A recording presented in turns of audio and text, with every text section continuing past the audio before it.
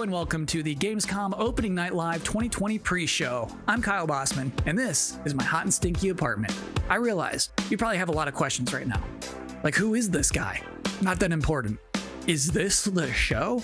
No. Just to be clear, this is the pre-show. This is you and me for the next 20 minutes getting excited about Opening Night Live proper, the big show. That one is going to look nice. That one's got Geoff Keighley. That one's got a budget. It's going to be fancy looking, not like this. And then you might be thinking, wait, is the next 20 minutes just this guy with his headband talking to me about stuff? No, it's going to be some of that, but most of the show is trailers. We have world premiere trailers right here for the pre-show. If anything, my job is just to smile at you and fill time in between trailers. In fact, we should, I think, start off with a trailer. We'll talk about Opening Night Live. It's going to be big and fun and awesome, but I feel like the best way to kick off a pre-show is just to get right into one. Our first world premiere trailer is a game that was just announced earlier this year at an Inside Xbox event from Bandai Namco. This is Scarlet Nexus.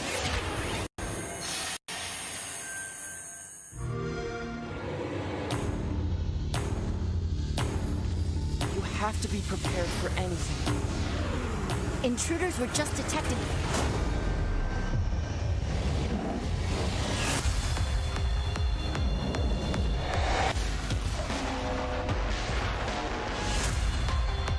We have to work together.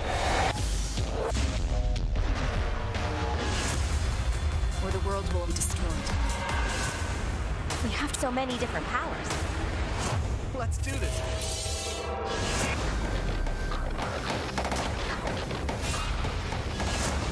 You have your ways of doing things, and I have mine.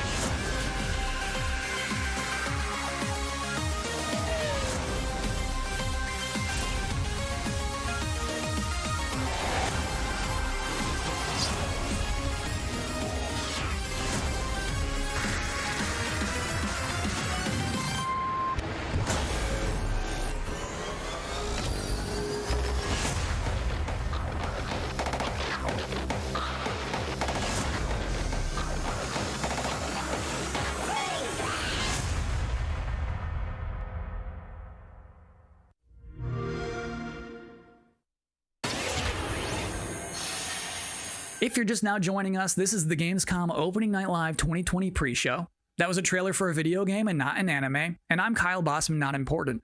For the next 20 minutes, much less than now, we are counting down the minutes until the big show, Opening Night Live, in which you're going to get fresh looks at Fall Guys Season 2, Destiny 2, Call of Duty Black Ops Cold War was just announced yesterday. We're already going to see more of that tonight.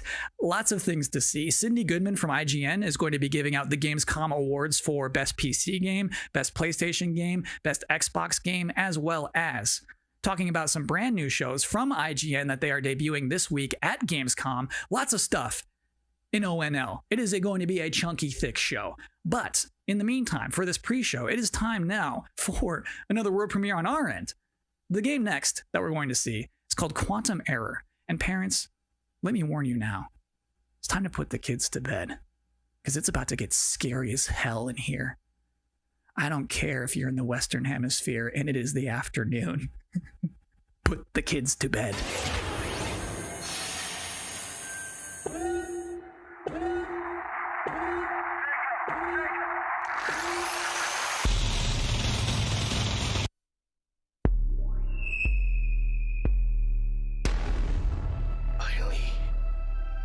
We did it. That artifact you recovered.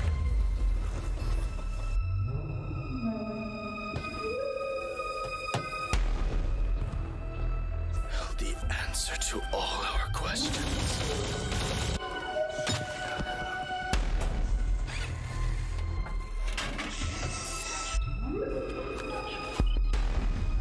We can control them now.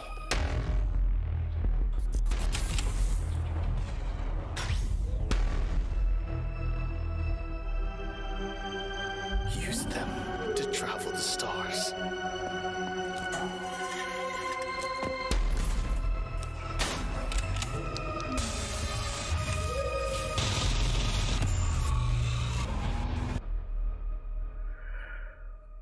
Humanity's reach will be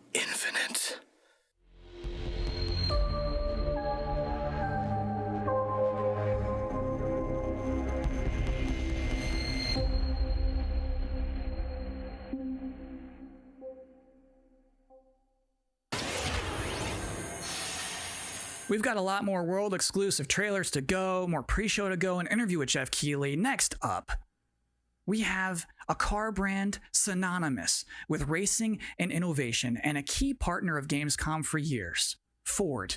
They're about to exclusively reveal the first ever car made with gamers for gamers. Check it out. Ford knows racing. In 2019, we brought our love of racing to gaming, and Team Fordzilla was born. And that was just the beginning. In May, we launched Project P1 to design a car in collaboration with gamers for gaming. This project was a global first, and our designers let their imagination go wild. So on to our first global announcement. Please welcome our first ever Team Fordzilla Project P1 model.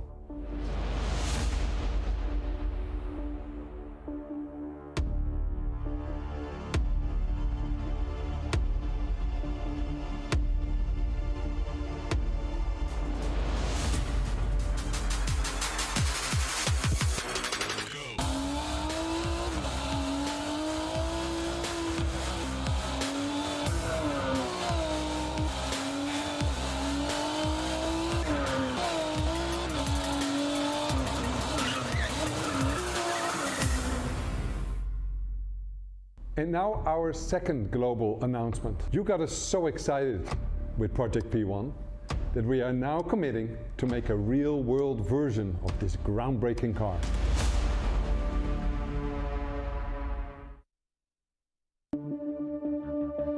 If I didn't have games, I guess I would just be writing a lot more. Video games and writing are absolutely my two favorite passions, and I just managed to combine them into a job. So I feel like, honestly, I probably would have finished a couple of books. If there was no game, what else would I do? I mean, I like tech, but you need to do things on the technology. And so if I can't play things, if I wasn't into gaming, yeah, it'll be a lot of TV watching. If there's out there a universe where I'm not a gamer, then I probably would start to game. I think I will try something to put some smile on the face of everyone. I would watch a lot more movies and read more books and get bored.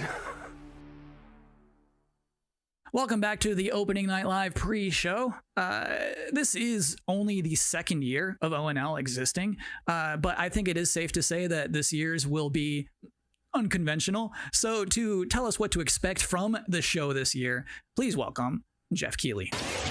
We are now joined by Geoff Keighley, host and executive producer of Opening Night Live.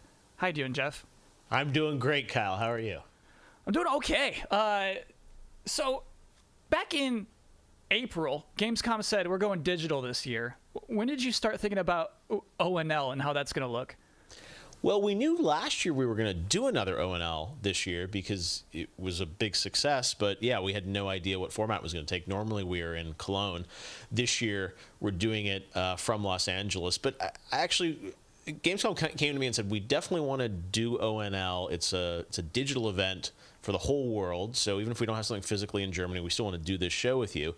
And I said I was doing Summer Game Fest, and maybe we can bring all these things together to create this grand finale for the show. And all summer I was really hoping to do a show that was a little bit bigger than I've been, broadcasting from home here for many months. And I wanted to do something with kind of a set and a little bit of spectacle to it, and bring the whole industry together. And that's what we're going to do. So is it going to be just as long as a regular show? Yeah, we have like 2 hours of stuff to show folks from across the industry. Like the big stuff, the biggest games out there like Call of Duty, and then a lot of really, interesting titles. Of course, we're going to have some amazing next-gen stuff in the show, and Fall Guys Season 2, which has, become a thing over the past couple of weeks. So it's really fun to have like the big and the small and the surprises and next-gen all blended together. But yeah, it's a full-blown show, 2 hours. Is it going to be just back-to-back trailers, or are you going to do some interviews and demos? You will definitely see trailers. You will see some extended gameplay demos of some titles as well. There will be a few interviews with a couple of developers. We've got some special guests. And one thing I will say kind of right out of the gate is that this is not sort of wall-to-wall shock and awe announcements of new games similar to last year at Gamescom. We have some really big updates on games that fans are excited about and meaningful, but the kind of big surprise announcements, we have a few things in the show, and we have lots of great things planned for the Game Awards. But similar to last year, this is really a showcase of like big holiday games coming next year that you know about. So I would tell people to set their expectations to be really meaningful updates on existing games versus blowing you away with surprise shock announcements. Great. Geoff, I'm personally looking forward to the show. Well, me too. It's been really fun to build this, but even working with our team, it's been challenging to do things safely in the era of COVID, and it's meant a lot to me that Gamescom has said we still want to do this show, and I think for all of us in the industry, we want that big showcase. So I'm just really excited to honestly leave home, do have a set, and you'll see we've got screens and lights, and it's. If we do it right, we're going to hopefully create that magic moment that we haven't felt this summer, right? And a lot of the events this summer have been pre-taped, and they've been great and lots of cool game info, but I really wanted to do something live with a lot of energy to it. So if we do things right, that's what people are about to see. Very cool. Good luck with everything. Thanks, Kyle. Thanks for hosting the pre-show. I'm doing my best. So just so we're all on the same page about what just happened, that was basically an interview with my boss using questions that I mostly already know the answers to. So considering all that, I think that went pretty well. Next up, we do have another world premiere trailer, baby. Vroom vroom honk honk for Dirt 5.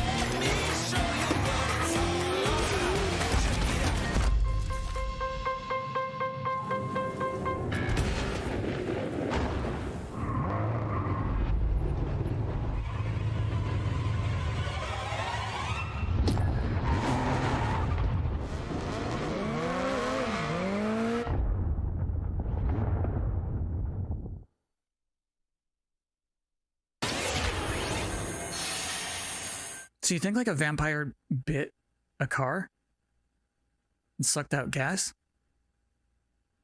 To be continued. It is now time for the part of the pre-show that I've been reading your live comments. I see them right now.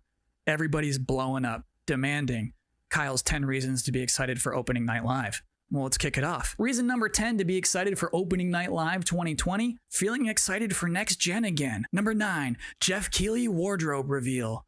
Number 8 reason to be excited for Opening Night Live 2020, Destiny trailers are usually pretty good. Number 7, it will mean this pre-show is finally over. Number 6, Call of Duty Black Ops Cold War. Number 5 reason to be excited for ONL 2020, Shadow Drops. Number 4, Fall Guys Season 2. Number 3 reason to be excited for ONL 2020, actual gameplay from a mysterious PlayStation 5 exclusive. Ooh. Number 2, everything else in my life sucks right now. And the number 1 reason to be excited for Opening Night Live 2020, Geoff Keighley said it's gonna be good. We have one final world premiere trailer to show off, and this trailer is an announcement of a Switch version of a popular game from 2018 that can only be described as Dinosaursy. Enjoy.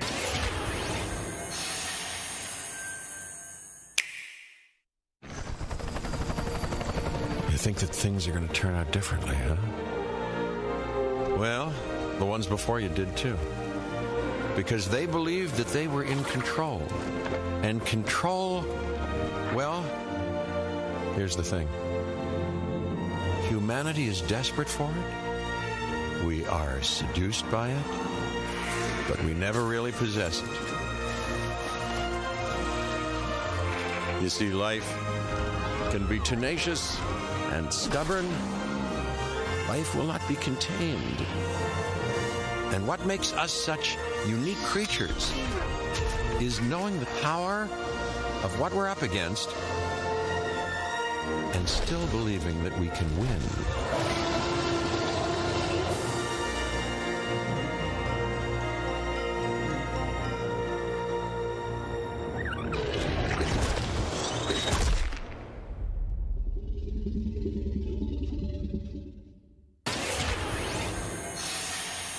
That's it. That's all we have for you in this very pre-show. Please be excited for the actual opening night live, in which you'll see some Destiny 2, you'll see Fall Guys Season 2, you'll see Black Ops Cold War, that mysterious PlayStation 5 demo, some things we've probably never heard of before. I think it's going to be a very good show. I'm personally excited about it. Me.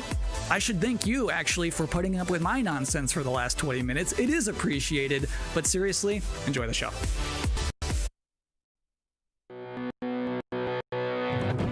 So what's the plan? Time to take control of our world.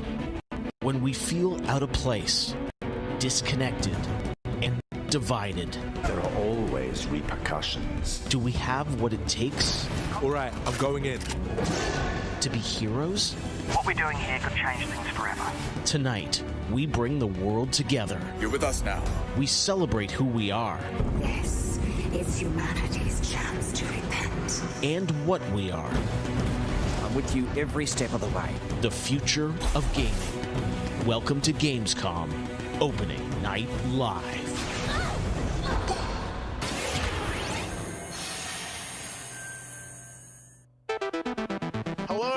I'm Geoff Keighley, and welcome to Gamescom Opening Night Live 2020.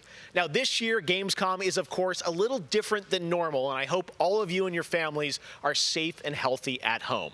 In 2020, games have comforted and connected us more than ever. And with the launch of PlayStation 5 and Xbox Series X later this year, games are only going to get better.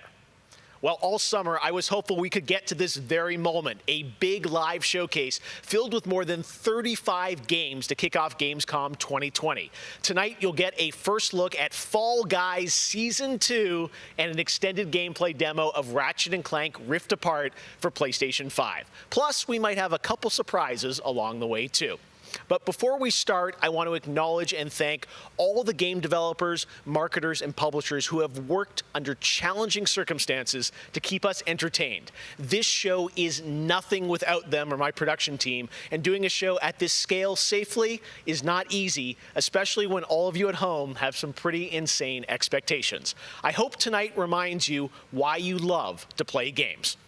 And with that, we're going to move on to our first game with a game that was just announced yesterday, Call of Duty Black Ops Cold War. And joining me is Dan Vondrak from Raven to tell us about the game and give you an exclusive sneak peek. Dan, how you doing?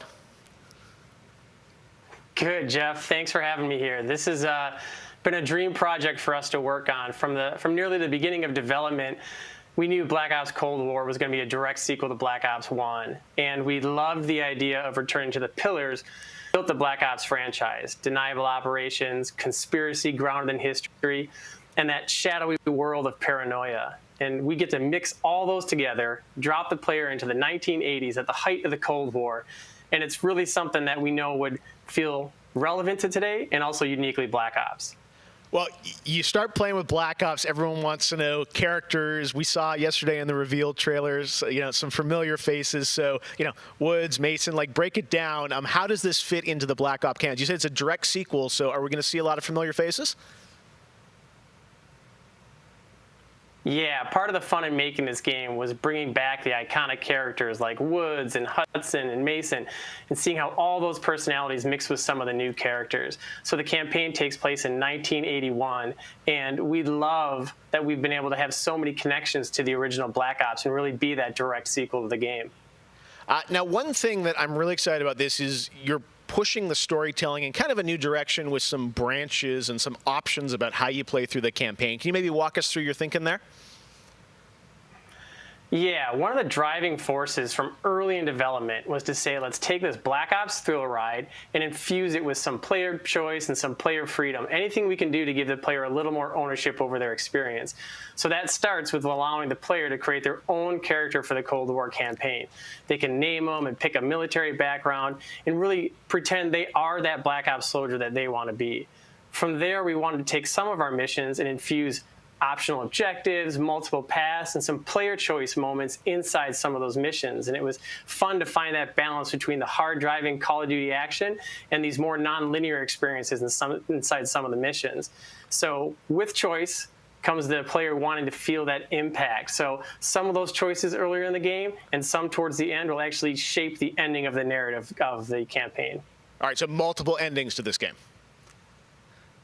Yeah, absolutely, absolutely. That was one of the big things for us. It's like we love that Black Ops has always been willing to take risks, and we all know they did some of this in Black Ops 2. And with our story and with these features, we loved playing homage to those early Black Ops games.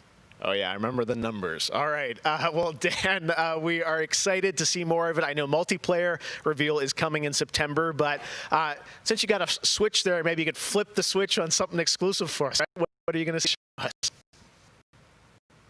Yeah, absolutely. This is really exciting because this will be the first time we've done this outside the walls of the development studio. This is a scene from earlier in the game, and it's a critical point that really shows the narrative of the world, shows this threat that our heroes are going to be battling. So let's take a look.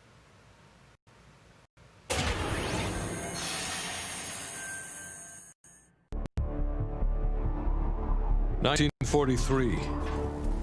Detailed information from the Manhattan Project was stolen from Los Alamos by the Russian spy known as Perseus. 1968, the Vietnam War. Viet Cong soldiers orchestrated by Perseus attempted to steal an American-made nuclear bomb from a U.S. firebase.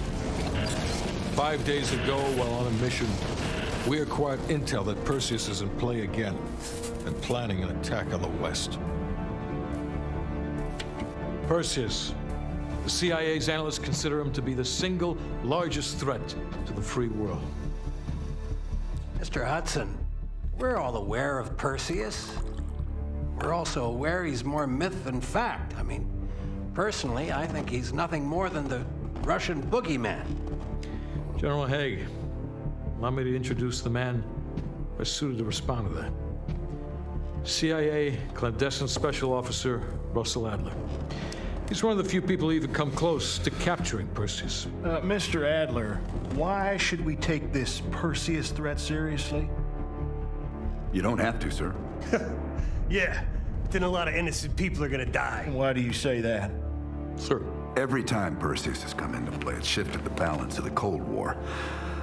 After 13 years of silence, if he's active, something big is gonna happen. Something that will affect the free world.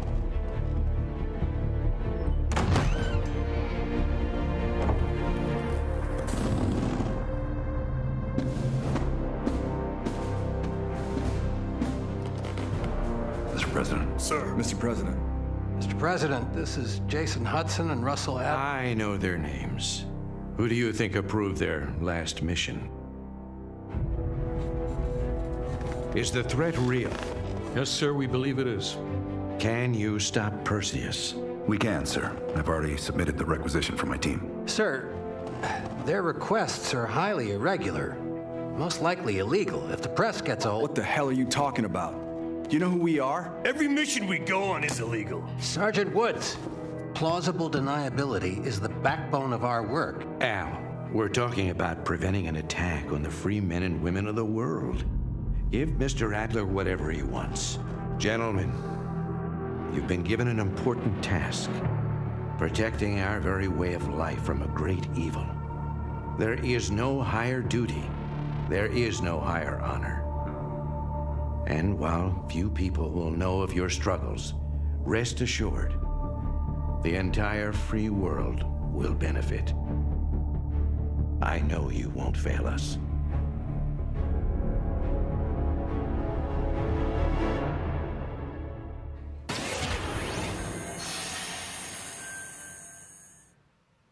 Tonight we have some new game announcements for you guys as well, including this one, a new next-gen narrative action-adventure game from Reflector Entertainment in Montreal. It's called Unknown 9. The game tells the story of Haruna, a woman raised on the streets of India and haunted by visions of her own death. Haruna struggles to understand her mysterious innate abilities to manipulate the unseen. Check out this first look.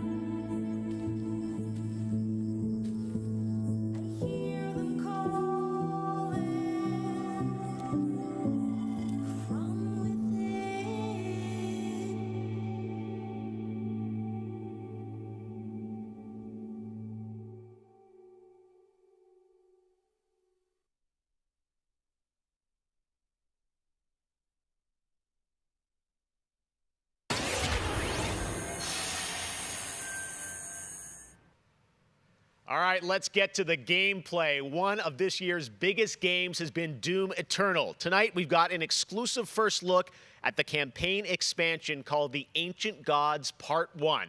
Check this out.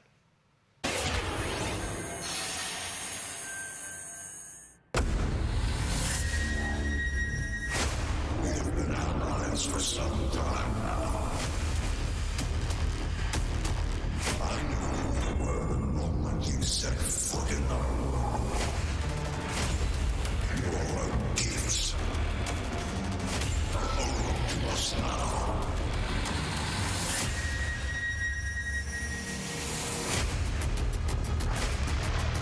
The Slayer has arrived. Please proceed with control, but assertive aggression.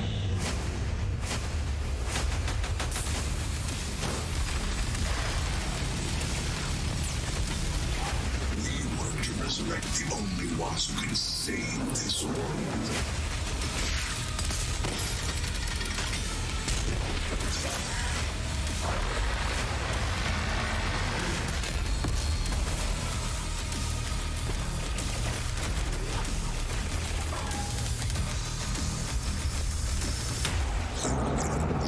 To serve the gods.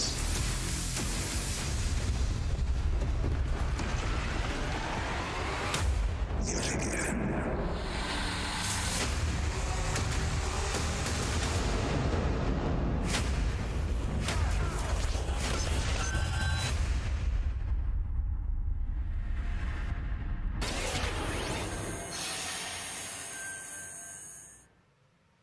"2020 marks the 25th anniversary of a legendary game studio, BioWare.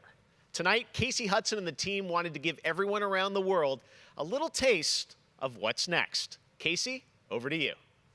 Hey, Geoff. It's great to see you again. You know, 6 years ago, we were on the stage with you at the 2014 Game Awards, accepting the Game of the Year for Dragon Age Inquisition. And since then, we've been imagining new ways to use next-generation technology to bring the world and characters of Dragon Age to life. We're still in early production, but we thought it was time to give you the very first look at how BioWare's passionate team of developers are crafting this very special game.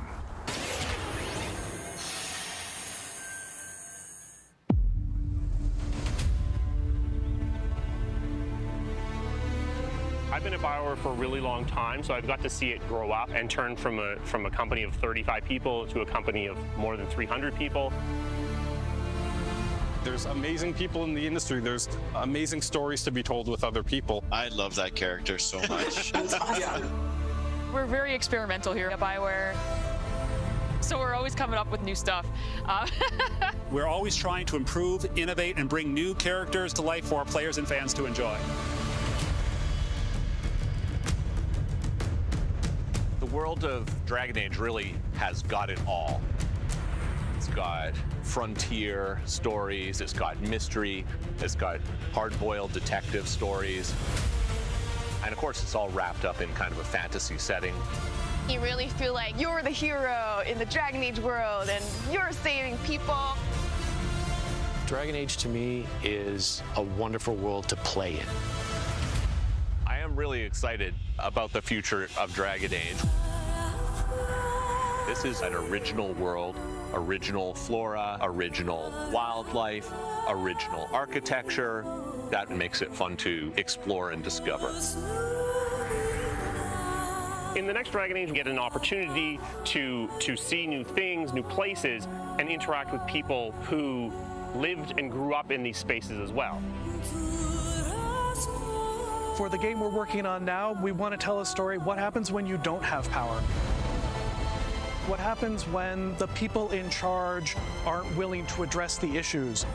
The things that you can expect in the next installment are going to be stories that focus on the people around you and the friends and family you make. Something that we'll be able to look forward to in Dragon Age is a really close relationship with game characters who really become real for you. We want characters to either be loved or hated. One of the best examples of that is Solus. Half the community wants to kill him, half the people want to marry him, then another part wants to do both. They call me the Dread Wolf. What will they call you when this is over? BioWare and EA has been one of the forerunners in using motion magic technology, and that makes it way more realistic when you're looking at the characters and the way they walk and move and interact in the world. Players want that suspension of disbelief that this wonderful collection of digital pixels is actually a living, breathing soul. No, it's okay. That's the good kind of rumble. I actually design bosses. I help with the creature design team as well. So I do all of the big threats that you have to go up against. Nobody dies on my watch. For the Wardens! Choice is a big part of what Dragon Age is as a franchise. The decisions you make can affect change in the world. Decision making can mean that a party member lives or a party member dies. And it means owning your outcome and reactivity to the choices that you do make. I just love the possibilities that Dragon Age offers us, and I'm excited to explore a lot more of them. To me, that potential is what gets you up in the morning. It's a fantastic opportunity every time.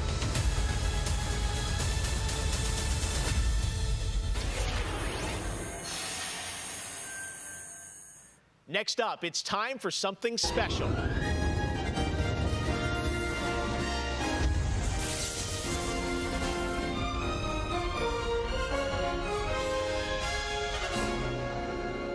Great Scott! I think there's been a serious miscalculation. Wow, wait, you're, what's his name? Back to the Future? I'm Emmanuel Brown, doctor of physics, not of medicine, and certainly not that quack from Rick and Morty.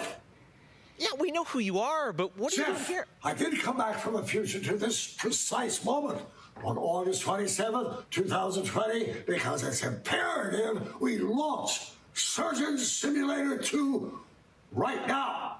And what exactly do you have to do with Surgeon Simulator? During the mid-20th century, some friends of mine from Bernardshire University invented a state-of-the-art medical training facility, otherwise known as the Surgeon Simulator Training Program. Now, 70 years later, we've digitized the experience. It's unbelievable. You can access the program through your computer and then be medically trained from the comfort of your keyboard. And it's available as of, great Scott, this very moment. Tonight, I want to world premiere a few examples of some of the incredibly successful test subjects who have already completed the course. So you're saying a world premiere will save our future? Only time will tell. And speaking of time, I'm off to another world premiere, Avengers 26, The Return of the Son of Thanos, opening 2077. And with that, I leave the fate of the human race in your hands. Just make sure you play Surgeon Simulator 2. Now, doctor's orders.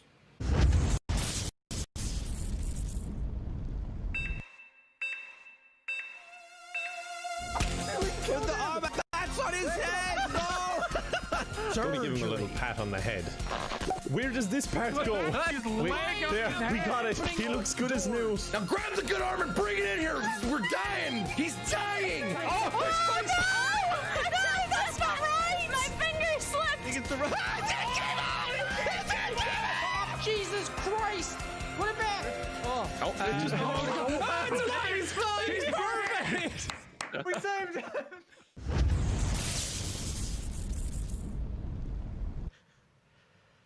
Doc Brown introducing Jacksepticeye playing Surgeon Simulator, only on opening night live. All right, well, if you thought that crossover was kind of crazy, wait until you get a load of this next game announcement that I don't think anyone probably saw coming. Check this out.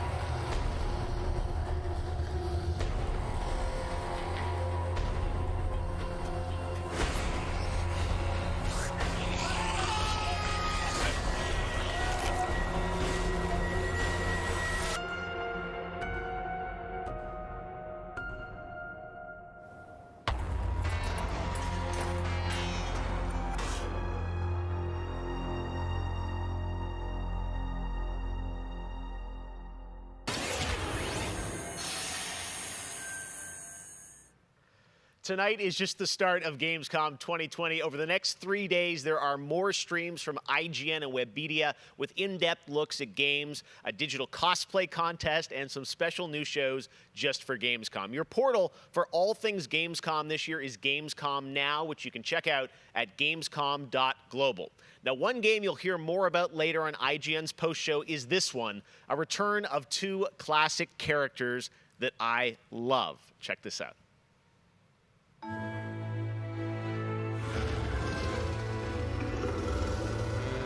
In a world gone strange,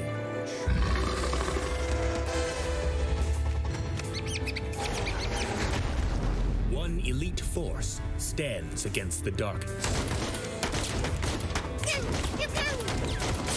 But even they could use some help. Here, slip on this little beauty for effect. Sam, I'm blind. Oh, hello, miss.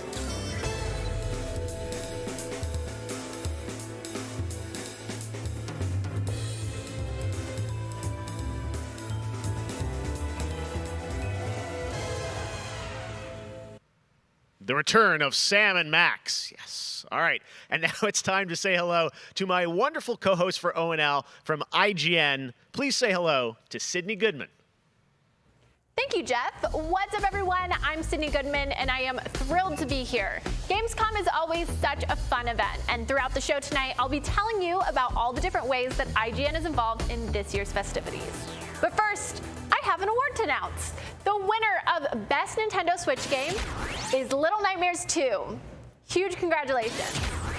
Like I said, IGN is going to be here for all of Gamescom with great shows such as Gamescom Studio, where you can find me and my co-hosts for all day long games content, interviews, dev talks, and more. Plus, we have Gamescom Awesome Indies, the show with and for indie developers. That premieres Saturday, August 29th at 7 p.m. Central European Time, so be sure to tune in for more announcements and special guests. And now, let's go back to Jeff for our next big world premiere. Awesome. Thank you so much, Sid. We are so excited to see what's in the Gamescom studio and also Awesome Indies, and I'm going to be on the Daily Show tomorrow, so looking forward to that. All right, well, on to our next game. In the next World of Warcraft expansion, players will journey beyond the mortal world of Azeroth to a place where no living soul has set foot before. The Shadowlands, the afterlife of an entire Warcraft universe. The infinite realms of the Shadowlands are watched over by different factions, known as covenants, each holding dominion over a different aspect of the afterlife. And depending on how someone lived their mortal life, they may end up as part of one of these covenants when they cross over into the Shadowlands. Today, we're excited to give you a closer look at the noble and pure Kyrian Covenant from the realm of Bastion, who are charged with carrying the souls of the dead into the beyond. So sit back and get ready for the world premiere of Bastion, the first in Blizzard Entertainment's new 4-part series of animated shorts called Afterlives. Enjoy.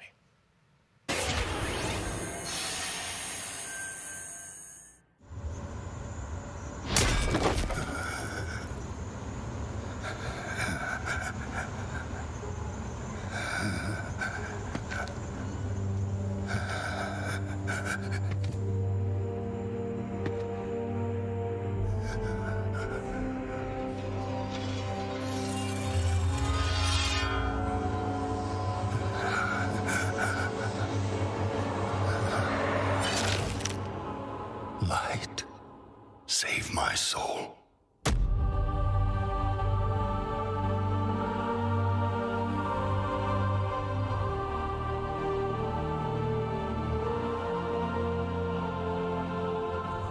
Uther. Where am I? Welcome to Bastion. You led a truly selfless life, and for that, you have been chosen. Chosen? To shed your mortal burdens and join the ranks of the Ascended, serving to ferry the souls of the dead unto the Shadowlands. I serve the light, and my work is not done. There is an evil that must be... There is no evil here. The darkness was sealed within the maw long ago. You're wrong. He destroyed my home, murdered my people and my king. He must be punished. You are an aspirant now. You must accept your new purpose and purge yourself of this desire for vengeance. What I desire is justice. Devos, why are you training this soul? It is beneath your station as a paragon. He cannot let go. He continues to demand retribution for his death. And this concerns you? Many souls take eons to ascend. Yes, but this one seems broken, Thenios. Unlike any soul I have seen. I have begun to wonder whether he was deemed worthy of Bastion. By mistake. Be careful, Devos. I would not let the Archon hear such a thought. In time, he will forget. Trust our ways. Trust the path.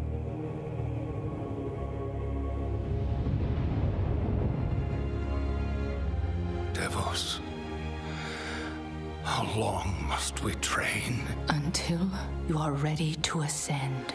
And what is keeping me from ascension? Nothing but the memory of your mortal life. How can I forget when I can still feel his blade? Your soul is wounded? Who did this to you? He was my student. He betrayed us all. Show me.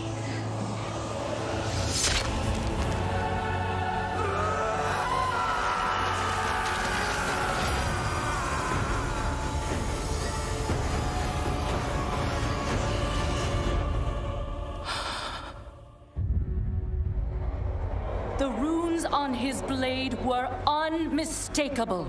This dark agent runs free on a mortal world with the power of the Maw itself in hand. Our realm is imperiled. Impossible. The Maw is inescapable. You must return to the path. If he had purged his life, we never would have known of this calamity. The path is flawed. Enough! The order of the Shadowlands depends on the execution of our eternal charge. You will abandon this course. As you command, my Archon.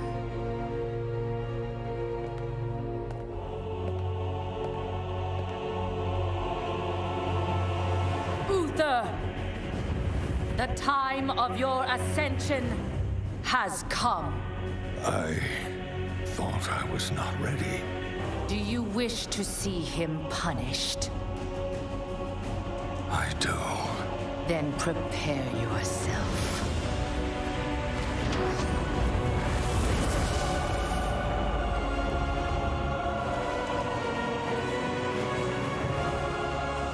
The moment he falls, we will claim him.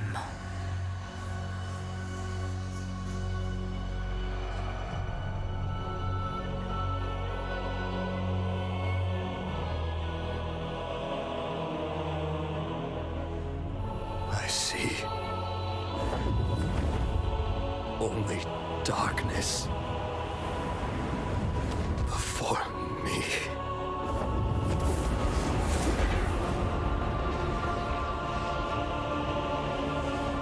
Now, cast him into the maw.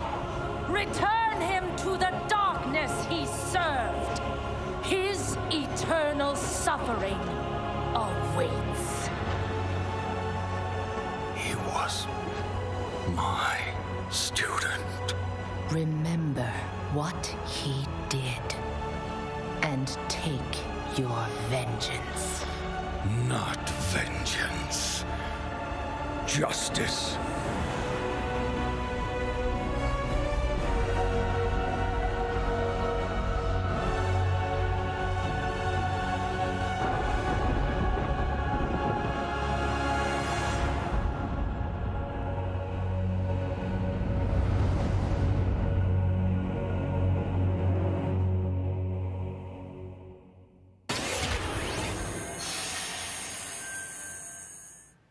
All right, hope you guys enjoyed that exclusive look at Bastion. Now, we know many of you can't wait to experience Shadowlands, and our friends at Blizzard want you to know the wait is almost over.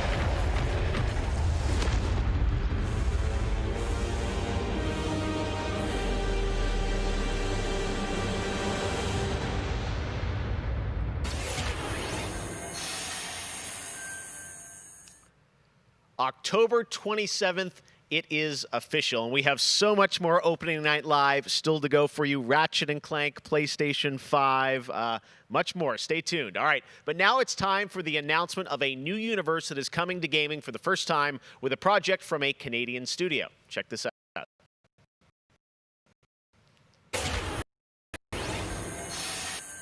Have returned.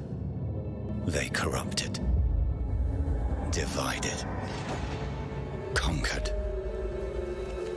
until finally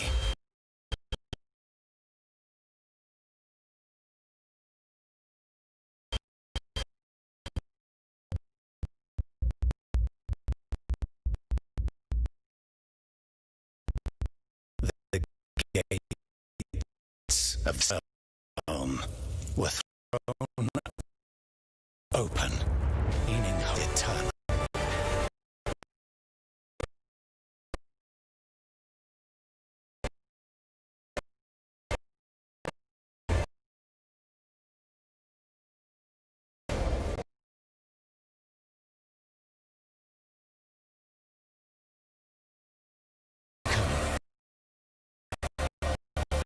We will take back what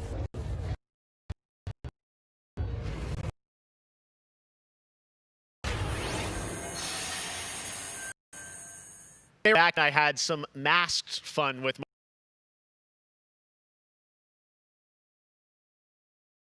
Crash, of course. Let's bring him out, everybody. Crash Bandicoot. What? He's where?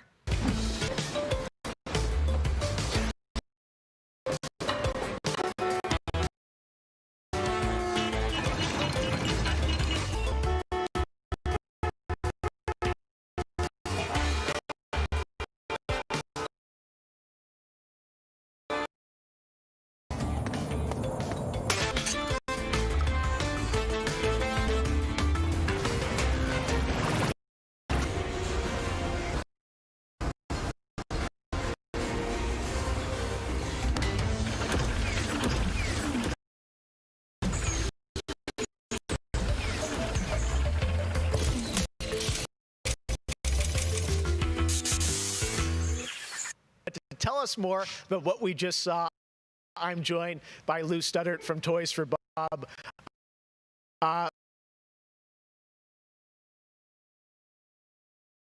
What did their crash in the games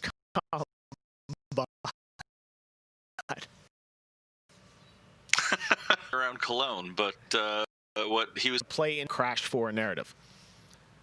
Yeah, so back in time to the 90s when Neo Cortex was actually testing on Crash and Coco before the events of Crash Bandicoot 1. And they're kind of these devious puzzle rooms that we've made, and they're really hard, and they're really awesome, and they're super. We can't wait to get people's hands on them. Yeah, no, I got to play a demo of this a few weeks ago, and that was a challenge, so I can't imagine how nefarious these are. How are they going to be integrated into the game? Are they optional, like offshoot stuff, or how do you get to them? Sure. So players actually have to collect the flashback tapes in the levels themselves. They're an object to pick up, and to actually pick them up, they have to reach them in the level without dying. It's kind of our homage to the death routes from the original trilogy. So players have to reach these objects in the level, pick them up, and then once they get them, they'll get access to these unique levels. So beyond the pure challenge, what other fun? How are these fun for players to kind of experience, and what do they get to do in them? Sure. So one of the things that we did was we actually used these as, like I said, puzzle rooms, really kind of fun, nefarious, devious ways for Crash to really express that pure platforming kind of aspect of gameplay that we know and love about the franchise. Narratively for us, it was really cool to layer in kind of a unique perspective to the franchise. This is the moment when Cortex is really excited about the prospect of Crash being on his team, because Crash was originally created by Cortex, and so this is a weird point in time that's never really been explored in things before. Awesome. All right. Well, Crash 4, it's about time. Looks phenomenal, Lou. We cannot wait to check it out in October. Thanks for joining us. Yeah, thanks for having me. Awesome. All right. Well, we will be right back after this for more Gamescom Opening Night Live. I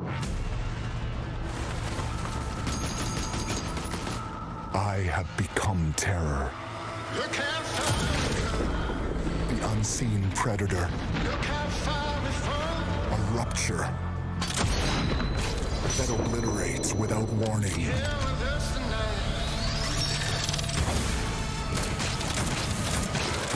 Alone, the hordes of Enoch will fall before me. But together, this entire planet will fear us. The anomaly alters us, each in our own ways, yet we are drawn down the same road, into the dark heart of creation. 'Cause I feel the way you feel. We will find the source, whatever it holds, whatever it takes.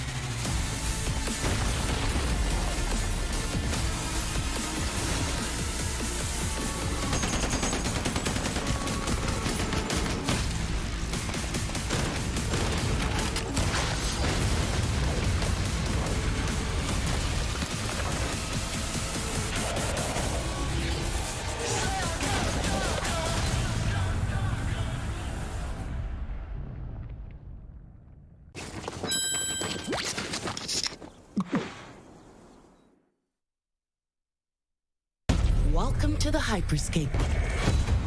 Enter a contender. Yosh, ikuzo. Leave as a champion.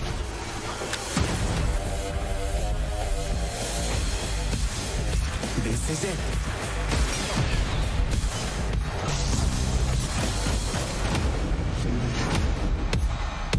Time to party!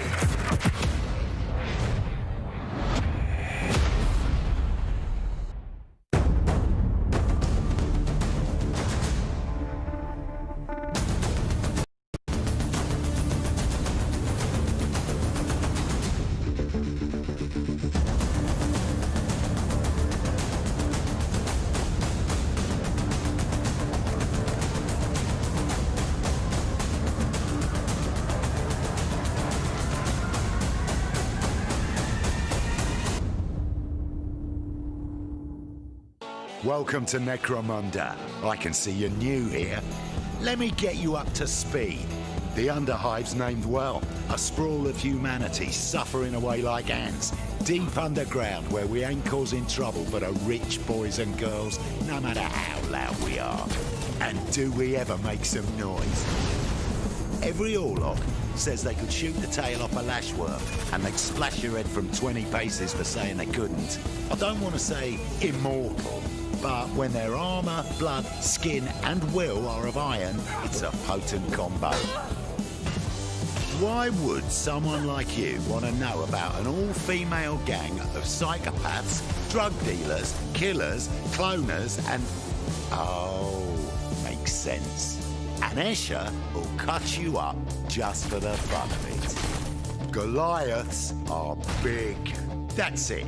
Anything smaller than them doesn't deserve to live.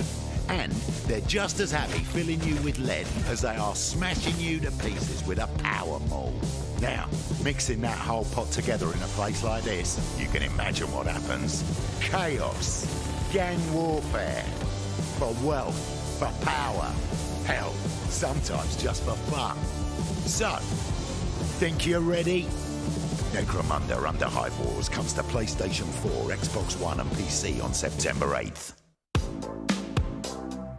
O futuro dos jogos, além de realidades virtuais extremamente fidedignas e realistas, eu acho que também se encontra em formas mais expressivas e absurdas, quebrando cada vez mais esses paradigmas de formato de videogame que a gente tem e sendo usado mais do que nunca como uma ferramenta de expressão artística. I envision the future of gaming to be quite bright and quite online. The next generation of console will clearly allow AAA and indie developers to build more creative-driven games that I hope will cover more diverse subjects. I want to play all kinds of stories about people and places, both real and imagined. I want comedy games, I want autobiographical games. I really want to see what people can do with the medium. Pro futuro dos games, eu vejo uma evolução obviamente gráfica, mas eu vejo ainda mais evolução na inteligência artificial e na maneira com a qual a gente interage com os games, tudo em busca de experiências mais imersivas.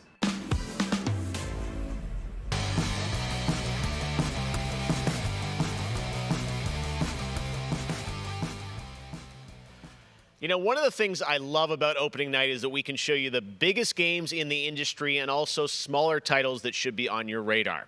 So pay attention to this next game. It comes from a team of 2 in Sweden, Tuxedo Labs. Over the past 3 years, developer Dennis Gustafsson has built his own game engine to realize his vision for a fully destructible game world.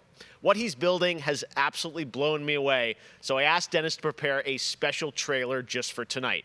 I hope you're equally inspired by the ideas in this next game. Definitely one to watch. Teardown.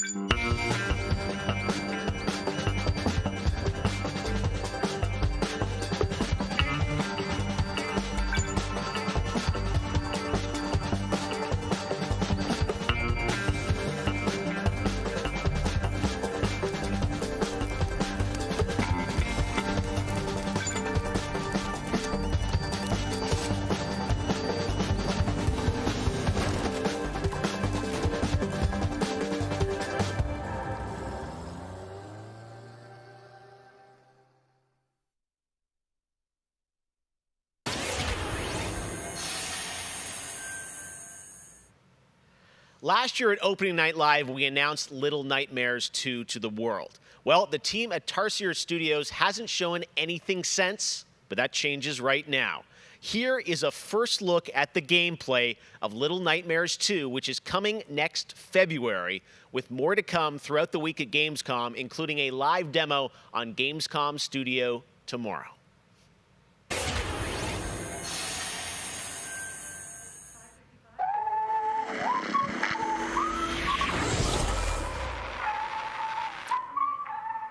Nice. All right, thank you.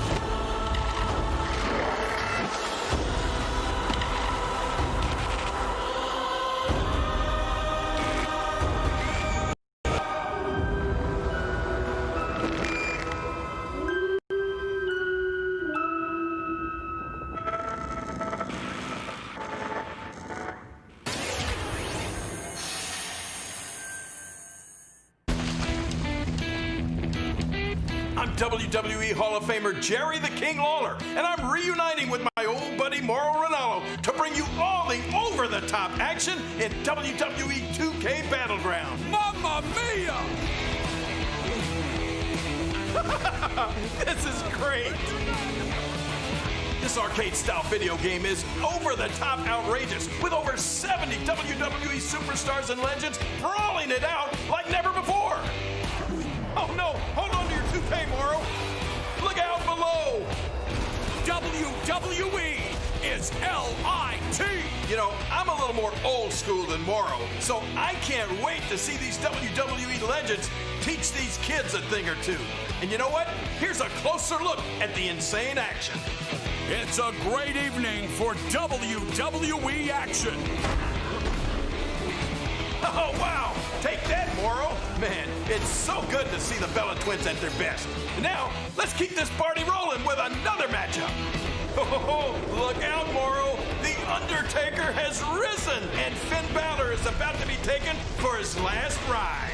Mamma mia, what a move! Finish him! Oh, no! He just hit the snooze button! How do you lose like that? What's the matter with you legends? This is just an example of the pandemonium that you're going to experience when you head to the battlegrounds. Whew, that's a big toy hammer. Oh, I can't believe my eyes! Seth Rollins delivers the stomp! What a night.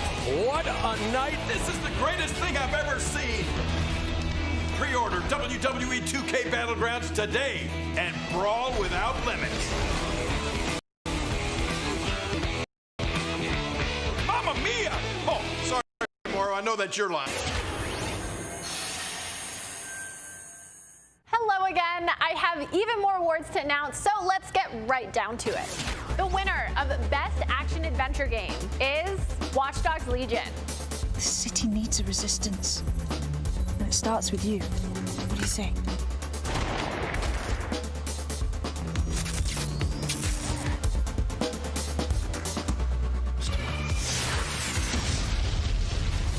I'm the perfect shot. The winner of Best Action Game is Star Wars Squadrons. Think you can escape? This is gonna be close.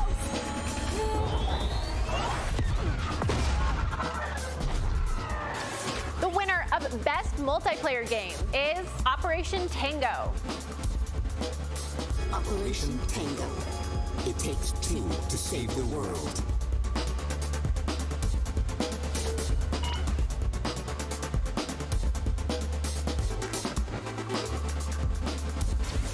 I used to be an explorer. The winner of Best Indie Game is Curious Expedition 2. Did not believe what I had witnessed. It was time for the world to learn my name. Congratulations to all the winners. As I mentioned, IGN will be here for all of Gamescom with great shows and new ways for you to get all your gaming news. Check it out. Gamescom 2020 is the heart of gaming, and you can keep to the beat right here on IGN.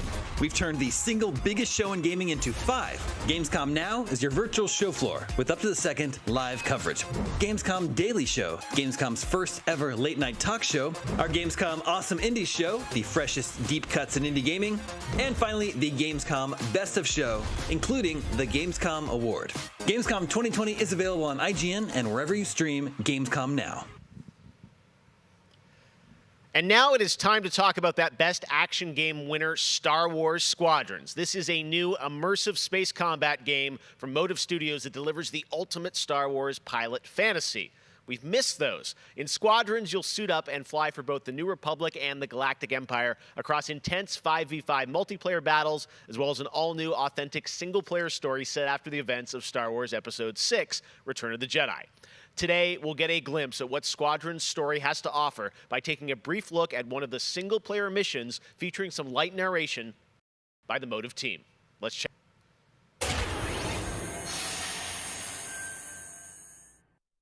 We all choose our path, light or dark, freedom or destruction.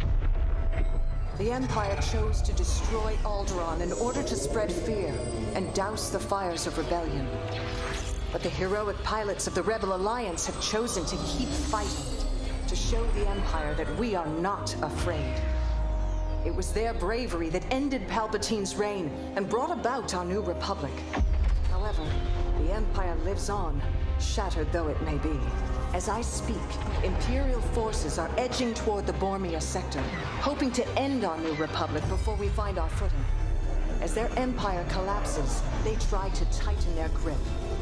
But the galaxy is changing, and you can be a part of it. With the help of brave and daring pilots, this war can end. Make a choice. Fly with the new republic. Change our galaxy for the better. Hi, I'm Suzanne Hunka, narrative producer on Star Wars Squadrons. Our single-player story is one of daring pilots and deep-seated rivalries. Take Titan Squadron, hunt down this Starhawk, and eliminate it. Gladly, Admiral Sloane. Over the course of the story, you'll fly as two pilots on opposite sides of the war. And, like all modes in Star Wars Squadrons, you'll have the option to experience every mission fully immersed in VR. Wedge Antilles, Rogue Squadron. I hear you're the reason I was able to finally get a comm through. Today, we're giving you a glimpse of an early Imperial mission behind enemy lines. One of our spies, Agent Thorne, has discovered vital intelligence on Project Starhawk. Your mission is to extract her from an orbital outpost above Hosnian Prime. Behind enemy lines, you'll have to eliminate perimeter defenses. The outpost is defenseless. When you've secured the area, you will escort the Gladius to the outpost, and our extraction team will acquire Agent Thorne. Once Thorne is secure, reach your Gozanti cruisers and return to the Overseer. Cover our escape and escort us to the jump point. We have Republic corvettes inbound. Move, Titan! Gladius, change course and keep Agent Thorne safe. Titan 3, take out those fighters. Understood. I'll handle it.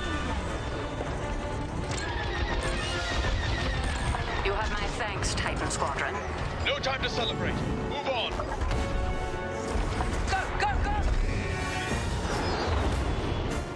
Each mission will immerse you into the escalating conflict between the New Republic and a shattered empire.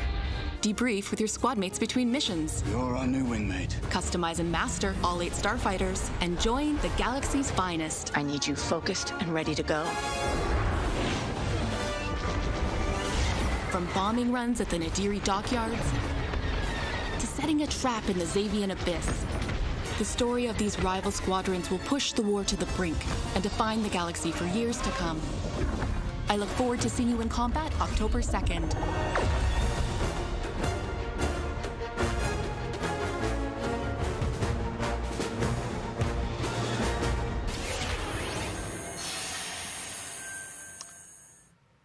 That is not all EA has to share from a galaxy far, far away today. At Star Wars Galaxy Edge, you can enter the world of Batuu, where you can visit Oga's Cantina or jump into the Millennium Falcon on a run to Smuggler's Cove. It was this incredible adventure at Disneyland Resort and Walt Disney World Resort that inspired The Sims' latest game pack. Check this out.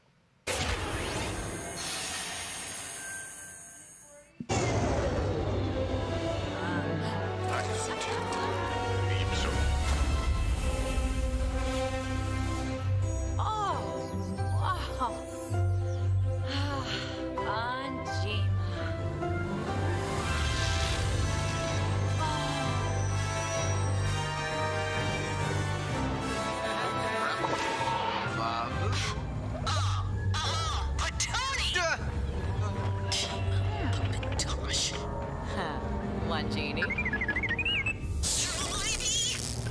Shupaza Bwaf. Mob shoot Koiba! Nirma, Wegrin. Yep, Sim.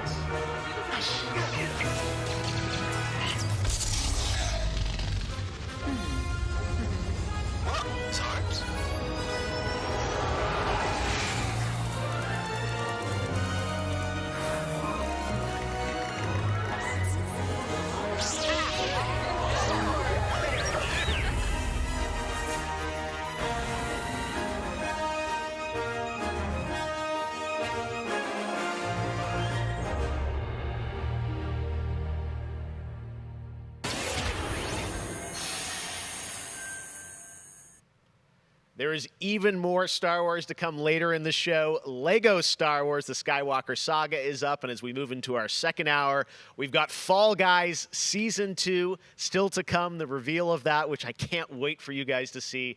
And of course, a gameplay demo of Ratchet & Clank Rift Apart for PlayStation 5. But right now, you might remember this next game from Annapurna Interactive from last year's Microsoft E3 event. And today, I'm excited to share a new announcement from the team. This interactive thriller about a man stuck in a time loop is one of this year's most intriguing indie titles, and now they've added an absolutely all-star cast to the game. Here's a whole new look at 12 minutes.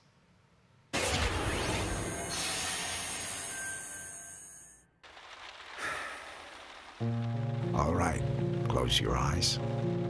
I want you to think of a flower. Look at its colors, its colors. Now I want you to imagine it changing. Moving backward, returning to its bud. Think of that bud, unopened. Look at it as a whole, then silently repeat these phrases. May you be free from suffering. May you be free from fear. May you know peace and joy.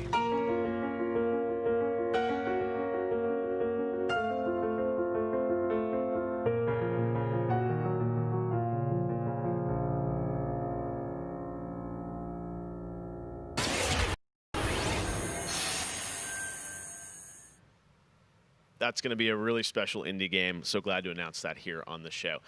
Now, last year at the Game Awards, we announced Godfall, a new looter shooter coming to PlayStation 5 and PC from Counterplay. Tonight, we've got a quick sneak peek of one of the new Valor plates with more footage coming as part of Gamescom 2020. Check this out.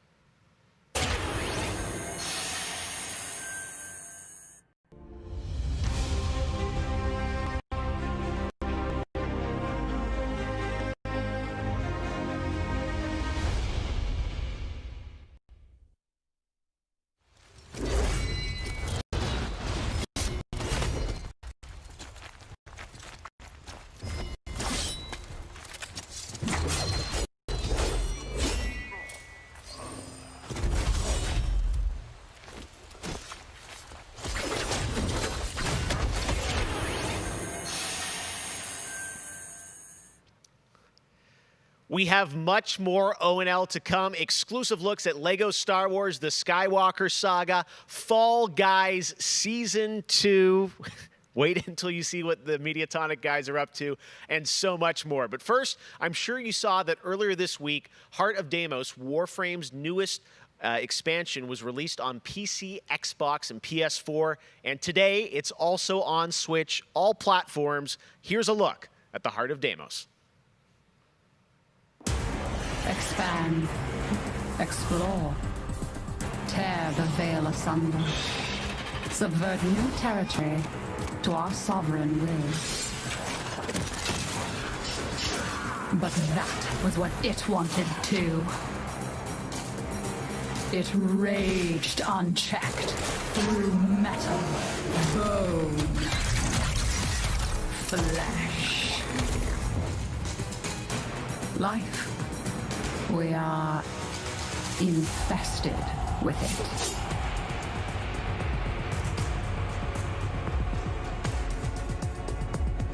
What? Visitors? Now, the gateway is failing. The jaws close. The final heartbeat approaches.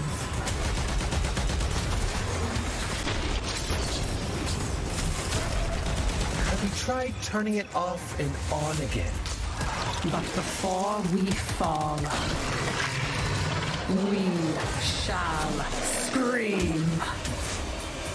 There is one who will hear the heart of Deimos.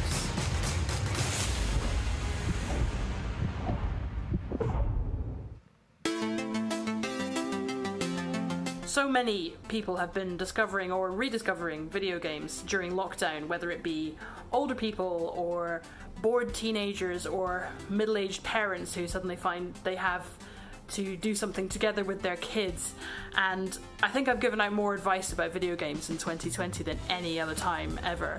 And as a result, it's more important than ever that we keep making different, interesting things for folk to play. A pandemia pela qual a gente está passando tem sido um período difícil a todos. Então, nesse momento, eu acho que a gente precisa lembrar de mostrar mais empatia, demonstrar mais amor, mais carinho e saber que a gente vai sair dessa juntos. Vai ser difícil, mas isso tudo vai passar. I hope everybody gets healthy and safely through this coronavirus time. Care about other people and wear your masks. Jogos são, na minha opinião pessoal, a forma de arte mais incrível de se expressar. Eles englobam tudo: música, arte, escrita, e você tem a chance de controlar e vivenciar essas experiências você mesmo. É mágico, é maravilhoso. Jogos são por amor.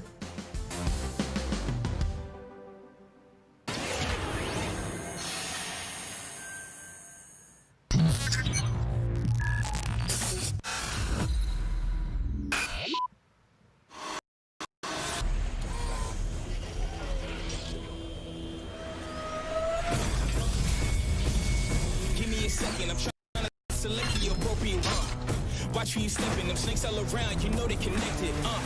When I was a kid, my grandmama told me I can't go to heaven, so I stopped praying and asking for blessings and started preparing for my Armageddon. Got nothing to lose, I'm all in. Walking the edge, don't fall in. Enough of the lies, don't apologize. I don't understand, are you foreign?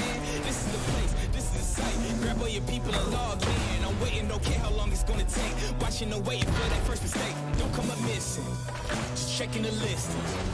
I'm always aware of your current position. I just hold on to the perfect condition. Coming alive.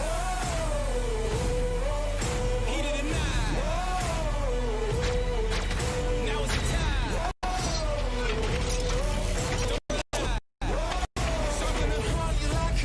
Coming alive. Heat of the night.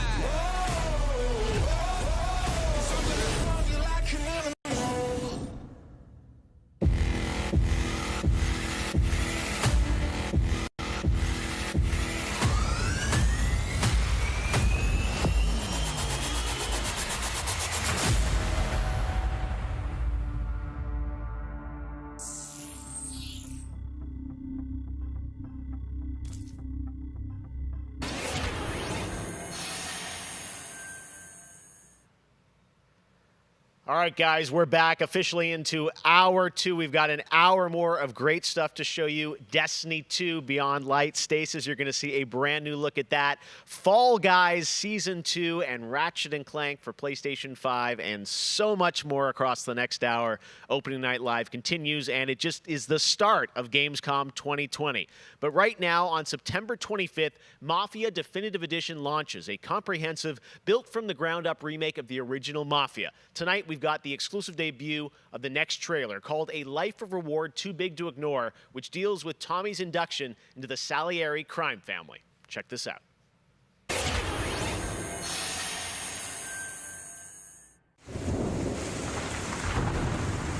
All these guys in this room, they're here because they have the only thing that matters to me. The only thing that should matter to any of us. You know what that is, Tommy? They're loyal. That's right.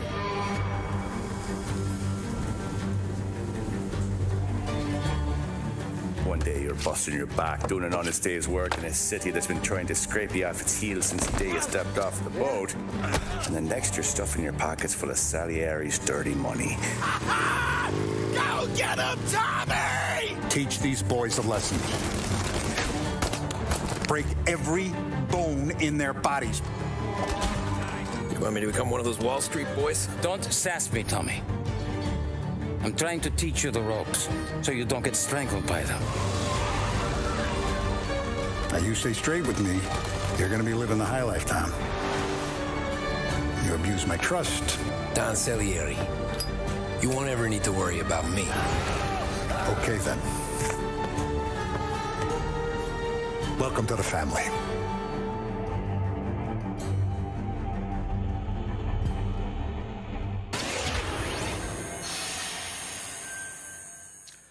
Next, we're going to introduce you to a turn-based multiplayer strategy FPS from a team in Montreal, Canada. Lemnis Gate is coming in early 2021 and has a unique mechanic built around a 25-second time loop. Check this out.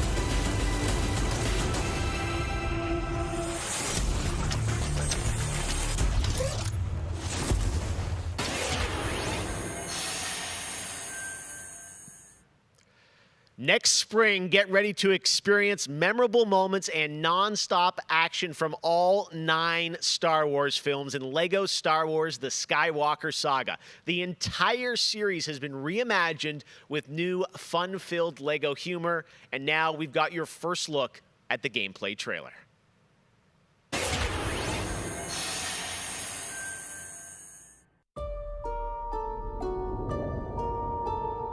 I want to learn the ways of the Force and become a Jedi like my father.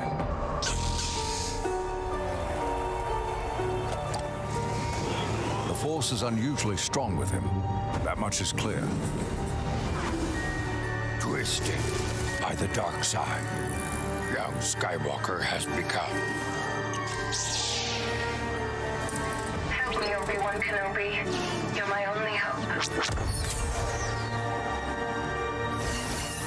That boy is our last hope. No, there is another. I'm from the Resistance. Your sister Leia sent me. We need your help.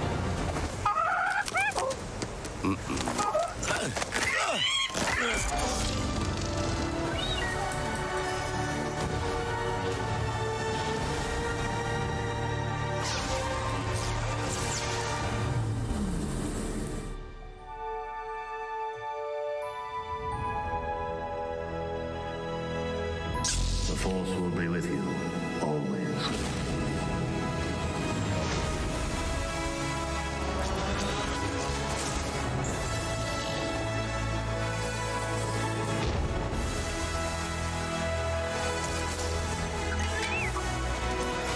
Punch it! Not him, The Falcon!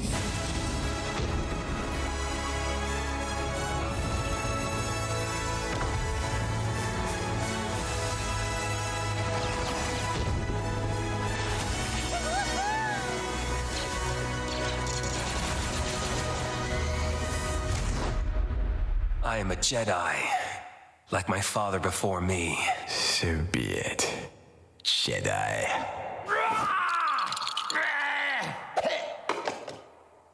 Huh?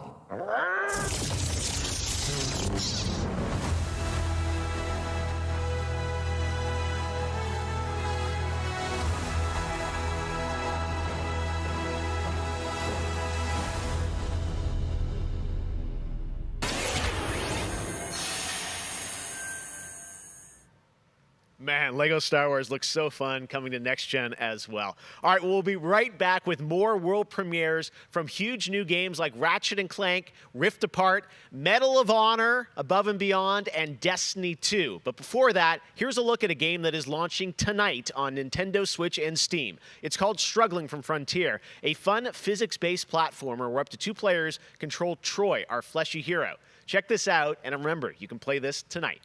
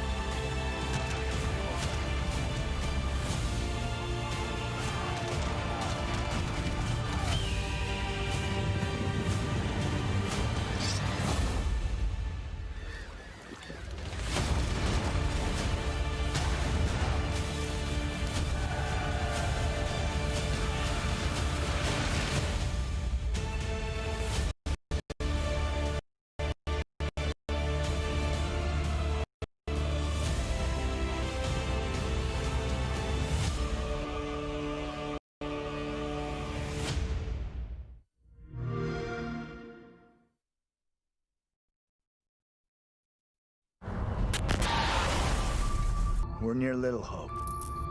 Did you hear that? What more proof is needed that the devil walks among us in Little Hope?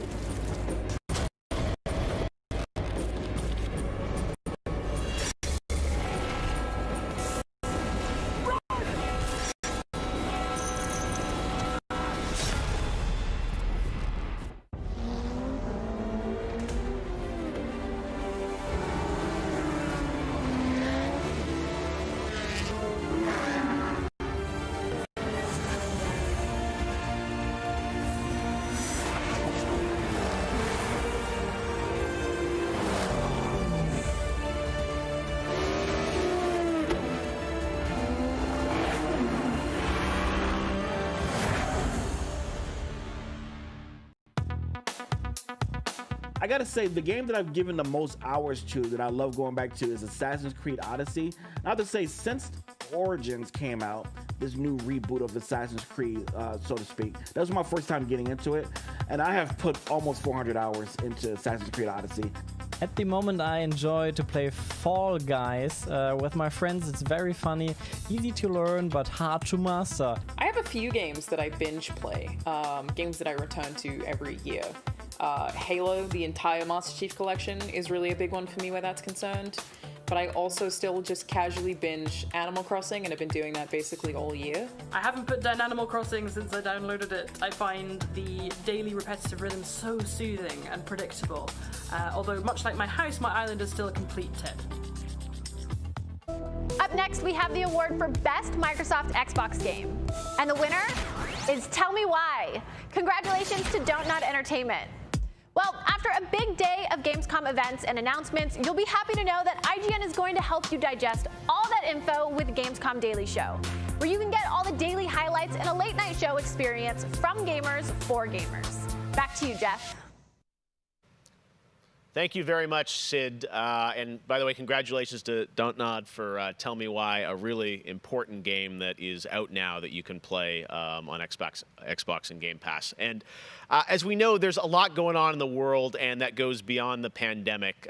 Between social conflicts we're seeing in the news and acts of nature, we can see how vulnerable we as people can sometimes be. And now I think it's as important time as ever to remember to come together and support one another. We are a global gaming community. There are millions of people watching tonight, and I know we're all here because we love games, and we know that games are good in the world and can bring us together, and I think we've all felt that in 2020. So I think that's really important to remember amongst all the games and trailers. All right, well, one way as a community we can come together to do some good is the Gamescom Forest. Gamescom has launched a reforestation project by planting a Gamescom forest together with the community. Gamers worldwide can go to gamescom.global and donate to plant more trees. So let's plant a forest together.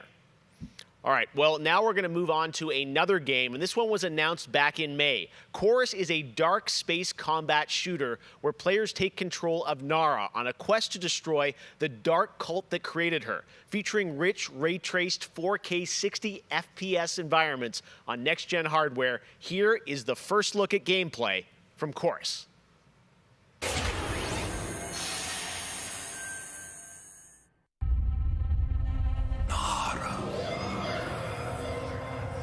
You have broken my heart. For your betrayal, you will be broken.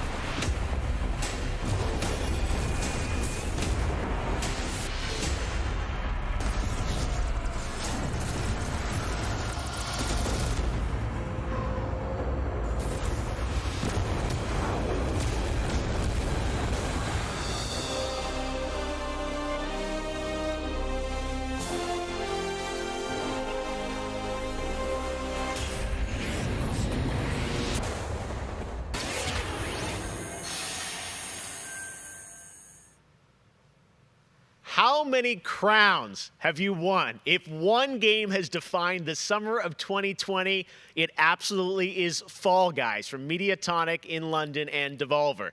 This game is setting records and putting a much-needed smile on everyone's face. Fall Guys, I think, represents our industry at its absolute best. Well, soon the Fall Guys experience will evolve with Season 2. There's a lot of new stuff coming, and tonight, Mediatonic is about to give you an exclusive sneak peek at what's next.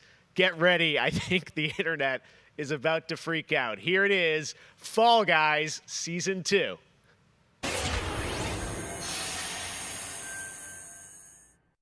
Hey, I'm Joe. I'm the lead game designer on Fall Guys Ultimate Knockout, and I just want to reach out and say thank you to everyone who's been playing and enjoying the game so far. As a team, we've been looking at all the fan arts, the memes, and the montages that people have been posting online, and the response to the game has really blown us away. Today, we just wanted to give everyone their first sneak peek at the rounds and the costumes that they can be enjoying as part of Fall Guys Season 2.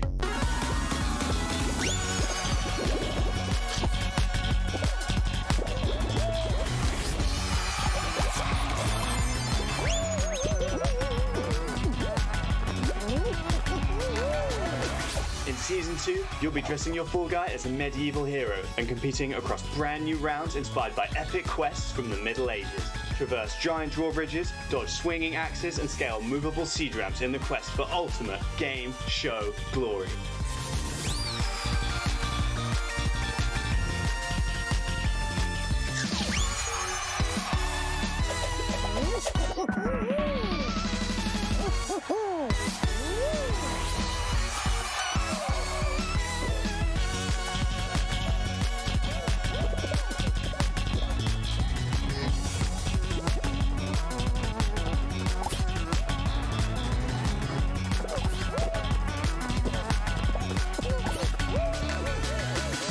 Enjoyed the sneak peek of Fall Guys Season 2. We're still adding the finishing touches to development, but if you want to stay up to date, then at Fall Guys Game on Twitter is where you want to be.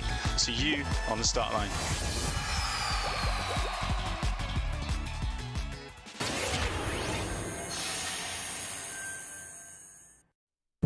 My father has Colorado in the palm of his hand, and he's afraid to close his fist.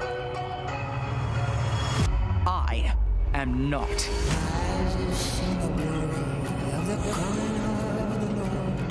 His truth is marching on.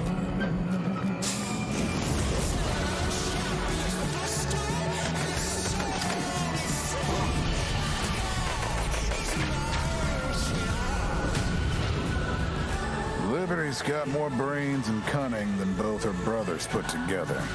She's the only one who could actually run Colorado. She's already tried once. Vic's a depraved child, and Val's a brain without a spine. The years my father wasted grooming them for glory when I was right there.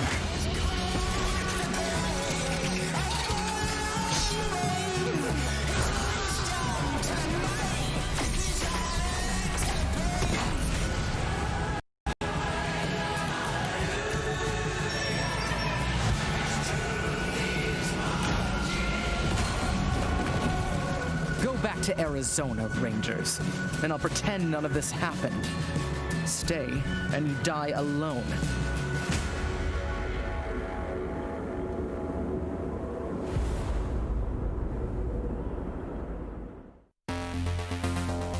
I really haven't found any new appreciation for gaming at this time, because my appreciation for gaming before couldn't be higher.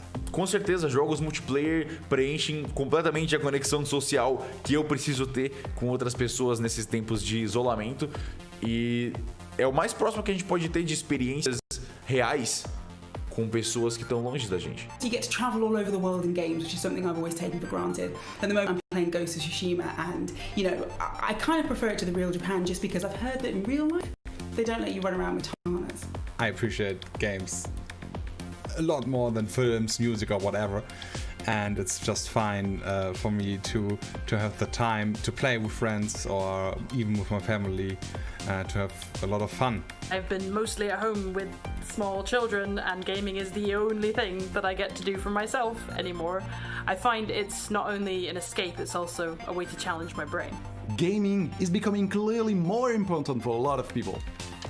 You know, play is a natural instinct, and from Animal Crossing to The Last of Us Part 2 or Ori, yes, it's definitely an incredible time now to be a gamer, yes.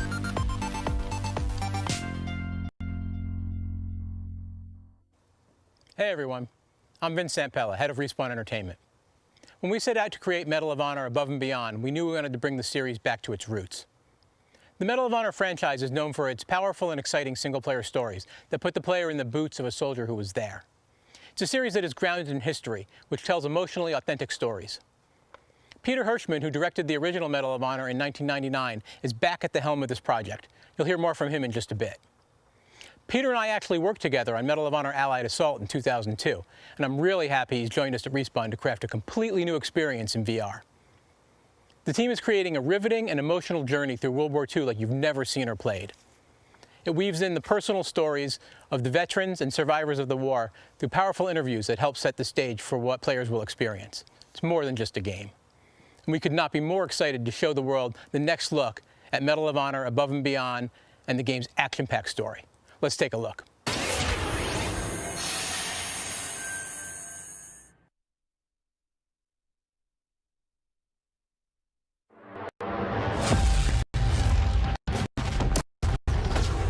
I know this is the first time some of you will see combat. I know you're scared. Let me be clear with all of you. I'm scared too.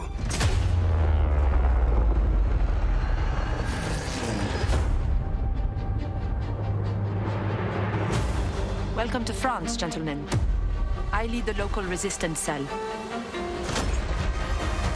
Something big is happening inside Gestapo headquarters, and we don't know what it is. We're gonna have to improvise here.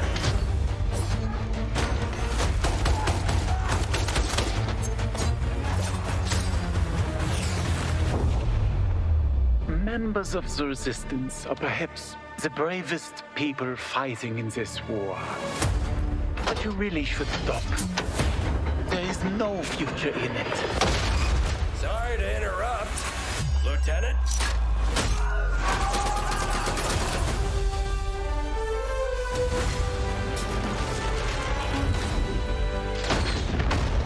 Be a wild ride, but we'll get you there. Jet fighters, brace yourselves!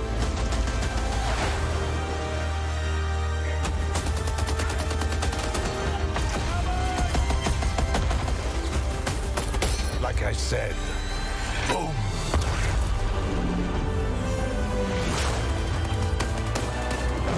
There are things as people I'm willing to sacrifice myself for.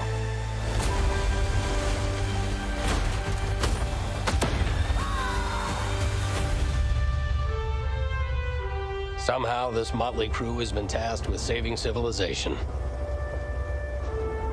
God help us all.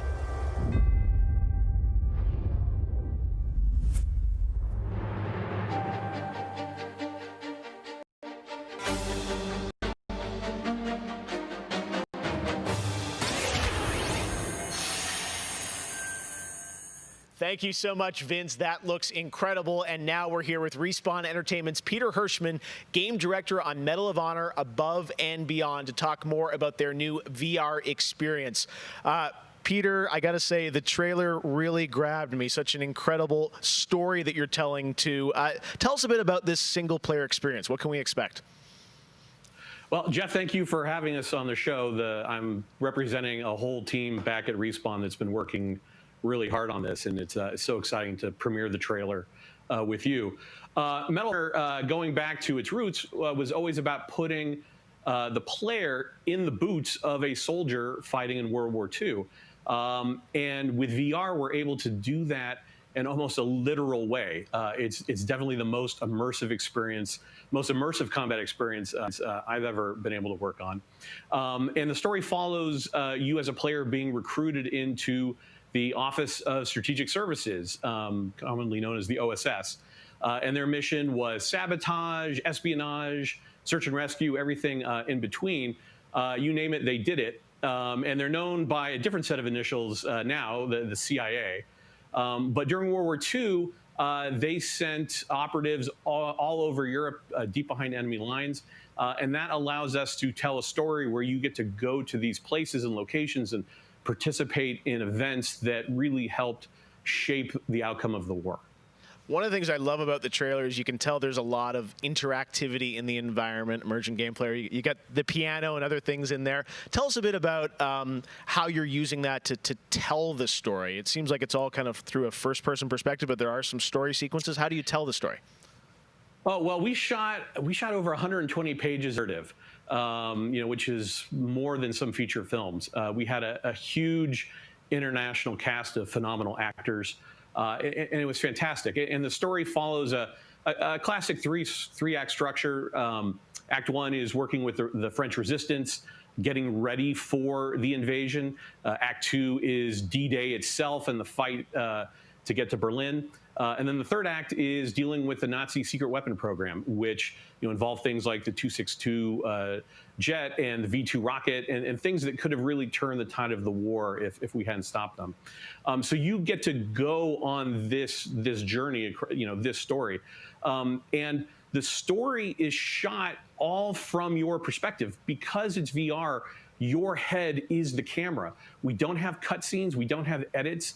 Everything revolves around your perspective. So you experience this story completely in first person as if you are there. So it creates a much more intimate and emotional connection with the characters and the things going on around you. It was an incredible way to shoot. One of our animators stood in for the player throughout the 3 weeks that we were on stage. And all the actors are always reacting and talking to you directly. And in VR, it's such a powerful thing. It's all about building that emotional connection, and it just makes the experience all the more authentic. Well, you and Vince, I know this series is really close to your heart, and I'm like, wow, there's so much there to experience. It looks really rich and detailed, obviously authentic as well. Paying tribute to everyone that was involved in the war. I wanted to ask you also about multiplayer, which is something that Respawn is really known for, and you've had a great single player experience, but I hear you might also be doing MP too?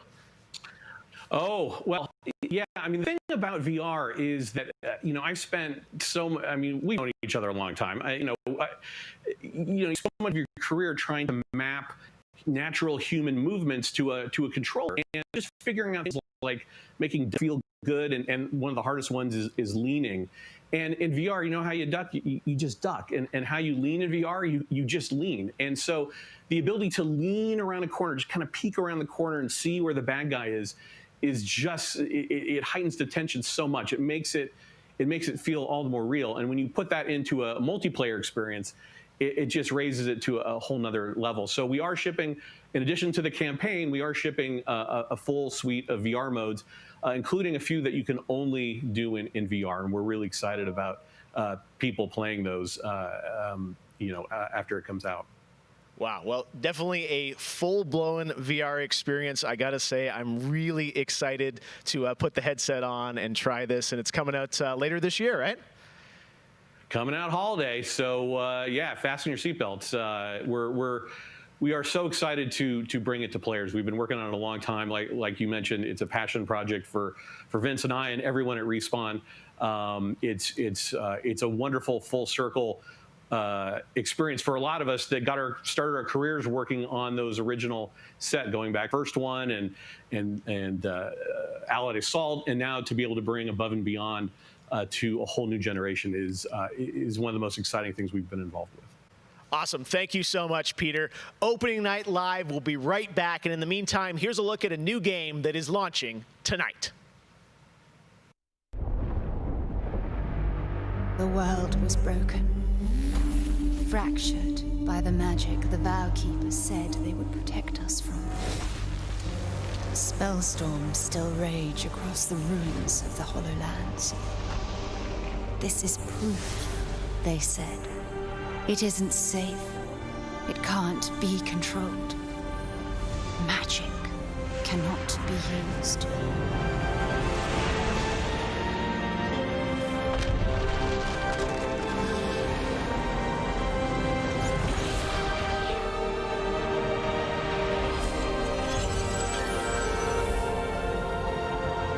But I am a battle mage.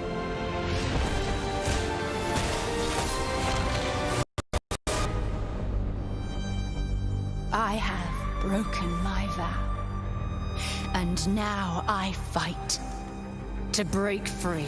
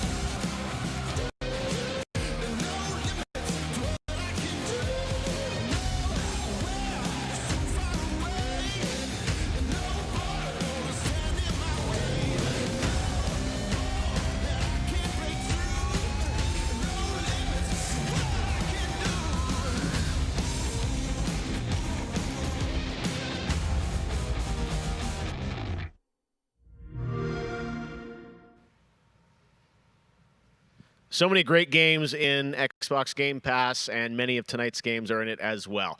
Every year at Gamescom, we like to highlight some incredible games made in Germany. And tonight, we have a special announcement about one of the most legendary German games of all time, created by Factor 5. Enjoy.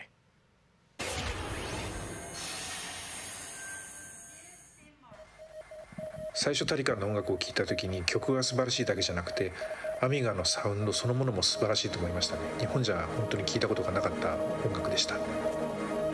Factor 5 was so far ahead of the curve, and each of their games pushed game technology as far as possible. I'd say they're one of the greatest indie developers of all time. サウンドはすごいわ、グラフィックは綺麗だわ、ゲームプレイも滑らかで満足いくものだわで、本当にすごかった。今回タリカンのコレクションが出るってことをとても嬉しく思っているし、これはまた当時みたいにみんなに見せて歩きたいなと思っています。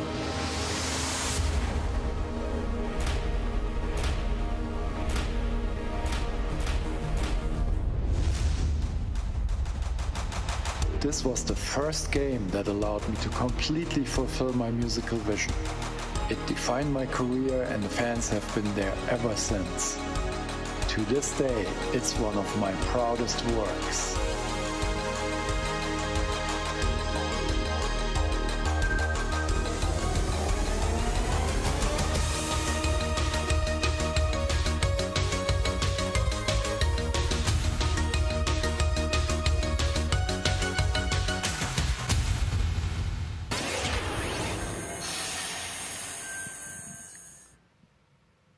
In June, Bungie revealed a new era of Destiny 2 that starts on November 10th with Beyond Light. For the first time ever, Guardians will add a new elemental power to their arsenal, the dark power of Stasis. With Stasis, players will take on the powers of darkness to control and dominate the battle. Here's an all-new look at Stasis from Destiny 2 Beyond Light.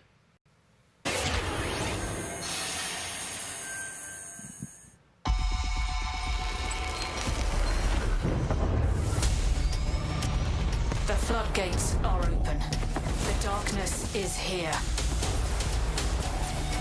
As you step away from the light, we need only look inward. Focus your power. Let it grow. Our fight is far from over.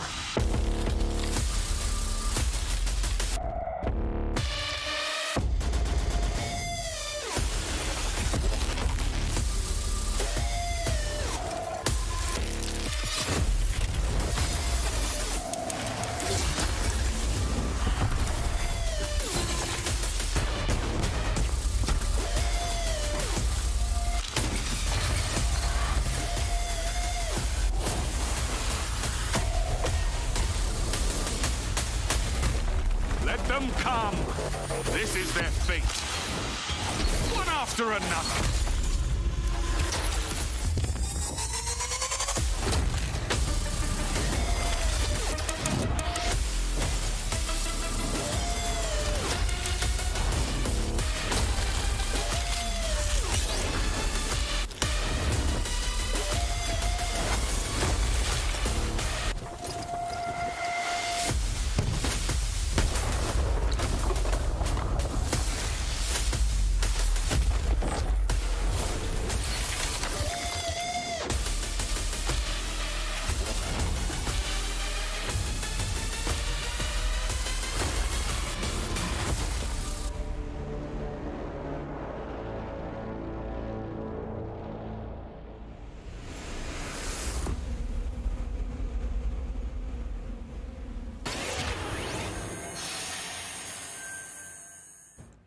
One more award to give out tonight, and that is Best Sony PlayStation Game. So, without further ado, the winner is Cyberpunk 2077. Congratulations. Of course, there are even more awards than the ones I announced tonight. So check out the Gamescom Awards user voting, where you can vote for your favorite streamer, Gamescom's Most Wanted, and Best of Gamescom. The winners will be revealed at Gamescom Best of Show, along with cool cosplayers, esports, and more. So tune in on Sunday, August 30th at 8 p.m. Central European Time to see the grand finale of this year's Gamescom, where we give gamers the stage. That's it for me tonight, but before I turn it back to Jeff, I just want to say that I hope everyone out there is staying safe and healthy. We're all in this together, so take care. Back to you, Jeff. Thank you very much, Sydney, and it's great to have you on the show again this year. A lot of people have been wondering, what will the next generation of gaming feel like? How will it be different? What is that generational difference? Well, back in June, we saw an announcement of Ratchet & Clank Rift Apart from Insomniac Games, a title which uses the power of PlayStation 5, the SSD hard drive, and the DualSense controller to create an experience that Insomniac says is only possible on brand new hardware. Well, now it's time for you to decide if you see the difference. Here's an extended, uninterrupted demo of live PlayStation 5 gameplay of Ratchet & Clank Rift Apart. Enjoy.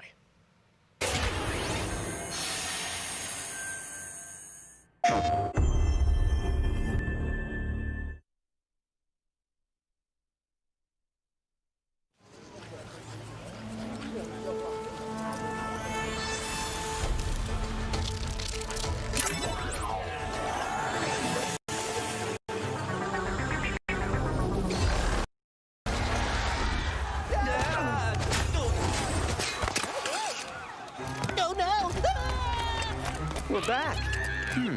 And not far from where we last saw. We may still have time to put a stop to this.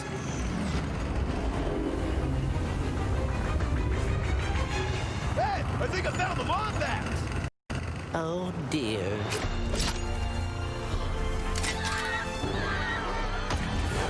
Let's show them how it's done. All right, bringing out the big guns.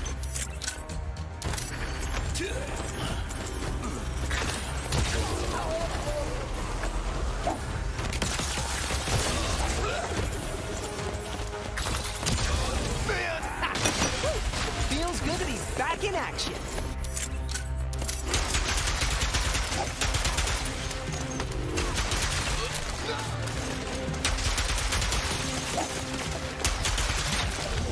Last one. The train's pulling away. Let's go.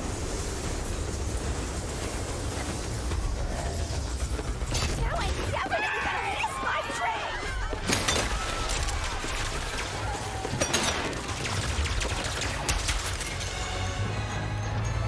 Ratchet and Clank, I've been looking everywhere for you. Put down the Dimensionator, Nefarious. Put down the Dimensionator. Yeah, right. And finally be free of the both of you.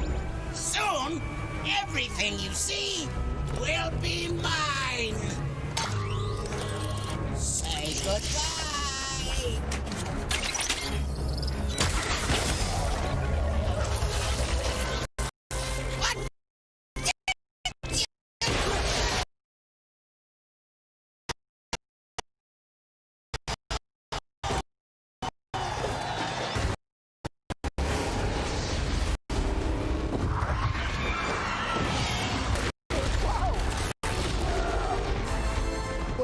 This device seems to utilize reality. Shot! There has to be another way across.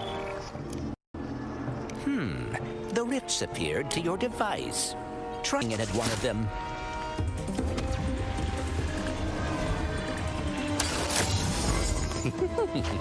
That was rather exciting.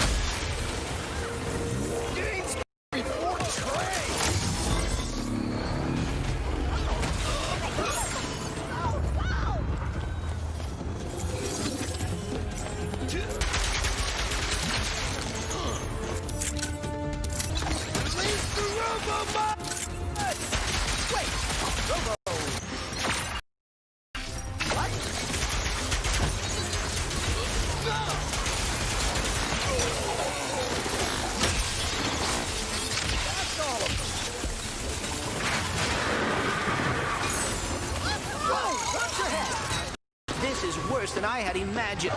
Everyone look! It's Ratchet and Clank! Sand sharks from above.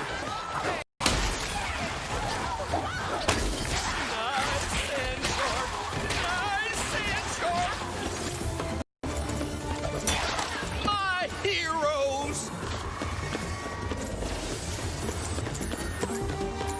I knew you'd come. Might as well. What's that? A kraken? Or at least a very large octopus.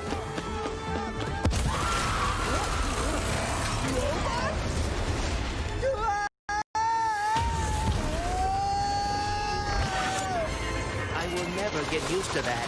Hey, at least we're on the same planet this time. Nefarious is on the other side of that building. Let's get moving before he does anything else to break reality.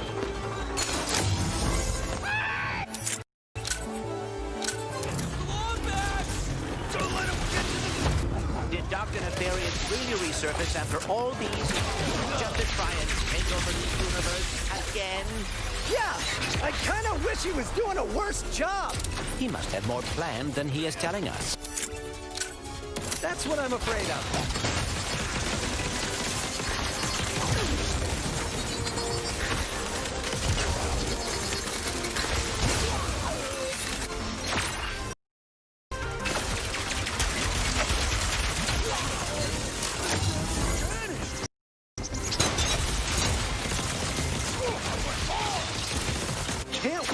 see what's new.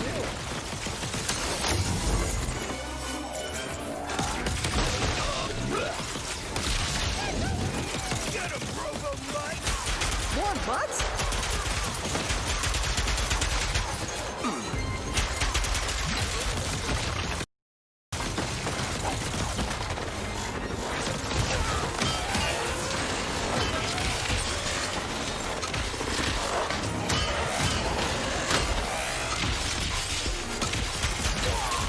That's all of them. We have to get the Dimensionator away from Nefarious.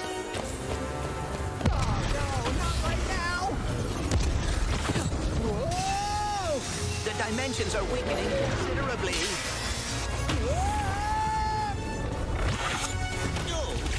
How bad is it?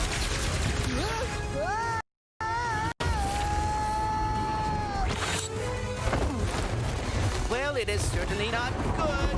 Great! Where are we? Beats me.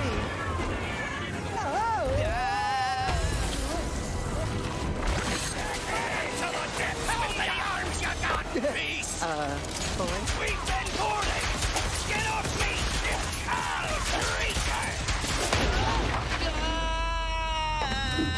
Clank!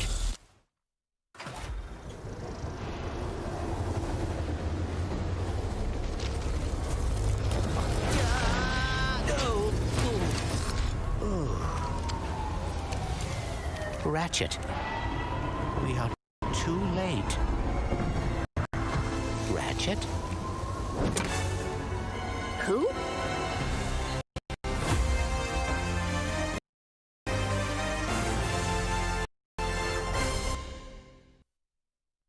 PlayStation.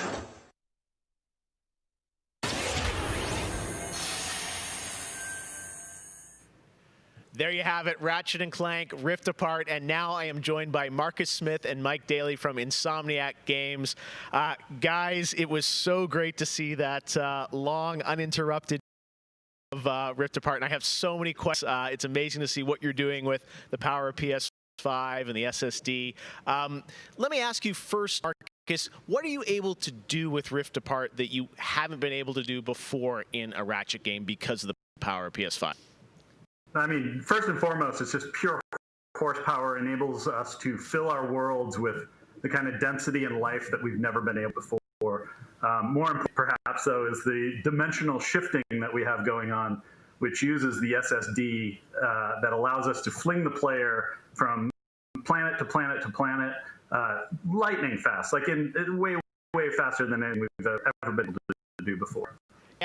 The Rift tether, that in demo, we had seen some of that in the trailer. So that's all actual gameplay. Mike, I'm curious, like how does that work as you kind of play through the game? Are there certain moments and levels where you can jump, or how do you play through that?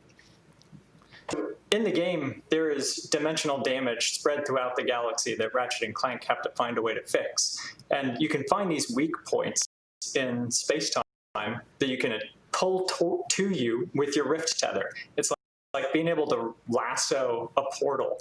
And that enables you to basically like warp across the world to find new places to discover or gain a tactical advantage. Wow. You got to say, like, when you sit and you imagine the jumping from multiple worlds at instantaneously almost, and it sounds like there's no load screens throughout the entire game? That's right. We're going seamless. That's right. Yep. Wow. All right. You bite. So confident, both of you say it. I like it. Now, let me ask you about DualSense. That's something that is a big part of PS5. I've had a chance to hands-on with the controller, with the adaptive triggers and the haptics. How are you using that to sort of impact the gameplay of Rift Apart? So every Ratchet and Clank game is a powerful arsenal of weapons that just exude a ton of personality. And the DualSense is sort of like, it feels like it was made for Ratchet and Clank just because the haptics give us a whole new layer for the weapons to express themselves. So for example, your burst pistol, of course it gives you like a satisfying click or kick with every bullet. But when you throw the shatter bomb, you can actually feel the energy pulsing off the grenade fade away as it gets further apart from you. Basically, the haptics are expressive enough that every weapon feels different and you can tell what you're holding. But of course, the adaptive trigger like that to a functional level where, in addition to the trigger pull feeling unique, we can actually use that as a super intuitive way to add alternate functions to the weapons. So in the demo, we've got the Enforcer, which is a double shotgun. You can pull the trigger way down until you hit resistance to fire a single barrel. And then whenever you feel like it's the right time, pull it the rest of the way for a double shot. So you might be swarmed by a bunch of little enemies. You only want to waste one shot on them, and then wait a minute for even more to swarm in before finishing them off. But a big guy, you probably want to just give both barrels to right away. So there's a nice intuitive way of basically raising the skill ceiling and giving you more ways better. Wow. No, I'm excited to see how you guys are going to roll that out across what I'm sure are an insane, group of weapons as always. Plus, Marcus, tell us a bit about this game. I think some fans have wondered, does this tie into the movie plot line, the game plot line? Like, how it would tell us in the Ratchet verse where this sits. Well, canonically, this is an extension of Ratchet and Clank Into the Nexus, the 2013 game, but standalone adventure. So it's one that, even if you've never played a Ratchet and Clank game, you can get into it and you'll understand it. And for hardcore fans, we have a lot of nods. You're gonna see a lot of returning characters and planets, and all through a whole new light of multiple dimensionality. Yeah, no, this Rift Tether thing I think looks really exciting. And how often, is that something we saw in the demo? Is that something you're going to see frequently in the game? Are there special moments? I guess I'm curious how often you use that technique for gameplay. So the Rift Tether has created these anomalies all throughout the galaxy. You'll encounter those. There's even a few more types of dimensional damage you'll encounter that we haven't shown yet. Okay. Now, being pulled between worlds, that's localized to chasing after Dr. Nefarious in the demo. And that's sort of reserved for special moments when you really have to, when the dimensional damage really tears wide open. Well, I got to say, it's incredible. And then at the end, we got another tease of this female Lombax. I know you guys have confirmed she is playable in parts of the game. I think everyone wants to know, though, do we have a name for her? The world is more interesting with mysteries, and we're going to have to keep this one a little. Do we get a number of letters in her name or anything? Too many smart people on the internet. They'll figure it out right away. She's not named Abby, though, right?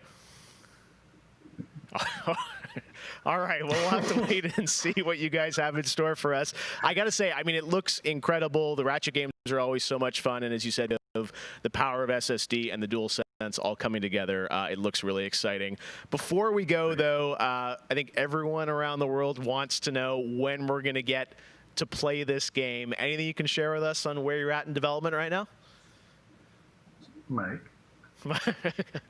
Mike? So Ratchet is coming out in the PS5 launch window. So we haven't announced a specific release date yet, so stay tuned for that. What kind of window? Is it big window? So no, I'm just kidding. All right, that's all we're going to get, I'm sure. Ratchet and Clank Rift Apart coming in the launch window for PlayStation 5. I got to say, Insomniac, we're so excited what you guys are doing across PlayStation, and the game looks incredible. So thank you so much for all you've done, and we look forward to more of Rift Apart soon. Thanks, Jeff. Take care. All right, Marcus and Mike from Insomniac, thanks for showing us that first look at Ratchet & Clank PlayStation 5. And that's going to do it for opening night. Thank you so much for watching from around the world, and make sure to stay tuned all weekend for more live Gamescom coverage at gamescom.global. As for us, we'll see you later this year for the Game Awards 2020.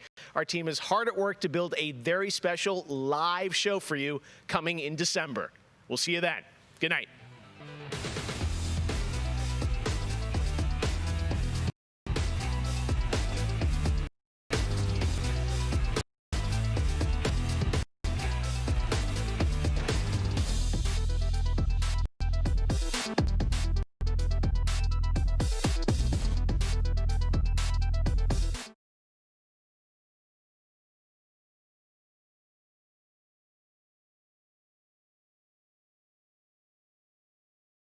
Night live post show. I'm your host, Damon Hatfield. Before we get started, Just a reminder to head to www.gamescom.global to see all the newest games content, check out the full schedule so you don't miss a thing, and sign up for an account to personalize your Gamescom experience. You can also check out all the streams and videos on Gamescom's official Twitch and YouTube, and stay in touch via TikTok, Twitter, and Instagram. Joining me now to discuss everything that was revealed during Opening Night Live, please welcome IGN's Miranda Sanchez, and from Webedia, Sebastian Osowski and Michael Obermeyer, joining us from thousands of miles away in Germany. What a time to be alive. Lady and gentlemen, thank you for joining me today. How are you doing? Doing great. Hey, everyone. Just saw a lot of very cool looking games. Let's begin with one of the biggest games that was on the show, a PlayStation 5 exclusive, which we know is coming somewhere in the launch window of the PS5. Ratchet & Clank, A Rift Apart. We got to see an extended demo today. Lots of footage that was in the reveal that we saw earlier in the summer, but this was a nice, big, long, uninterrupted gameplay clip. Miranda, how are you feeling about this one? I'm actually very excited. I've never played a Ratchet & Clank game. It's never really super appealed to me, but the sheer impressive animations and like the particles and just like the overall presentation of this game really has me drawn in. I think this is the game that looking like, wow, this is the next generation of games. Like, this is what they're going to look like, and there's the potential here that is super exciting. I think especially, again, I touched on the animations, but if you really pay attention throughout this entire gameplay trailer, like the animations of the enemies or even just like the people running around, and especially the animations that you get during the actual Rift tethering is so cool. Yeah, I agree. This is a game that to me is actually looking like something next gen. Michael, were you impressed with the gameplay demo?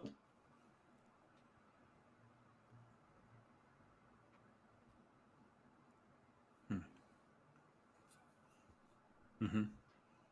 Yeah.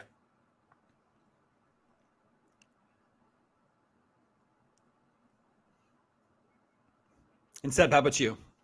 I mean, at the beginning of the demo, I thought, well, what do they need hardware for? The new hardware is not necessarily needed here. But then when the demo progressed and we went through these portals, I was like, okay, wow, yeah, this is a PS5 game. Yeah, the portal switching, I guess rifting, that looks very, very cool. And there's also just really big, gigantic set pieces happening all around you. And of course, at least in the demo that we saw today, there's no breaks in the action, no loading times. The developers are claiming that you can play through the whole game without the gameplay ever being stopped, ever having to wait for load times. Of course, that sort of remains to be seen until we get the game into our hands, but the promise of that is definitely very exciting. Miranda, would you agree? No, yeah, absolutely. I mean, when you look at next gen, you're like, okay, well, what could they possibly do besides like better graphics? We want better frame rates. We want that 4K. Those are like all the checks in the box, right? And next, like the big thing that everyone is looking to are those loading times, like looking at that speed, like how seamless of a game can you give us?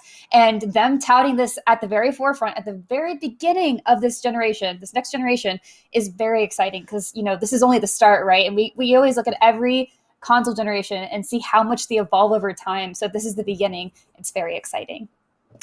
Yeah, we are still, of course, waiting on the actual release date for the PlayStation 5, but Ratchet & Clank Rift Apart is coming within the release window, they say.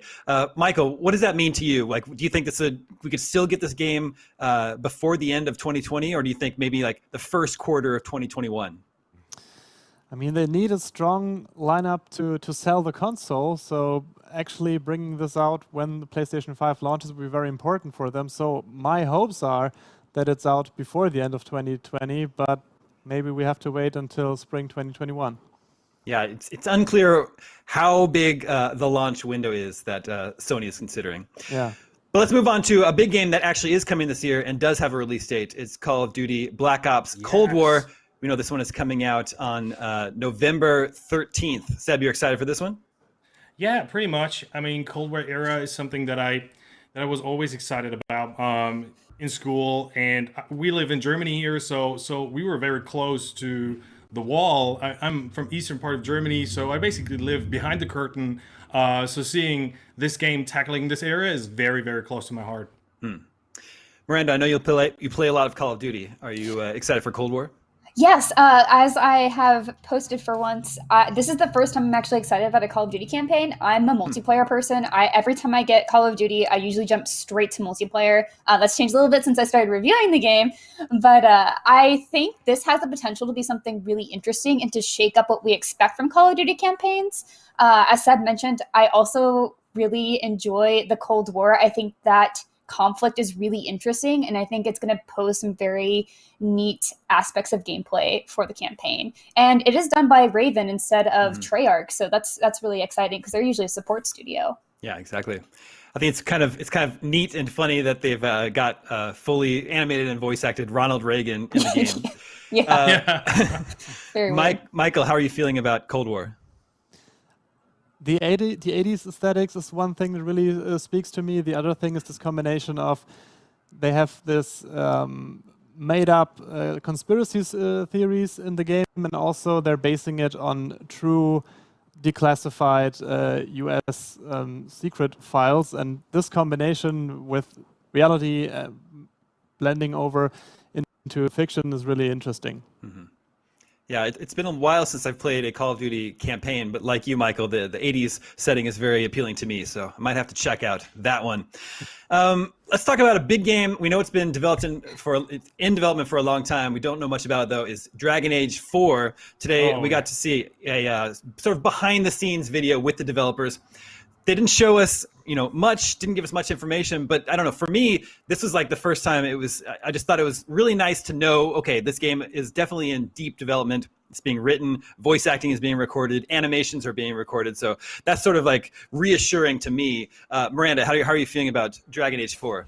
I don't know if you saw my little dance there, but I'm super excited. Like, even though we're just getting a little teased, obviously it's just very much in development. I think Solus's character arc is really interesting. They made a funny joke about some people like wanting to marry Solus, some people wanting to kill Solus, and some people being in the middle of both. And that's me. I'm in the both. Like, we could kill him, marry him, and then kill him right after. It'd be great. Just Dragon Age is such a fantastic franchise. And I think one thing that I really loved about this, too, is you got so much of the behind-the-scenes information, right? Of, like, watching them working on this game that is obviously very much in development. And I really love the potential they have here for these environments that are really vibrant. I love the character designs that they've showcased. I super love these Dragon Age characters a lot, and I think they do a great job writing them. And so getting a little tease at the characters that they're developing now is really exciting for me. Yeah, even though we're still just seeing very early in development gameplay, glimpses, it's enough to start getting excited about. Seb, do you think this one is still a ways off? Like, will we play this 2021, 2022? Yeah, I mean, as you can see, they're only showing concept art, and there's basically nothing that's real right now, except that we know that there's, as Miranda said, there's voice recording, and there's everything else being transformed into that game right now, but there's no actual gameplay. And I think we still have to wait a very long time before we see it, and there's a lot at stake for BioWare here. After Andromeda and after Anthem, there's a lot at stake. Yeah, I agree. Michael, how about you? Was what we saw today enough for you to start getting excited for Dragon Age 4? Not really. I mean, Zeb already mentioned it. There's a lot at stake for BioWare. I mean, I'm a huge Mass Effect fan. I also like the Dragon Age games, but Mass Effect was always my favorite. But this is the game they really have to nail. If this flops, this will be very, very bad for BioWare's reputation going forward. So I think they better get this right and take the time they need. But as we've seen no gameplay today, I think this is a ways off. Yeah, I think you're probably right. Well, another game, a game that is not very far off is Star Wars Squadrons. It's coming this October. It's got a campaign that was written by former IGN editor Mitch Dyer. I know, Miranda, you said before that you're excited to jump into Star Wars Squadrons. Anything you saw today piqued your interest? Yeah, I like that we're getting kind of a story element to it. And I will double mention that Mitch is a very good friend of mine. I have another friend who worked on this game. So just to preface that very intensely. Yeah. So I am very excited to check out what they have in store for here. We're starting to get I think we got a glimpse of campaign gameplay today. Leia was in the trailer here. It still remains to be seen how much she's in the game, if at all. But also we know that popular Star Wars character Wedge Antilles is at least in the game. Seb, is this a game you're going to be flying around in this fall? Yeah, probably very much so. I mean, it looks fantastic. The gameplay feels feels very, very good. But the one thing that I'm kind of worried is that EA is not really. I mean, they're not showcasing it enough, in my opinion. There's not much PR, not much marketing right now, and this is not far off. So I don't really get why such a special game is not getting more coverage from that side. Yeah, I agree. That is a little strange. Right now, we need to take a quick, but we'll be back to discuss more of the games that were shown off during Gamescom opening night live, so don't go anywhere.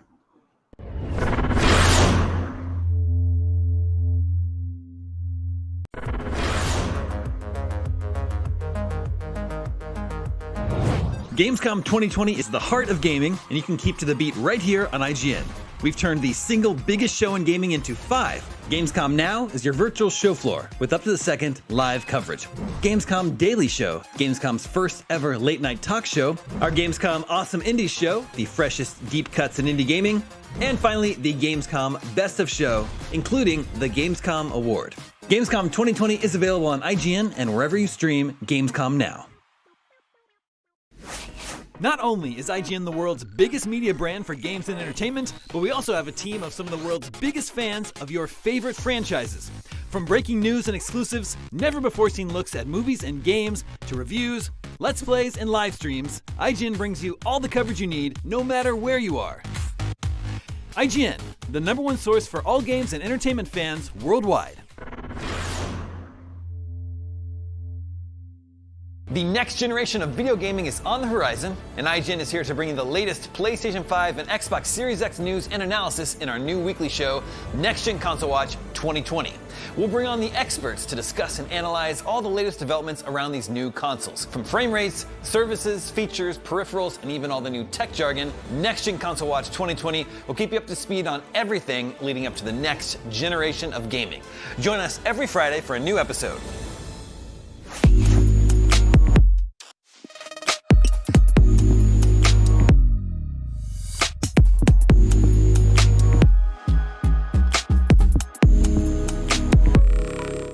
This year, Gamescom is streaming to you on IGN, and now you can watch it unfold on TikTok.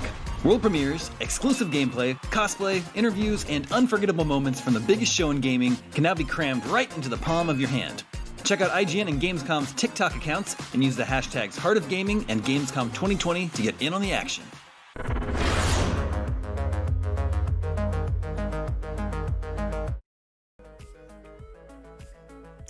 Welcome back to our recap of all the reveals from Gamescom opening night live. We've talked about massive franchises like Star Wars, Ratchet & Clank, Dragon Age, and somehow there's still lots to unpack. Here to discuss everything else, I'm joined once again by Miranda Sanchez, Sebastian Osowski, and Michael Obermeyer. Welcome back, everyone.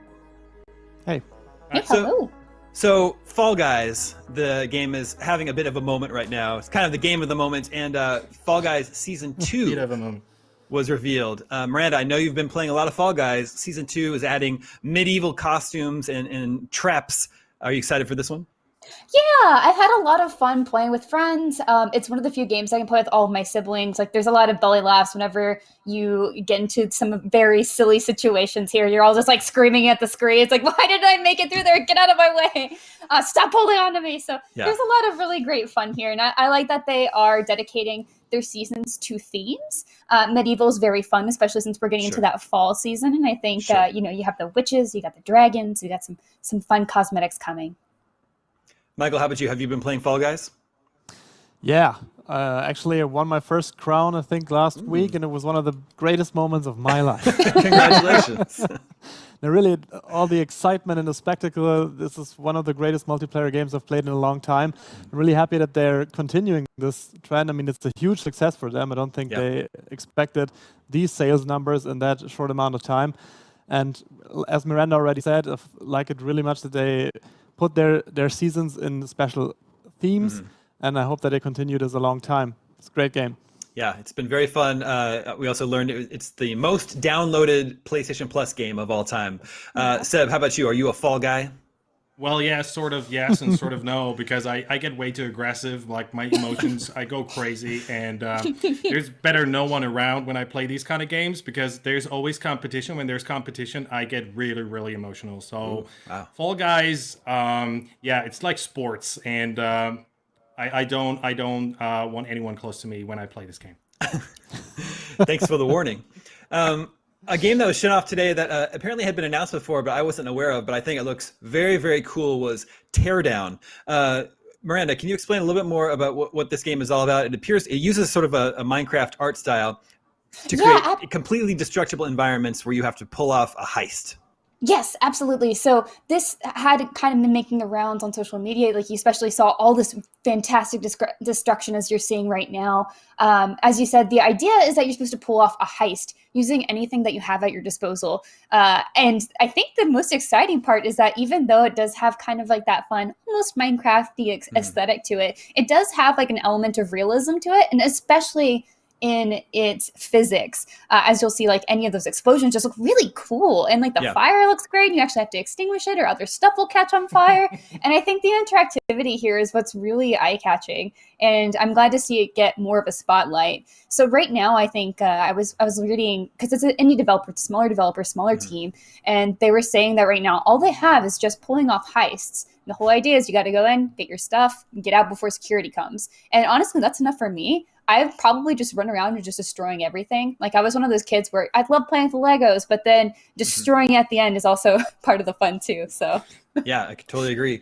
I don't think we're seeing other players in these environments though. Do we know if it's a single or multiplayer game?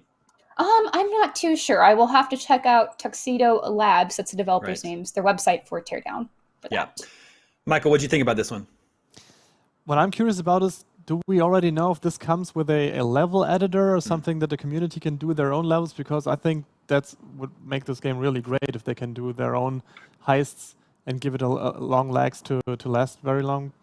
Yeah, I agree. That would really like what I see so far. Yeah, that would be very cool, even if they have to add that later on down the line. Yeah. Seb, how about you? Interested in Teardown? This looks really, really stressful to me. I mean, I already start sweating only looking at it. So it's maybe a pass for me, but I'm not sure yet. Roger that. We got another look this morning, or today, depending on where you are in the world, at Medal of Honor Above and Beyond. A new, it's at least playable in VR. I guess I'm not sure if it's only a VR game. Miranda, are you sure on that one? Yes, this is a VR game. Just totally VR game, but developed by Respawn, one of the best shooter developers working today. It's a full single-player experience. It's coming out this holiday.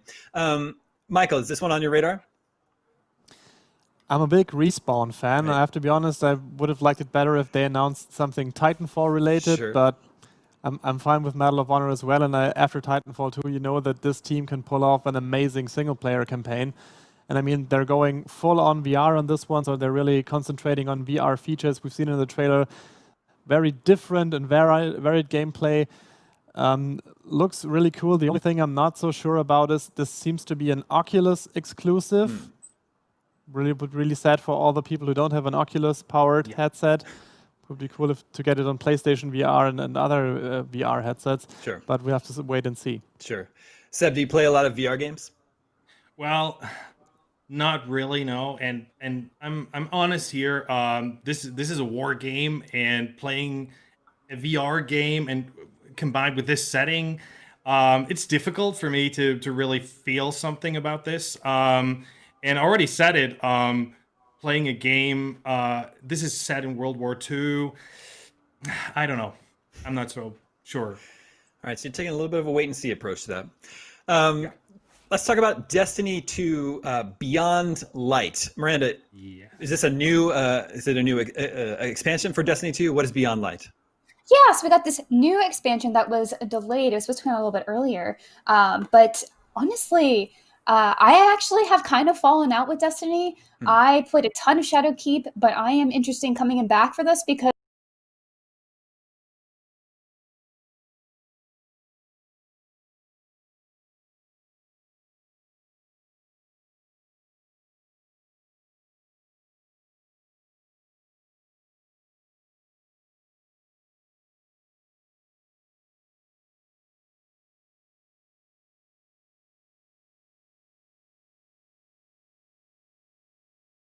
every subclass is basically changing. It's a game changer. It's going to change PvE and PvP.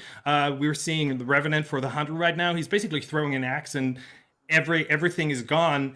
And it's going to be very interesting to see how this new well, basically the darkness is going to change the relationship to your ghosts as well, because what Bungie already gave away is that this is only the beginning of a fundamental change for everything we know about Destiny. So I'm super excited. I'm basically beyond excited here. Wow. Your excitement is getting me excited. Beyond Light is out November 10th. Another game that was shown off today that looked very cool, but unfortunately does not have a release date yet, was 12 Minutes. I believe this was shown off at a previous Xbox conference. And this is the game where you play as someone that's trapped in a time loop, and it has an incredible voice cast. Who is it? It's James McAvoy, Daisy Ridley, and Willem Dafoe. I think this game is looking very cool. Michael, how about you? The concept is super cool. I mean, you're playing this whole thing from this top-down perspective. It's only taking place in this one apartment, and it's this loop of 12 minutes. You're playing as the husband who's having a quiet evening with his wife, and then suddenly a policeman or somebody who says he's a policeman bursts into the apartment, and then afterwards someone winds up dead. And you have to somehow avoid this, and it repeats over and over and over. You have to check out the apartment and see how you can possibly stop this intruder. And with the voice cast, I mean, Willem Dafoe will probably be the bad guy. That's just what I'm assuming. Great choice. I'm really looking forward to this. Yeah, the game looks very, very cool. To learn more, our own Michael Swaim is doing an interview with the director, Luis Antonio, on our Gamescom Daily Show on Friday, August 29th. That's tomorrow, so hopefully we'll learn more then. Before we wrap up here, how about Doom Eternal? Playing more Doom Eternal, the DLC. We got the first trailer for The Ancient Gods Part 1. Michael, you're a big Doom Eternal fan? Huge Doom Eternal fan, and I've had the great opportunity to talk to the main developers, Hugo Martin, and he talked to me about the DLC, and he says the Ancient Gods Part 1 and Part 2 together are their Return of the Jedi. So the finale of the new Doom trilogy, which kind of speaks volumes about how much they're putting at stake here. He didn't give too much away about the story of Part 1, but what he did give away is a teaser for Part 2, because you're going to face off against the Dark Lord of Hell. Players have only heard his voice before, but at the end of Part 2, you're going to face him. What really surprised me about the DLC is there won't be any new weapons or new skills in the game, because they say the gameplay loop is perfect and perfectly balanced the way it is, so they couldn't add anything else. But there will be new levels, new monsters, new zones. And they said the race car is the same, the Slayer, but they're putting it on a new racetrack, and that's their mantra for the DLC. Well, yeah, I think I'm okay with no new weapons or skills, because there was already a lot to learn in the first game. But I am excited to get back to it. Miranda, Sev, Michael, thank you so much for joining me today to talk about everything that was shown off at Opening Night Live. We need to take a quick break, but we will be back to discuss more of the games that were shown off, so don't go anywhere.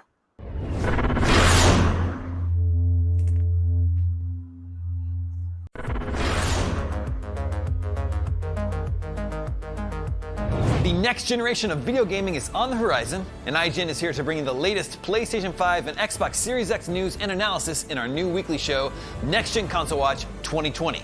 We'll bring on the experts to discuss and analyze all the latest developments around these new consoles. From frame rates, services, features, peripherals, and even all the new tech jargon, Next Gen Console Watch 2020 will keep you up to speed on everything leading up to the next generation of gaming. Join us every Friday for a new episode. Not only is IGN the world's biggest media brand for games and entertainment, but we also have a team of some of the world's biggest fans of your favorite franchises. From breaking news and exclusives, never-before-seen looks at movies and games, to reviews, let's plays, and live streams, IGN brings you all the coverage you need, no matter where you are. IGN, the #1 source for all games and entertainment fans worldwide. Everybody loves watching a speedrun of their favorite game.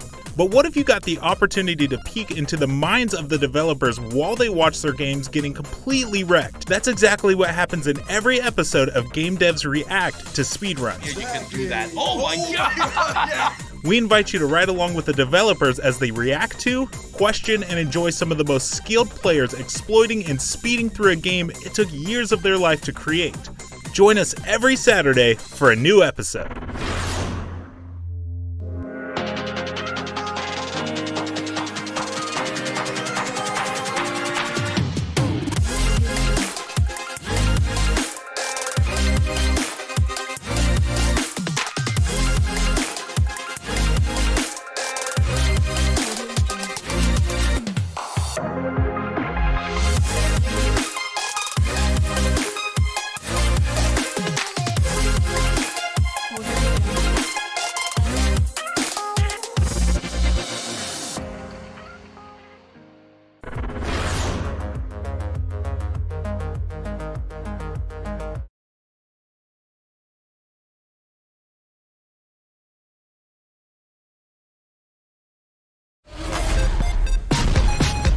Every year for the last decade, hundreds of thousands of gamers from around the world have gathered to celebrate their passion at Gamescom, making it the biggest event of its kind on planet Earth. And this year, Gamescom Studio is bringing the action right into your homes, or wherever you're watching. You just caught some great new reveals during Opening Night Live, and the fun continues with more trailers, demos, and deeper dives on hotly anticipated games like the next-gen looter slasher Godfall or interstellar ship battler Everspace 2. Plus, an all-new episode of IGN's next-gen console watch, and lots more. Get ready, because Gamescom Studio is bringing the heart of gaming to you starting right now. Embrace the software.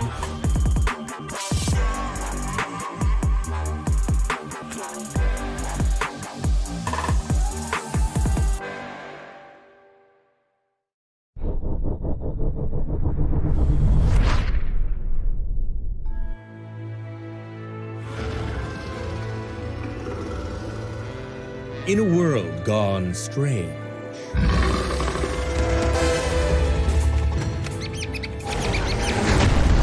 one elite force stands against the darkness. But even they could use some help. Oh, hey there. Have you ever thought of pursuing an exciting career in extracurricular law enforcement? Sam, we're a little busy here. Calm down, Max. I'm engaging this promising new cadet. Cadets, schmadets, we need more ammo! So, when can you start? The freelance police are back. Hello! Oh, it's you. I'm Sam, and this is my huggable partner, Max. Please don't hug me. And this time, it's virtual. You have the right to get blown up. If you don't want to get blown up now, that's too bad, because you're going to get blown up now. Eliminate evil. Make interesting friends. Master advanced weaponry. Again! Save the world.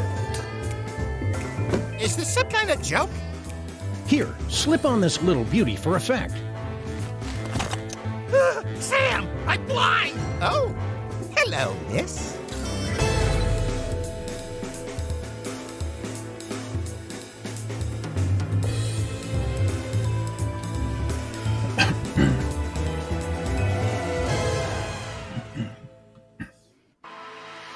Hello and welcome to Gamescom Studio. I am Max Scoville, one of the several talking heads you will see on here in between footage of brand new video games like that trailer for Sam and Max we just saw. And I promise in just a moment we're going to bombard you with 4 brand new game trailers. But first, let's just take a quick look at what is in store today. Very soon, we're going to have an in-depth look at Godfall. That's the next-gen slasher looter a lot of people are looking forward to. And then some new gameplay from Everspace 2. And then later on, an all-new episode of IGN's next-gen console watch.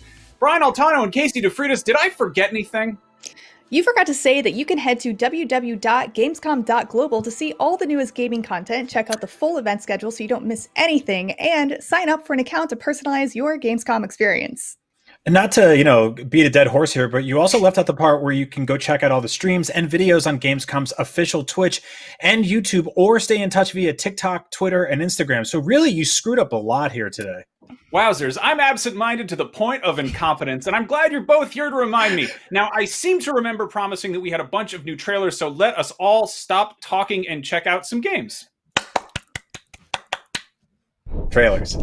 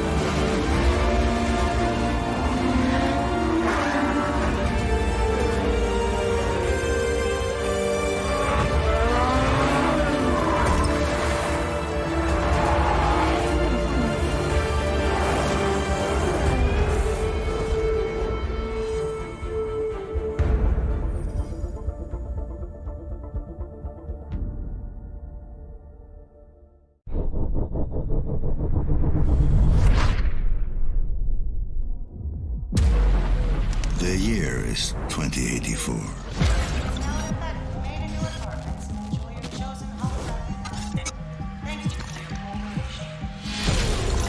I am what they fear, a corporate tool of oppression. If you don't remember, that's when they call me, to access you.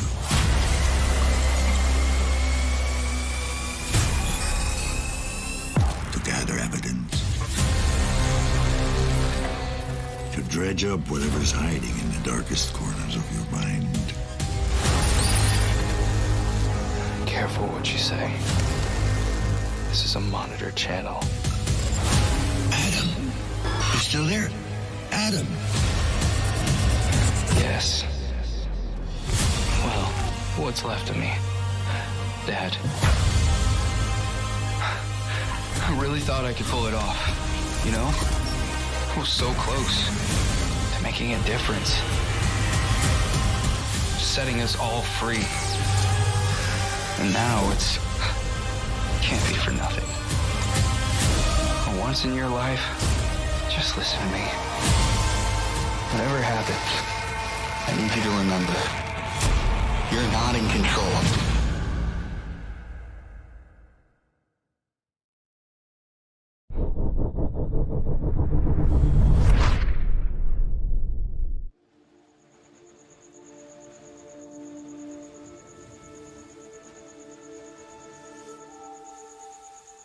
100 years ago, a whole clan disappeared, like shadows that dissipate at dawn.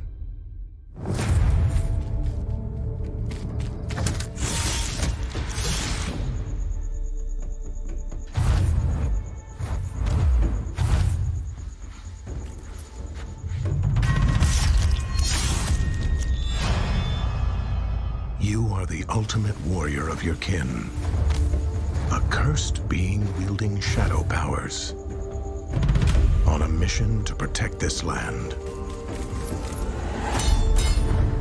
from the blazing fire of the enemy.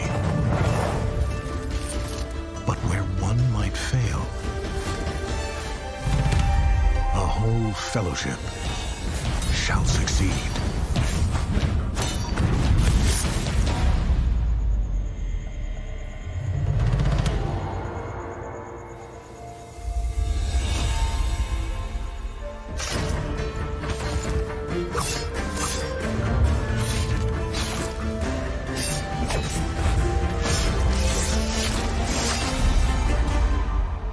From darkness, the Shadow Clan has returned.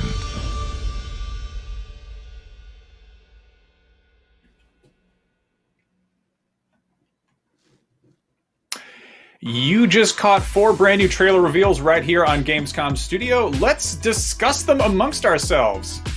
So first things first, we got to look at Pharaoh New Era. This is, I believe, a revisitation of Pharaoh, which is an isometric city building game originally released way back in 1999. It was created by Impressions Games and published by Sierra.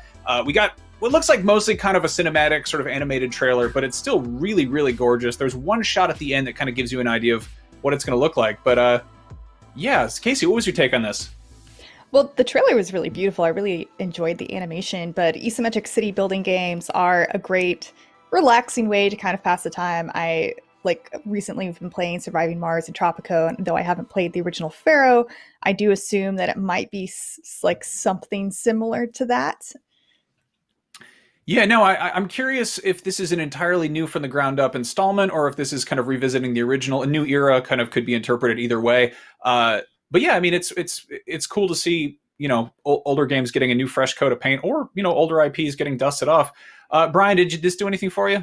Yeah, I actually really like the art direction and the cutscenes here. Everything seems really clean, and I think I was worried about the setting being a little sparse, but they showed us a little bit of gameplay at the end of the trailer that showed this like incredibly dense city, which is obviously probably not as dense as things used to be back then. It looks, you know, more like modern day Tokyo, but with an Egyptian spin. But I'm still really into it. I'm wondering if there will be sort of fantasy elements making sort of like a more prevalent role in this game, because there's definitely the opportunity for that, but I guess we'll see.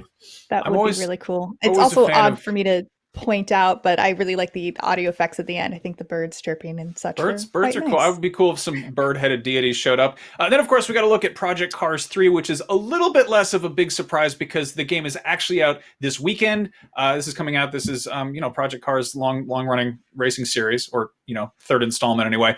This one adds full VR support on PC, which I've seen like a few, YouTube clips of in action, but I haven't actually seen. It's kind of one thing to look at a video as opposed to actually putting a thing on your head and being in a very fast car. But this looks gorgeous. I love VR in general, and with Oculus, it's pretty easy to set that up to a PC. That said, racing games in VR are extremely hit or miss for me. They're either like the most amazing realistic things on earth, or just pure nausea inducing. So we'll see how this one goes. It's all about comfort settings and options, and I tend to have my sea legs with VR, but racing can throw me off. One thing that seemed interesting about this game they said they have basically the largest grids ever, which is some of the biggest race courses ever, which is cool when you're in the lead, but when you're in like third or fourth place, you're spending 15, 20 minutes trying to catch up, which has definitely happened to me before too. But it looks really beautiful. Yeah, now shifting gears, haha, car joke. Let's move over to a much more claustrophobic thing, which with much smaller grids. Observer System Redux. This is sort of the full retooling and overhaul of this wonderful cyberpunk horror game that Team Bloober put out a couple years ago. They're the ones who did Layers of Fear and Blair Witch. They're also making The Medium, which is coming out, I think, later this year. This is awesome. This is a really cool game, and it features Rutger Hauer, the Roy Batty himself from Blade Runner, who is reprising or not reprising, but playing yet another cyberpunk role. He's sort of known for being drawn to that, but he goes around basically investigating mysteries in this horrible claustrophobic cyberpunk sort of apartment complex. Layers of Fear and Blair Witch were both very, very close to hitting the mark for me. I'm a huge horror game fan, and so this is something I'm really into because aesthetically it's stunning. I love sort of sci-fi cyberpunk stuff, and the intersection between that and horror has a big chance to be something really, really cool. And then finally, we got Origami 2. We're actually going to have a little demo of that coming up in a little bit. But Casey, what did you make of that one?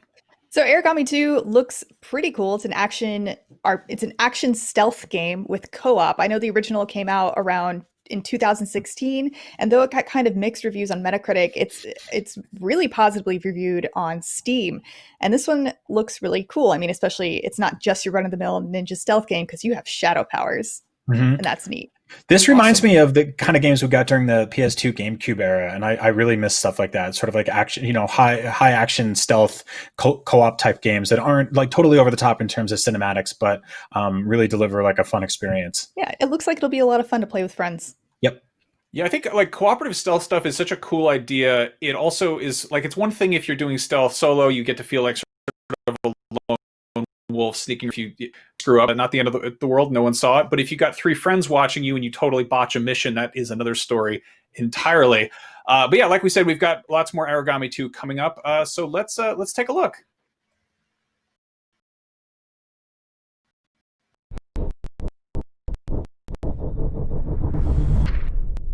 Hi everyone, I am Peter Rius, producer at LinkedInWorks. I hope you enjoyed the trailer you just saw.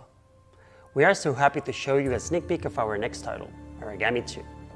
When we launched Origami in 2016 and saw the massive support we got from you players, we felt we needed to expand the Origami universe. Origami 2 is set 100 years after the first title, and you are one of the last elite warriors with the mission to protect the Rashomon Valley and free the Origami enslaved by invader armies. Our goal with Origami 2 is to create a completely new experience with a lot of cool new features, but at the same time keeping the spirit and the gameplay we all loved from the first one. For this, I'll let David Leon, game director, explain to you some things about it. Hi, I'm David Leon, game director of Origami 2. In the following months we will be revealing more info on the game, but right now I wanted to share some insights on some of the main pillars of Origami 2. One of them is the combat system, and the other is the cooperative multiplayer mode.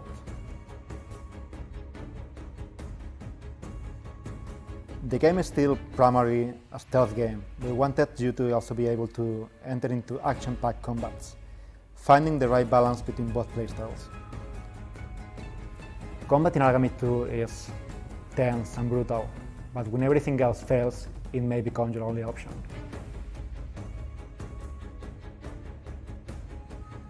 The online multiplayer of Aragami 2 has been built from the ground up.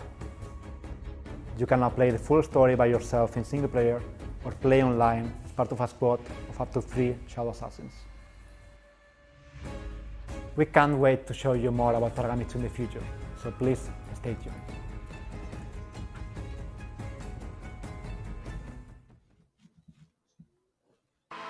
That was a look at Aragami 2, and in just a bit, our pal Tom Marks will be taking a look at a cool new indie game called Retro Machina, and still to come, an all-new look at Godfall. You probably want to stick around for that, but first we need to take a very quick break. Gamescom Studio will be right back.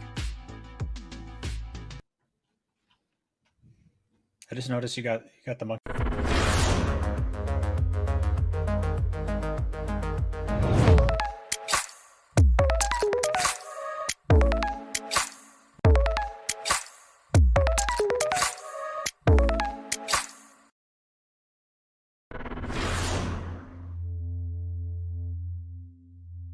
The next generation of video gaming is on the horizon, and IGN is here to bring you the latest PlayStation 5 and Xbox Series X news and analysis in our new weekly show, Next Gen Console Watch 2020. We'll bring on the experts to discuss and analyze all the latest developments around these new consoles. From frame rates, services, features, peripherals, and even all the new tech jargon, Next Gen Console Watch 2020 will keep you up to speed on everything leading up to the next generation of gaming. Join us every Friday for a new episode. Not only is IGN the world's biggest media brand for games and entertainment, but we also have a team of some of the world's biggest fans of your favorite franchises. From breaking news and exclusives, never-before-seen looks at movies and games, to reviews, let's plays, and live streams, IGN brings you all the coverage you need, no matter where you are. IGN, the #1 source for all games and entertainment fans worldwide. Gamescom 2020 is the heart of gaming, and you can keep to the beat right here on IGN. We've turned the single biggest show in gaming into 5. Gamescom Now is your virtual show floor with up to the second live coverage. Gamescom Daily Show, Gamescom's first ever late night talk show. Our Gamescom Awesome Indies Show, the freshest deep cuts in indie gaming. And finally, the Gamescom Best of Show, including the Gamescom Award. Gamescom 2020 is available on IGN and wherever you stream Gamescom Now.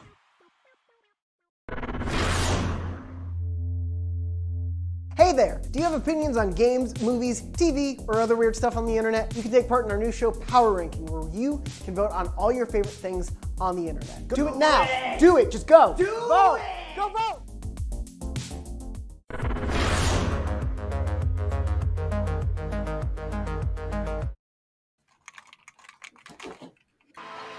Oh, hi, welcome back to Gamescom Studio. IGN's Deputy Reviews Editor Tom Marks loves indie games, and honestly it seems like he stepped out one. He's a really nice guy who wears bow ties and colorful sneakers, and back when we all worked in an office, he was always bringing in fresh baked pies, so it seemed fitting to give him a segment where he checked out cool indie games, and originally we called it Tom's Nook, as a cute play in Animal Crossing, but then we realized we'd probably get sued and go to jail, so instead we changed it to Check Out This Game. So anyway, here's Tom Marks in Check Out This Game.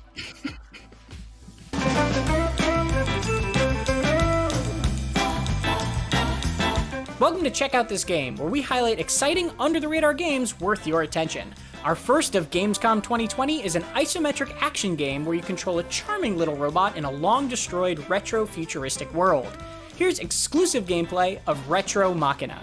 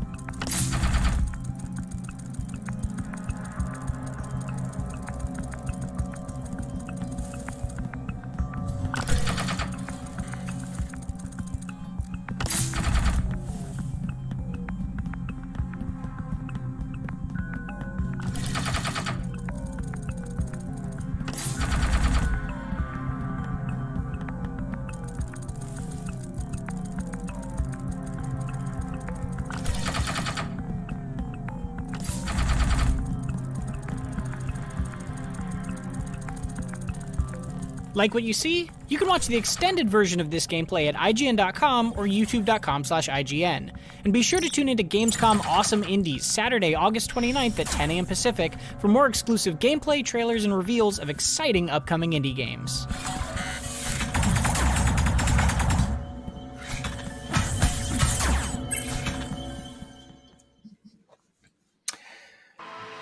And that was Tom Marks checking out Retro Machina. Coming up, Godfall is one of the most anticipated new games coming to next-gen consoles, and you're one of the most anticipating audience members watching this show, so we thought we'd bring you a little treat. Anyway, here's a look at the awesome new action RPG, Godfall. Take it away. Godfall was the first game confirmed for PlayStation 5, and ever since then, the IGN audience has been super interested to learn more. There's been a pretty steady cadence of information coming out about the game. We're starting to get a better idea of what the game is going to look and play like. And now I'm joined by Keighley. He's game director on Godfall. Keith, thank you so much for joining me today. So fun to be here. Thank you. So let's dig into a little bit more. I think you wanted to talk a little bit more about the Valor Plates in Godfall. So what exactly are the Valor Plates? So Valor Plates, think of them as weapon platforms for your character. So as you play, you can craft additional Valor Plates that have their own characteristics, their own capabilities, and more importantly, they have a different augment constellation that is associated with each Valor Plate. So think of each Valor Plate as having their own activation for capabilities. They all also have an always-on trait. So, for example, in this case, you have Typhon, and each of them would have a different elemental damage capability. And what's unique about Valor Plates is the fact that think of them as star constellations, where you have a constellation and you have augments that you can then pick up. And those augments can then be slotted into those nodes on the constellation. And they have to match the color of the augment against the constellation. And the fact that the proximity of those augments and how you arrange them affect the final output and the effect of your Valor Plate. So, for example, even if I have the same Valor Plate as you, if I have Typhon, and I also have exactly the same augments, the way we arrange them in your grid will actually impact and affect the final result of your Valor Plate. So you'll actually get a very different fingerprint depending on your play style and the way that you'd like to approach the game. I see. So you mentioned crafting the Valor Plates. Is it a matter of finding crafting items in the world and then using those to build the Valor Plates? Yes, you can acquire. What you need to do as you play is you acquire Valor Plate cores. So that's the fundamental resource for you to forge and to create your next Valor Plate.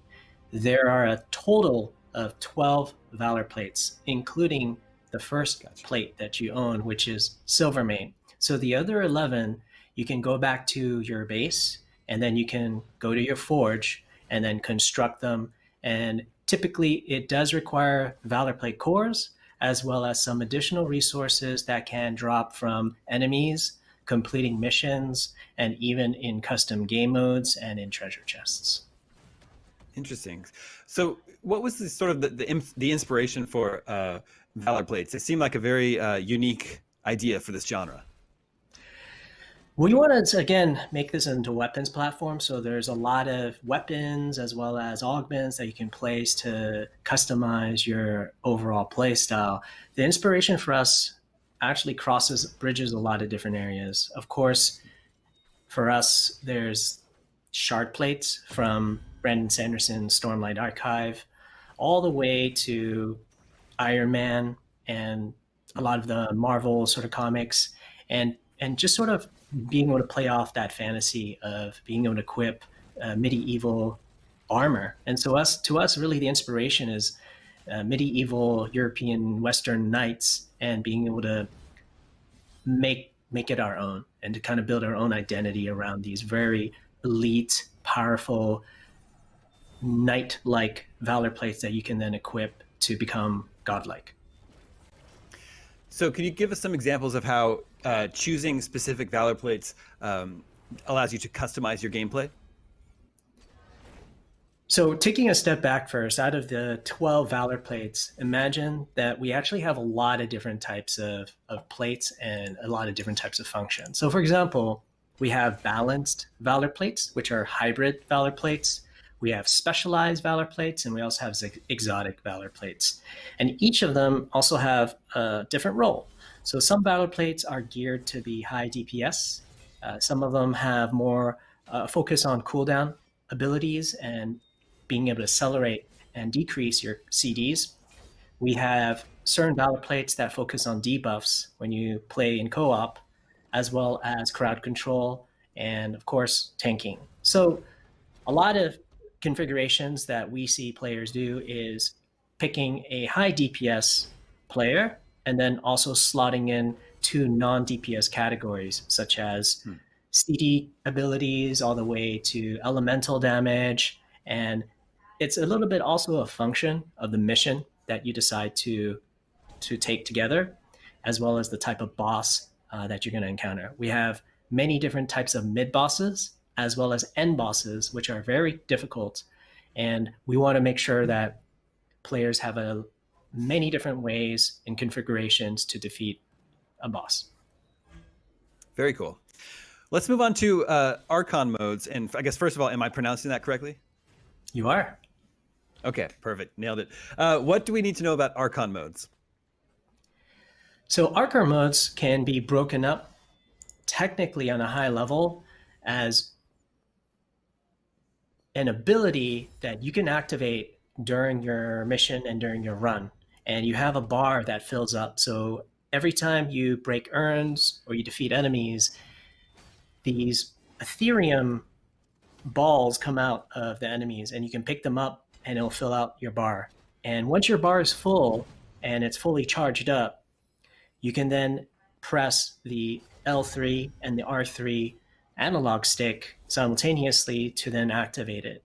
What's unique about how we think about Archon abilities is that A, they're tied very specifically, uniquely to a Valor plate. So for example, Silvermane is focused on CD abilities, Vertigo is focused on shock, and for example, Mesa is focused on poison. And poison would, for example, trigger and create a dot on enemies, but when they die, the poison will then spread to nearby enemies as well. And you have shock, and of course you have a lot of other elemental capabilities.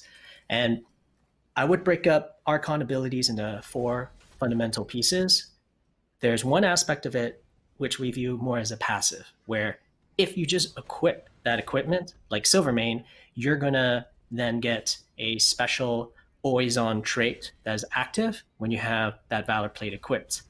Now, when your Ethereum bar is fully filled up, at any point during your mission, you can then activate them. So for example, Silvermane would summon 3 ancient glaive allies that would then fight for you and with you. So you can use that, and as long as you understand what the activation is, that's always available to you in the time that you find situationally important to you. During the activation, we also have a buff, a set of buffs that are enabled during the duration of your Archon Fury. And then lastly, we have triggers where when you actually trigger a condition based off of your Valor plate, it would actually escalate that effect so that during your Archon Fury time period, you can, as a high skill player, continue to ratchet up the damage or the effect of that as long as you continue to follow the conditions of the escalation. So it's really fun because you have an instant, you have a passive, you also have a buff as you continue to use the trait, and then also you can really maximize the effect of your Archon ability associated with your Valor plate. Wow, well, it definitely sounds like there's a lot going on with the gameplay and the combat in a good way. Like there's a lot of different choice and options that players are going to have, different ways to approach combat. I know that you can play through the whole game, Godfall, single player if you like, or you can with co-op. I believe it's up to 4 players total. How does the experience change in co-op? Like, for example, can you choose the same Valor plate as your friend? You can choose the same Valor plate. They're all independent, and actually, co-op is for 3 players right now. So okay, gotcha. 3. You can recruit and then slot in and jump into a game or a mission or a custom game mode with 2 other players, 2 other allies. And of course, all of you can choose the same 3, or you guys can all choose each of them to be distinct and different. In terms of the co-op experience, again, we've seen a lot of really interesting combinations where there might be Vertigo and Armistice and Sirius. Sirius is a tank. Armistice is much more DPS and crowd control related. And people work really well together. They start to assemble very specific builds and operate together. And we also have co-op related benefits. We have a banner that you can drop onto the ground, and then it would create a area effect buff. So there could be a healing banner that you could drop on the ground so that you can draw enemies into the circle while you heal. And so a lot of players also have different types of banners that they drop based off of the timing of the mission and the type of mission that you're going to play. So you have a lot of tools available to you, not just the Valor plate in itself, but also some of the consumables or tools that you can use during a mission. Very cool. Well, like I said at the top of this gameplay demo, the IGN audience is super interested in Godfall, and I think we've sort of just barely scratched the surface of what all the game offers here. But unfortunately, we're out of time today. Keith, thank you so much for filling us in a little bit more about what to expect from Godfall later this year, and we can't wait to play it. Thank you so much. That was a brand new look at Godfall, my dear viewers, right here on Gamescom Studio. Alas, now we must go to another break, but before that, a tease at what's to come. More trailers. Are you excited? Can you barely contain your excitement? Can you please contain it for just a quick moment while we take a short break? I bet you can, and we'll be right back after this. Will you be? I bet you will be. Don't lose this bet. It's a big one. We'll be right back. Seriously, please don't leave. We'll be right back.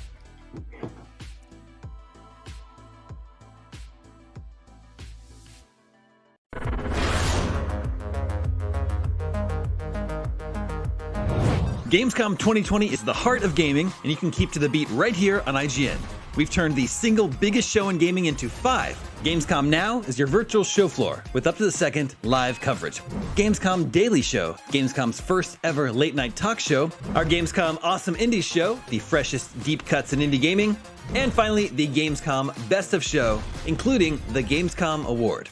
Gamescom 2020 is available on IGN and wherever you stream Gamescom Now. Not only is IGN the world's biggest media brand for games and entertainment, but we also have a team of some of the world's biggest fans of your favorite franchises. From breaking news and exclusives, never-before-seen looks at movies and games, to reviews, let's plays, and live streams, IGN brings you all the coverage you need, no matter where you are. IGN, the #1 source for all games and entertainment fans worldwide. The next generation of video gaming is on the horizon, and IGN is here to bring you the latest PlayStation 5 and Xbox Series X news and analysis in our new weekly show, Next Gen Console Watch 2020.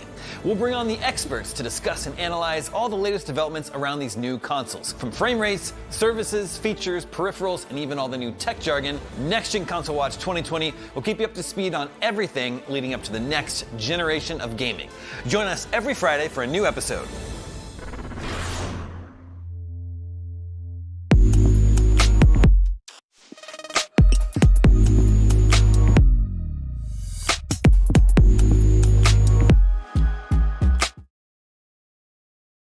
This year, Gamescom is streaming to you on IGN, and now you can watch it unfold on TikTok.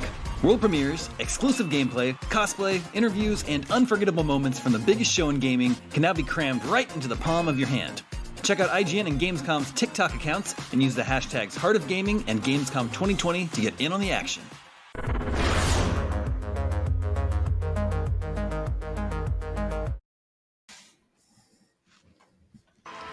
Welcome back to Gamescom Studio. Big Huge Games deserve big huge trailers before you decide to buy them with your big huge money and play them with your big huge hands. Let's take a look at some big huge trailers for some big huge games coming soon.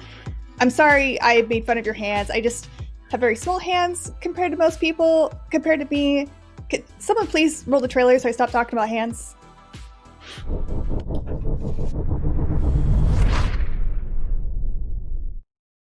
Peggy 7.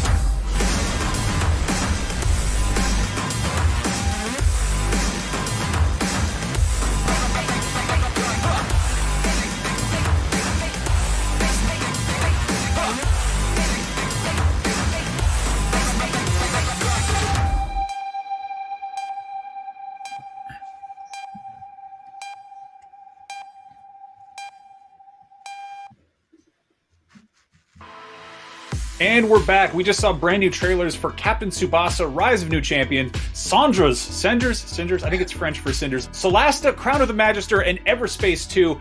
Let's start things off with Captain Tsubasa. This game is actually out this weekend. Casey, for anyone who's unfamiliar, can you get them up to speed on Captain Tsubasa's epic legacy? Yes, definitely. So Captain Tsubasa is originally a manga that started in 1981. It's actually one of the best-selling manga out there. There's an anime adaptation. There has been previous games as well, and some people regard it as popularizing soccer or football, depending on where you live, in Japan. So, and we actually first saw this in the little mini direct earlier this week from Nintendo. I love it so much. I feel like I would probably be more interested in sports games if they had more style like this. It's so cool to see just a cell shaded anime soccer game. I'm only interested in sports when it's anime, so this is doing it for me. I love it. I only like sports games when they do kind of over the top stuff like this, and so that's totally my jam. Yeah, give me like an NBA Jam game that looks like this. That would be amazing.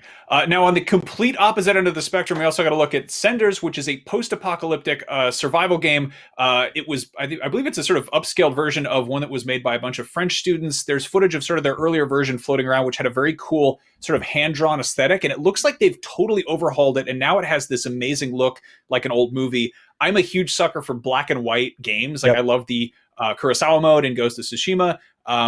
Limbo is amazing. It's so cool to see something like this. This is a totally like a minimalist, apparently very bleak survival game where you control a little band of people. It's just, I'm super into it. I really love the sort of low poly aesthetic happening here. We've seen obviously a big sort of like 8-bit, 16-bit pixel revolution over the last decade or two, where people were making games that look like that. But I feel like the low poly sort of PS1 era, even Nintendo DS era, gets kind of overlooked when it comes to retro throwback stuff. But the sort of the stark, contrast and isolated feel of this game makes it look like something I really want to play. Yeah, it's amazing. Now, Casey, you're a huge D&D nerd. Solasta, Crown of the Magister has something very special going for it. Can you talk about that a little bit? Yeah, it does. So the creators of Dungeons & Dragons, Wizards of the Coast, actually granted the developer Tactical Adventures a license to use the D&D 5.1 rule set, which is really cool. And though it won't be multiplayer, you can create a very highly customizable party. And they are also focusing on kind of verticality in the tactical RPG setting, where you will get advantage on your quote rolls if you are higher on the high ground. But which is something that you try to do in D&D as well. You try to take advantage of your environment, and you can do that here as well. Awesome. Now, finally, we got Everspace 2. Brian, you got to speak to the developers about this earlier this year, yeah? Yeah, this is the brand new open world sequel to the first Everspace. It's got sort of a lot more RPG elements this time around too. The ship design is very inspired by Star Wars. Obviously, one of the first things I asked, and I asked them a lot about the sort of the depth and the width of this game, really, because I wondered how big it was. And to me, they said that it's less about making a giant open world and more about making a really dense, interesting one where you'll be flying through and all of a sudden end up in some crazy conflict. It's very story driven. I'm really excited for this one, and it's already a gigantic success on Kickstarter, or at least the original one was. So this is a game that is definitely one to watch for the next few years. Nice. Well, I love a good spaceship, and Everspace 2 is full of them, and we have a closer look right after this.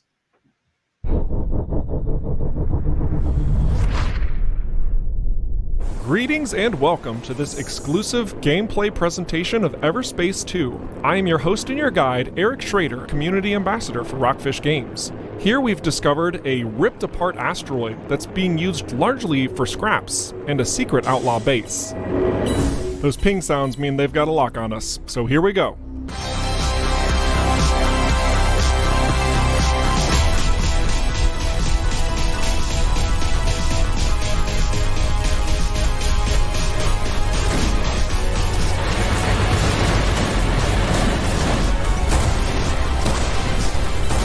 Our weapons are tough, but we've modified our devices for some new tactics.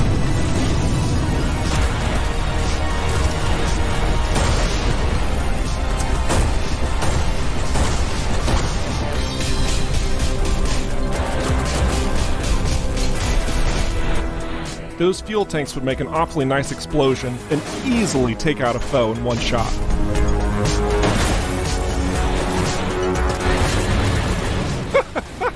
Freaking wrecked.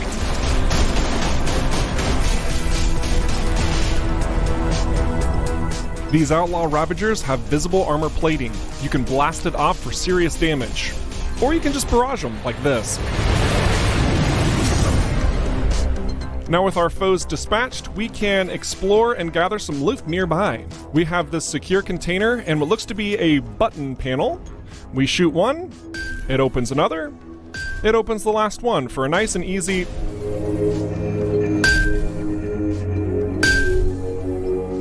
Nailed it, first try. So now we have access to the shield generator, easy destruction, shield goes down, now we need to find an energy sphere for that energy socket. A keen eye would have noticed this destructible wall. It's almost like this is a really good example of a lot of different puzzles that you can find in Everspace 2.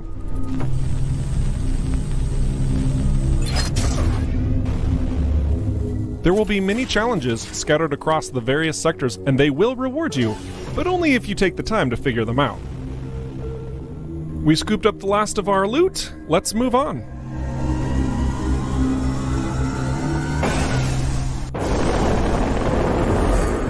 While Everspace 2's focus is on combat, we also want to appeal to that sense of discovery and wonder.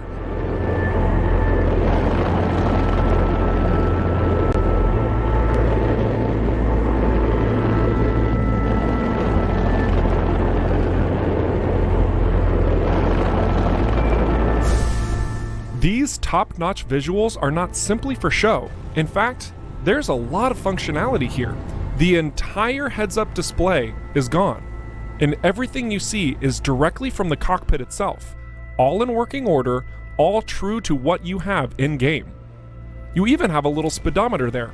Thanks for that suggestion, community. This is one of many of the massive trading networks found within Union. A bustling trading hub full of many unique characters and odd jobs for you to tackle. But don't get too comfortable. While this might seem all pretty and peaches, we haven't explored the dark corners of Everspace 2 just yet.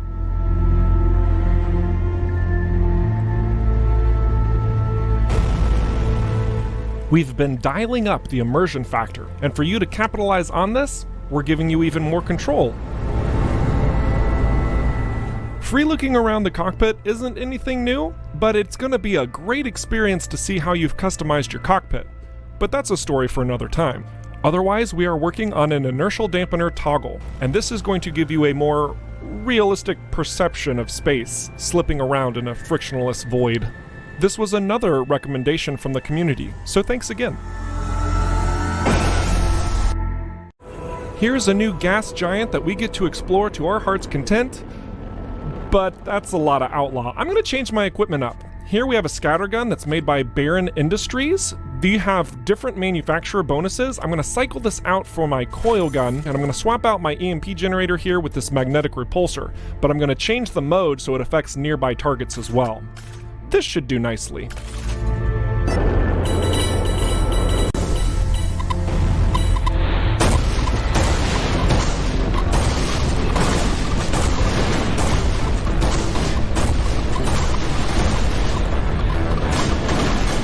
I'm gonna get overwhelmed here if I'm not careful, so I'm boosting out. Ah, but we've caught this destroyer all by his lonesome. Taking out his armor's initiating a cooldown pattern for him to regenerate it, but until that point, he also opens up a weak spot for us to barrage.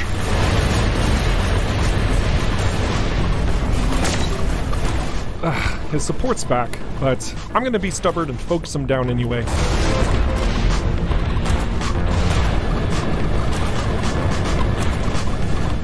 I just need one clean shot.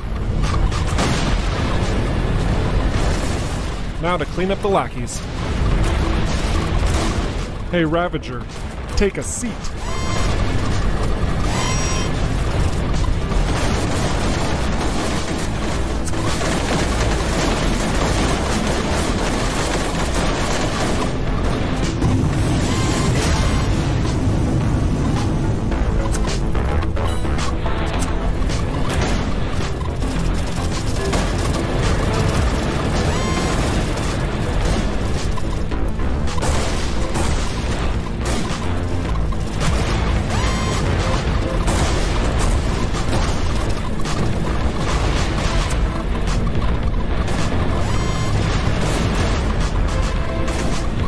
They're bruised and battered, so I'm gonna finish them off with my ultimate.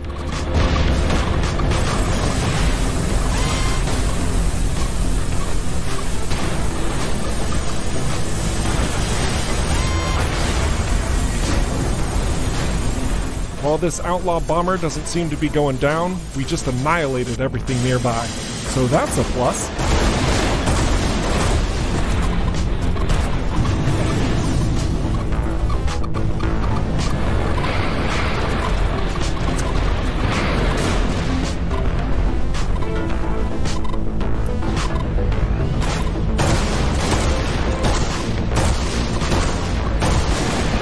I'm gonna drop this guy.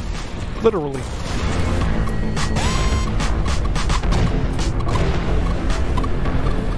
Your ship's grapple isn't just for puzzle solving and energy orbs, by the way.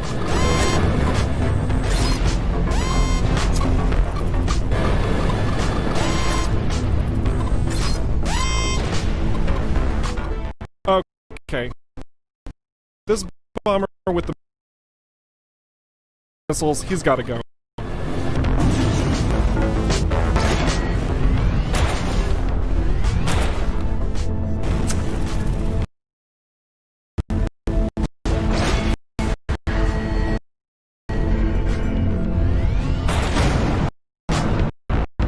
Woo!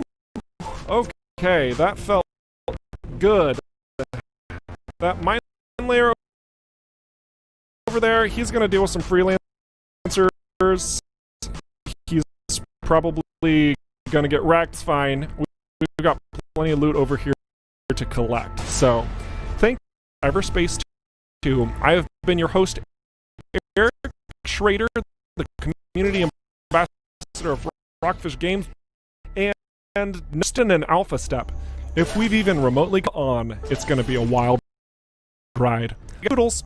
Here on Gamescom Studio, coming up in just a moment, IGN's next-gen console watch will break down some of the next-gen games that they're most excited about, and still to come, another block of exclusive trailer reveals, and then on a very special episode, news, games, and what friends learn about friendship.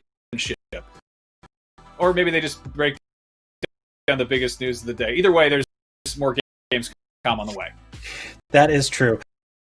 But first, the Gamescom Forest is this year's sustainability project. Gamescom has partnered with at streamer.net/com-forest.html. Let's plant a Gamescom forest together because I love trees. I love trees. They're great. Anyway, thank you for letting us talk about trees. Now, back to the games, some of which have trees in them. Trees! Trees! Trees!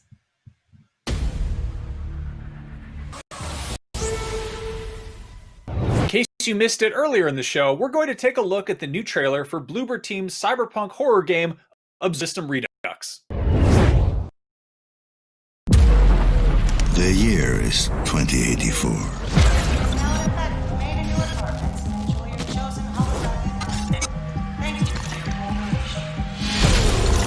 I am what they fear, a corporate tool of oppression.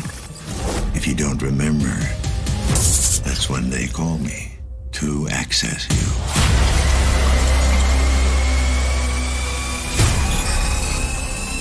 To gather evidence. To dredge up whatever's hiding in the darkest corners of your mind. Careful what you say. This is a monitor channel. Adam, you still there? Adam. Yes. Well, what's left of me? Dad. I really thought I could pull it off. You know? I was so close to making a difference. Setting us all free. And now it's... can't be for nothing. For once in your life, just listen to me. Whatever happens, I need you to remember, you're not in control.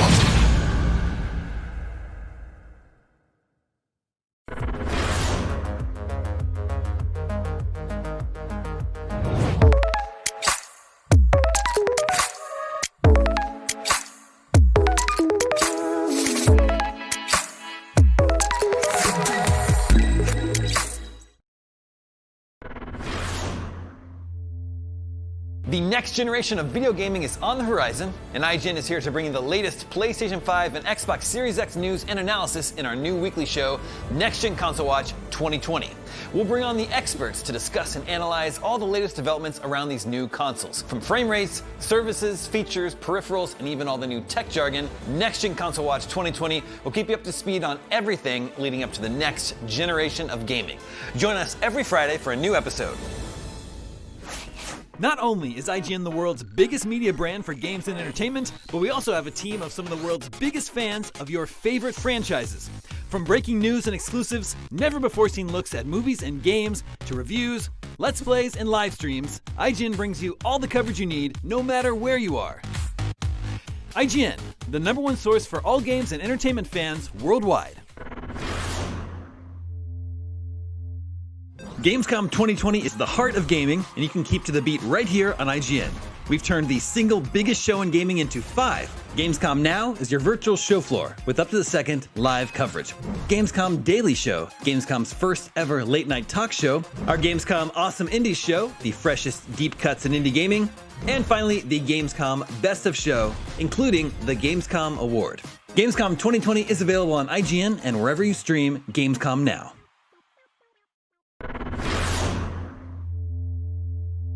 Hey there, do you have opinions on games, movies, TV, or other weird stuff? You can take part in our new show. Do it, just go. Go.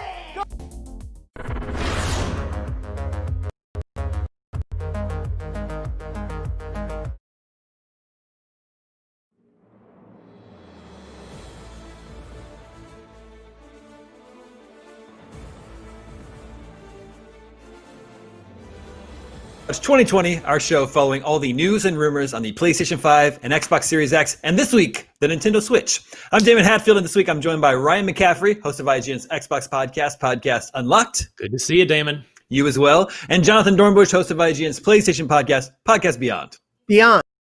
Hey there, Damon. But this week, we begin in Camp Nintendo as fresh rumors of a new Switch model have begun swirling. Of course, rumors of an upgraded Switch model, a Switch Pro, if you will, are not new, but they've floated up again this week. These say that this new model is supposedly planned for release early 2021, early next year. The report comes from sources in the console's supply chain. It says the new version of the Nintendo Switch will feature improved interactivity and a better quality display.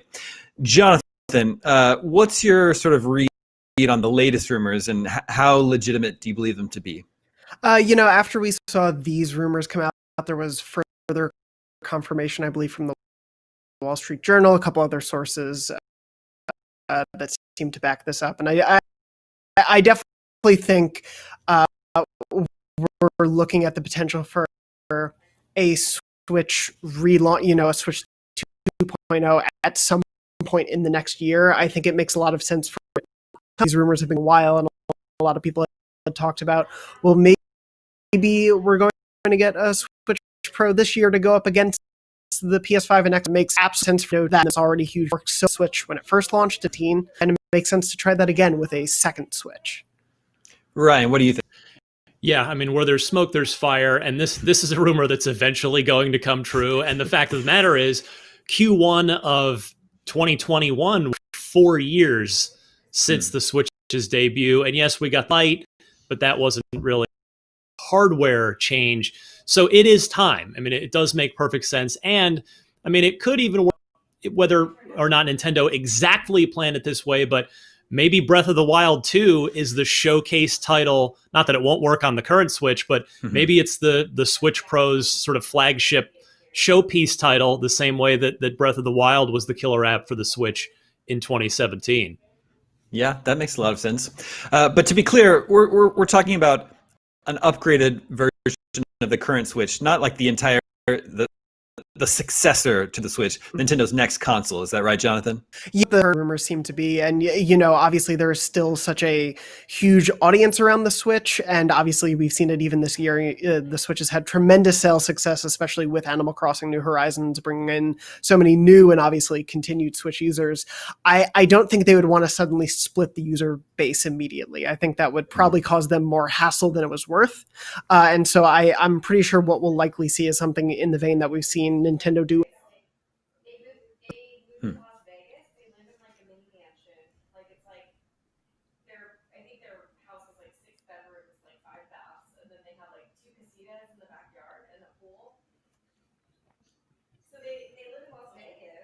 Sure. There was the Game Boy Advance. Okay. We are having technical difficulties, so I'm going to entertain you for just a moment. You get to look at just my face. Of course, along the lines of what Jonathan was just saying, there was the Game Boy Advance and then the Game Boy Advance SP, and then there was the DS and the DSi. So I think this latest revision of the Nintendo Switch would be something along the lines of that, not the Switch 2, I don't believe. Ryan, are you still there? Do I still have you in my ear? I can hear you loud and clear, my friend. If you're hearing me, I am happy to speak on this subject because, yeah, the fact is, the Nintendo only once has done a full new system after just 4 years, and that was in wiping away the memory of the Wii U for the introduction of the Switch. So, yeah, 4 years is not a lot of time for a typical Nintendo full console cycle. So, yeah, it does seem to make.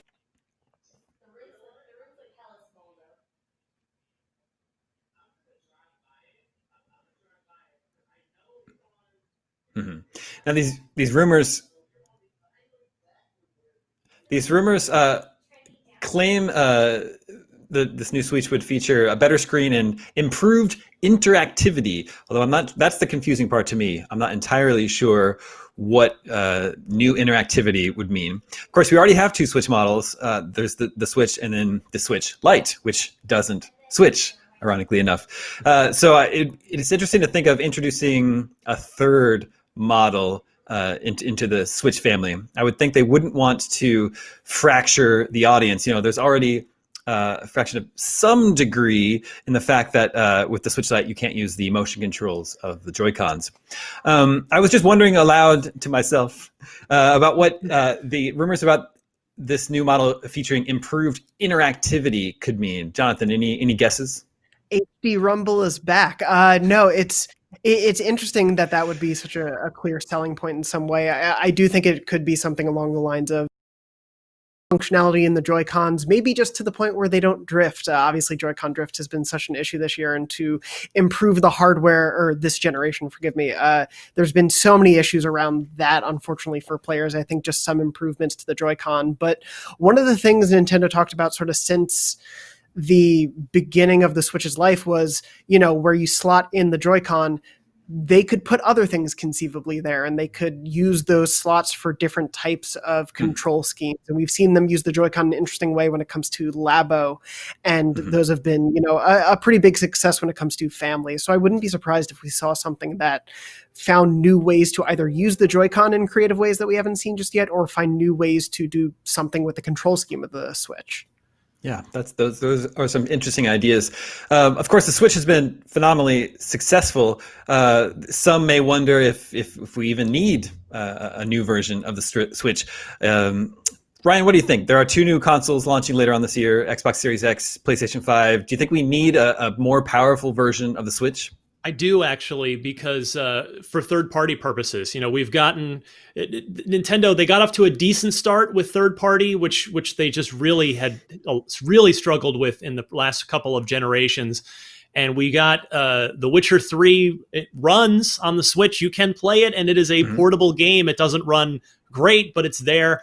So as Sony and Microsoft forge ahead with their next-generation consoles, I do think it's important for Nintendo to, they're going to go along, they're going to march to the beat of their own drummer, but I think they do need a hardware upgrade to try and keep third parties interested in supporting the Switch with the games that, or at least versions of the games that they're already developing, because it's in everybody's best interest to do so. I mean, players want that. publishers want to, get as much out of their sort of core investment in a game that they're making as possible. And Nintendo sure as heck would want to have a lot of these great third-party games. So yeah, I think the third-party factor is a big argument in favor of an upgraded Switch. Yeah, the Switch has enjoyed a fairly steady stream of ports of big AAA games from this generation, like you mentioned, Witcher 3, Dark Souls, Doom, Wolfenstein have been some good ones. All that stuff. But as you say, they run, and it's great to have them portable, but it's definitely not like the best way to play those games.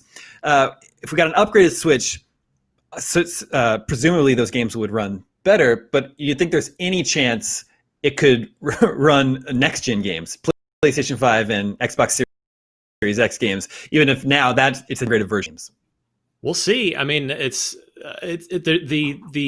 lot of games are going to be still running on PS4 and Xbox One, so that works in Nintendo's favor for a potentially upgraded Switch and the continuation of good third party support. So yeah, I wouldn't put it past them. I mean, when Jonathan was talking a few minutes ago about what we'd like to see, what that interactivity could mean, I'd love to see maybe haptic triggers like what Sony's doing with the DualSense controller. That could be a fun new addition to an upgraded Switch. Jonathan, what do you think? Does it just sound crazy to think you could play PlayStation 5 and Xbox Series X games on your Nintendo Switch?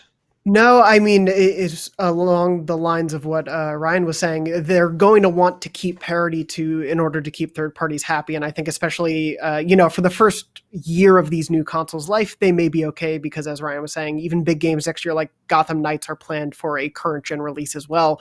But as we start to move away from that in 2022 and onward, they still want to make sure that games can come to the Switch from all those big third-party publishers and developers. So it absolutely makes sense that they'll want a place for those to be ported, even though they may still look kind of like the Witcher 3 and other examples that we've seen in the Switch's life so far.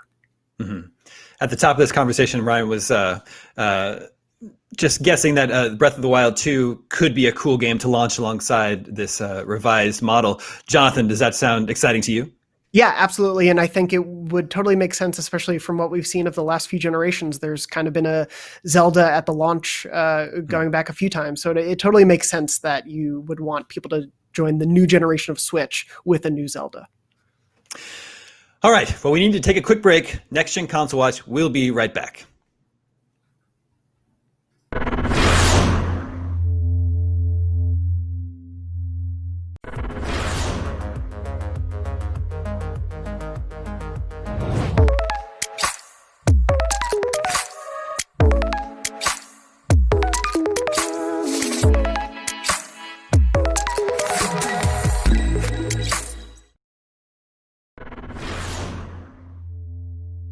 The next generation of video gaming is on the horizon, and IGN is here to bring you the latest PlayStation 5 and Xbox Series X news and analysis in our new weekly show, Next Gen Console Watch 2020.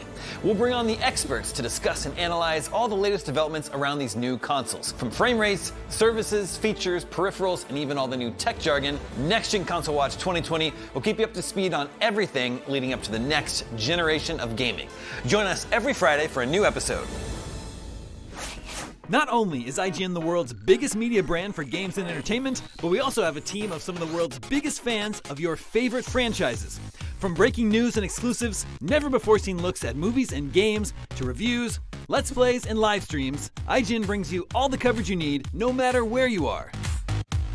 IGN, the #1 source for all games and entertainment fans worldwide. Gamescom 2020 is the heart of gaming, and you can keep to the beat right here on IGN. We've turned the single biggest show in gaming into 5. Gamescom Now is your virtual show floor with up-to-the-second live coverage. Gamescom Daily Show, Gamescom's first ever late-night talk show. Our Gamescom Awesome Indies Show, the freshest deep cuts in indie gaming. And finally, the Gamescom Best of Show, including the Gamescom Award. Gamescom 2020 is available on IGN and wherever you stream Gamescom Now.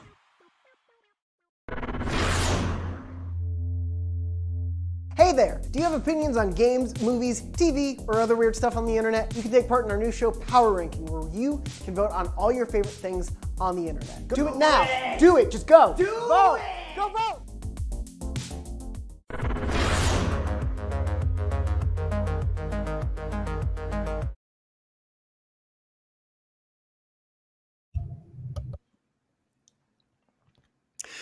Welcome back to Next Gen Console Watch 2020. We've been talking about the latest rumors of a new Nintendo Switch model, but let's switch gears to the next gen consoles we know for sure are coming. The PlayStation 5 and Xbox Series X. Now, Call of Duty Black Ops Cold War was officially revealed this week for current gen consoles and PC on November 13th, but it's also coming to next gen consoles at some point this holiday season. And exactly how you buy and upgrade the game on each console, a little confusing. Jonathan, I think you wrote the news story on this. Was you seeing like sort of like a? It was that Carlito and Rumpa word all around. It is a bit of a hectic sort of system they've come up with, because there are essentially multiple different technicalities depending on which version of the game you buy. There is, of course, a cross-gen bundle that you can buy on either Xbox or PlayStation. I believe it's a digital version of the game, and you can buy this and you'll get gen, and the next gen versions don't have to worry about a thing. If you buy the current gen versions on PS4, you can upgrade to the PS5 version, but you will need, if you buy the physical version, you will be required to still have the disc version from the PS4 inserted into your PS5 when you want to play the upgraded. By box settings, you can buy the current gen version, but then if you buy the physical version, you cannot upgrade at this time. Upgrades are being currently evaluated by Activision on the Xbox store, and they will have more to say in the future. So it seems like the safest bet is to probably buy the cross-gen bundle if you plan on playing it both on current gen and next gen. That costs $70, I believe. Because if you just buy the current version, you'll either have to buy an upgrade later or may just have to buy a new version of the game. Yeah. Ryan, what do you think about all this? It also kind of, I'm a little surprised. It seems like players have less choice on Xbox this time around. Well, and it sounds like Activision has chosen not to embrace smart delivery on this particular product, which sadly, the business reality is it's because they can get away with doing it this way. I mean, it's the Call of Duty's basically, if not the number one, number two selling game every single year. Yeah. Black Ops Cold War is going to be anything with the Black Ops games have been the most successful of the sub franchises in recent years. So yeah, Activision can do this. And I mean, it's unfortunate that they're making it so confusing this way and just having it a little more straightforward. Maybe there are reasons behind the scenes. I don't want to sit here and either let them off the hook or absolutely condemn them without necessarily knowing the full picture. But from what we have been shown, the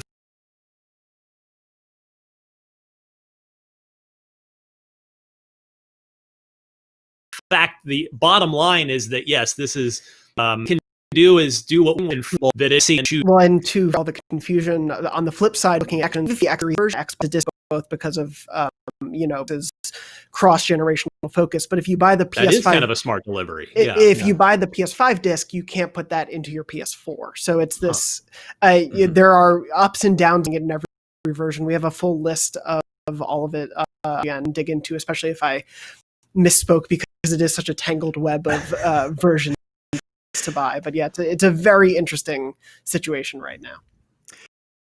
And the next holiday season, Jonathan, do you think the reason we didn't get release dates is just because we're still waiting on the release dates for the consoles? Oh, absolutely. There is, yesterday also revealed, this is out of left field, but a very, very different game, but it does hold some relevance. Puyo Puyo Tetris 2 was announced also for next-gen systems. I love that we're talking about that and Call of Duty in the same. So the funny thing about that is they said, it's coming to modern consoles and Xbox Series X on December 8th and PS5 this holiday. And now that I don't think that means the PS coming after December 8th, but that just means at least Xbox has told us a month. And so they can get away with saying, on Series X. But PS5, there's no month in it. So right now, everyone just has to say. That's pretty interesting. Got a chance Call of Duty? I get to play it, but I was lucky enough to get an early look at the campaign and just little slices of a few of the missions. And I have to say, I'm very impressed by it in the sense that there's a couple reasons. One, it is a direct sequel to Black Ops 1, which is my personal all-time favorite Call of Duty campaign. The numbers, Mason. Great game, particularly if you got to the end.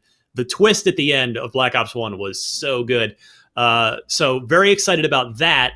And then on top of that, I'm excited because the talent behind this, I mean, Treyarch has handled the Black Ops games, and they are working on multiplayer for this, but the campaign that I previewed is actually being developed entirely by Raven Software, a studio with an incredibly rich, wonderful, decorated history. Heretic, Hexen, Soldier of Fortune, Star Wars Jedi Knight 2, Jedi Outcast, which is probably their all-time best game, and Singularity in 2010 was the last original game that they made. They've been a Call of Duty support ever since, doing multiplayer, the remaster of Modern Warfare 1, doing this, doing that. So I'm really excited for them to get back in the director and develop their own game.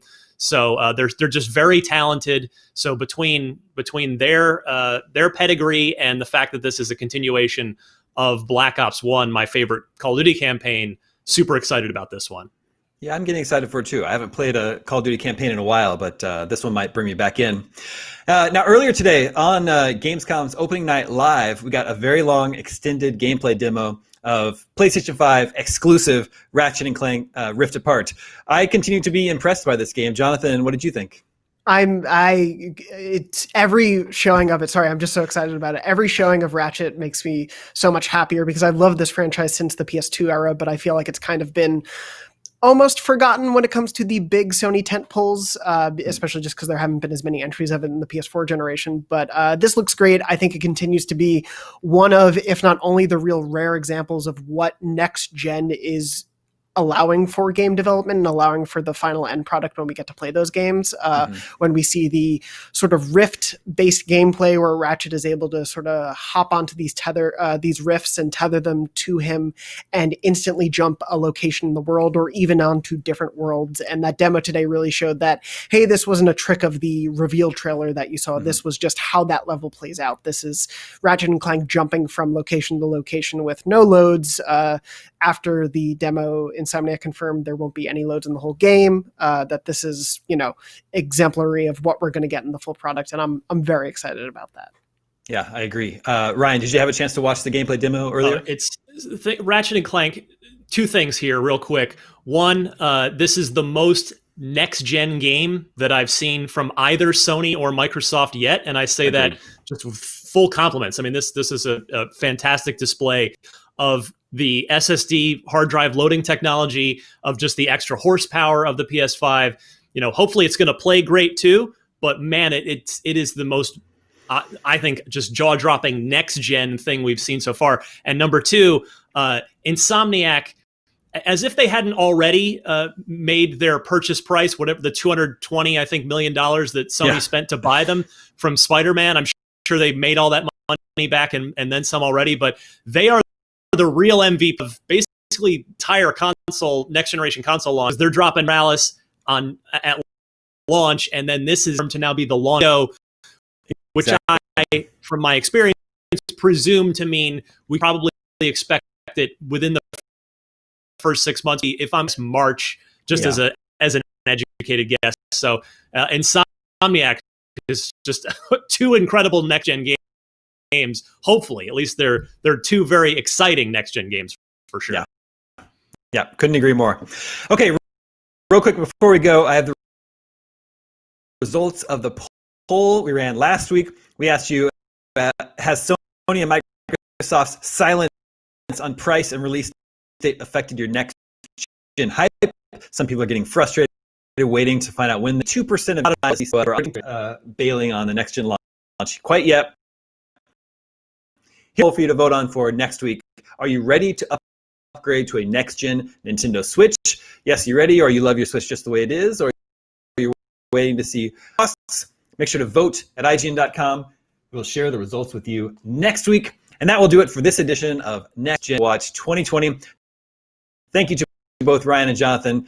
We will be back next Friday at 6 a.m. Pacific Pacific, 9 a.m. Eastern with more PS5 and Xbox Series X news. Stay tuned. There's more Gamescom Studio right up.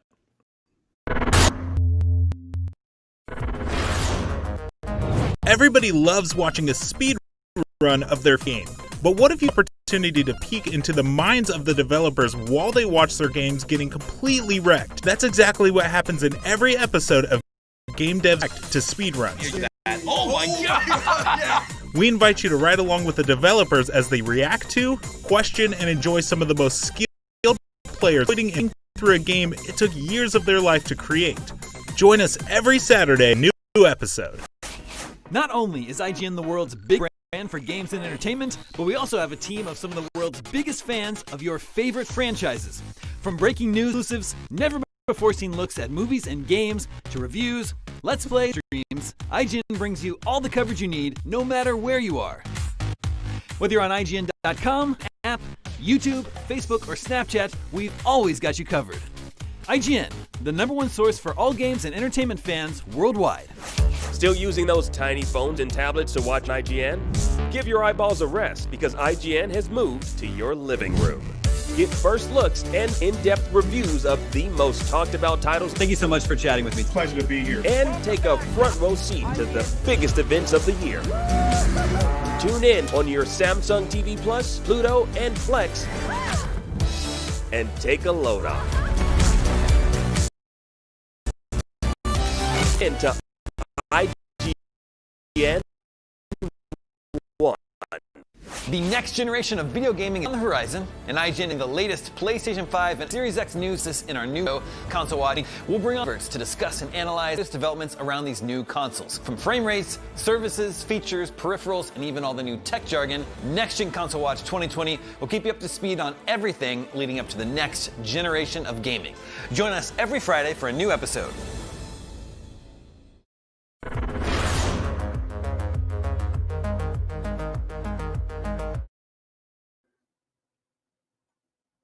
Welcome back. That was Next Gen Console Watch, a show you can catch every week on IGN. And as much as some of the commenters like to accuse IGN of playing favorites with Xbox and PlayStation, the reality is that we're equally annoyed with both of them for not announcing a next gen price or a release date. It's almost September. What's up with that? Anyway, speaking of autumn, Halloween is rapidly approaching. And here's Tom Marks checking out a nice spooky harvest time hayride of a game about a magic pumpkin man. Let's take a look.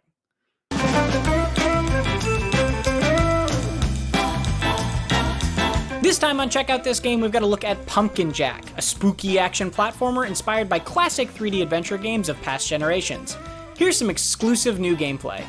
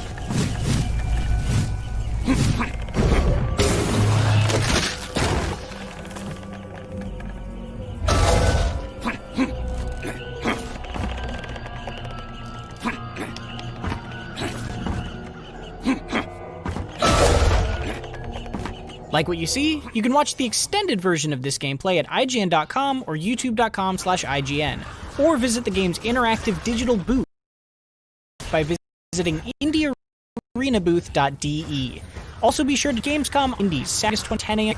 for more exclusive gameplay, trailers, and reveals of exciting upcoming indie games.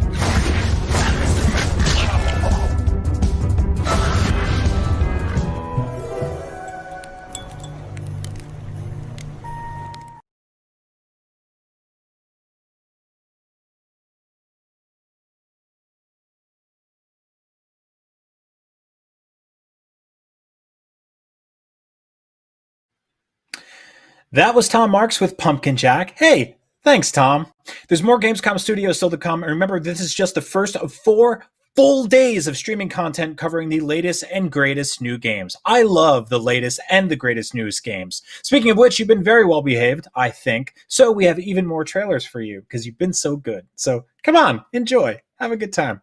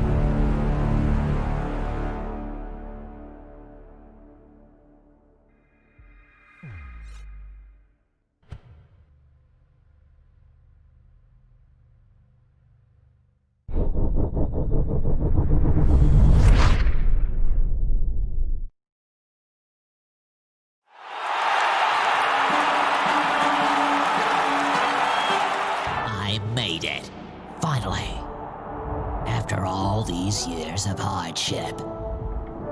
After everything they told me, I will show them that even I can be the best player. Blood Bowl!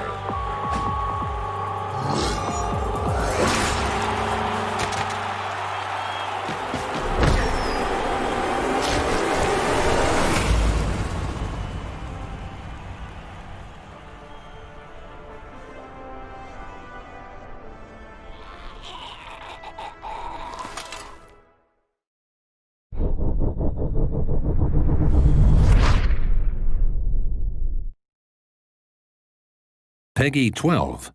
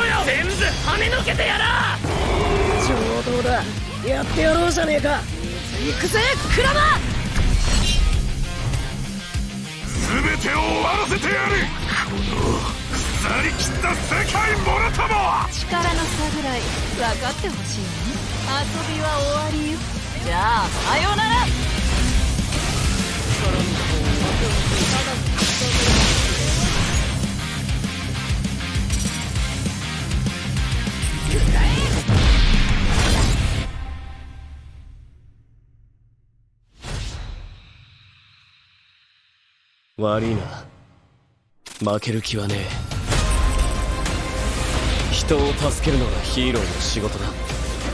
全力で行く。最大をぶつけろ。もう俺は迷わねえ。俺だってヒーローに。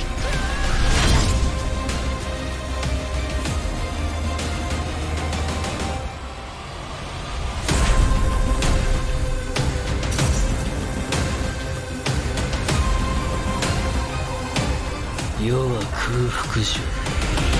地層用意せ。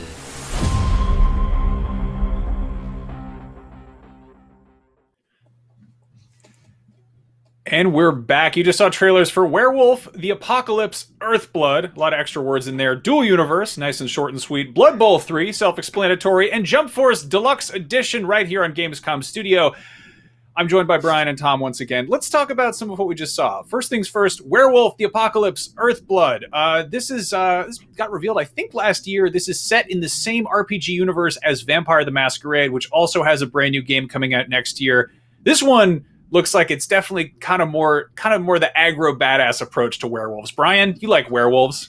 I love a good werewolf, Max. This looks like a really good time. I actually really love the sort of intersection of nonsense fantasy and mech robot fight. There's so much going on here. There's like tech and muscles and body hair, but there's also I think underneath this all is going to be some really cool gameplay. This is something I think you would only really see in like a sci-fi B movie, but in a video game, I feel like a setting like this and a theme like this works so much more.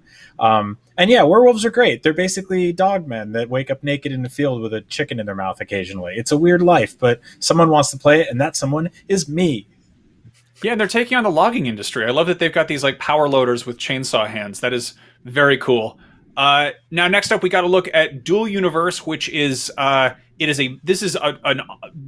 online interactive empire. This is crazy. This has been sort of in, I guess, alpha for a while. This was a crowdfunding success. It is sort of described as a build anything in space type of game. If I had to, I would say it's somewhere between EVE Online and Minecraft and No Man's Sky.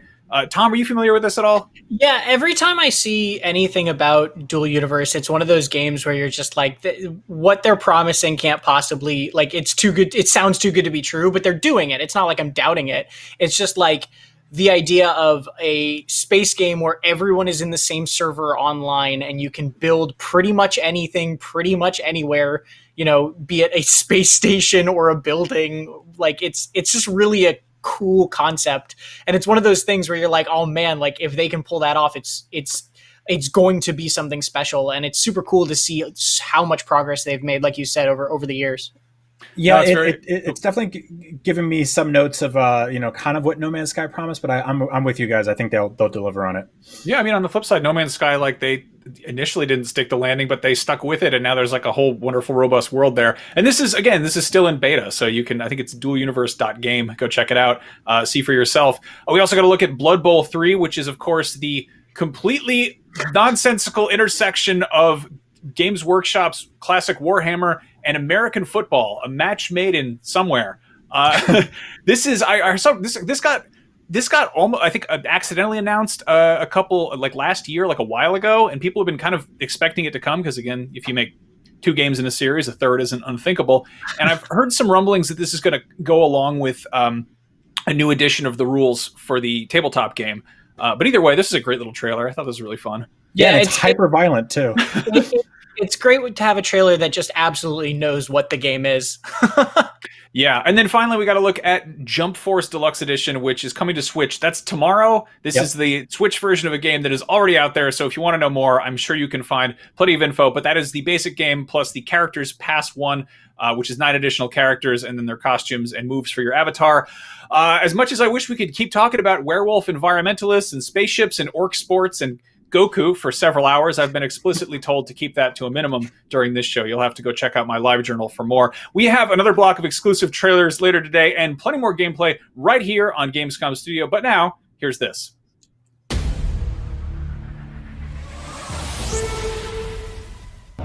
Coming up next is a trailer for Season 3 of competitive quest shooter The Cycle. Let's check it out.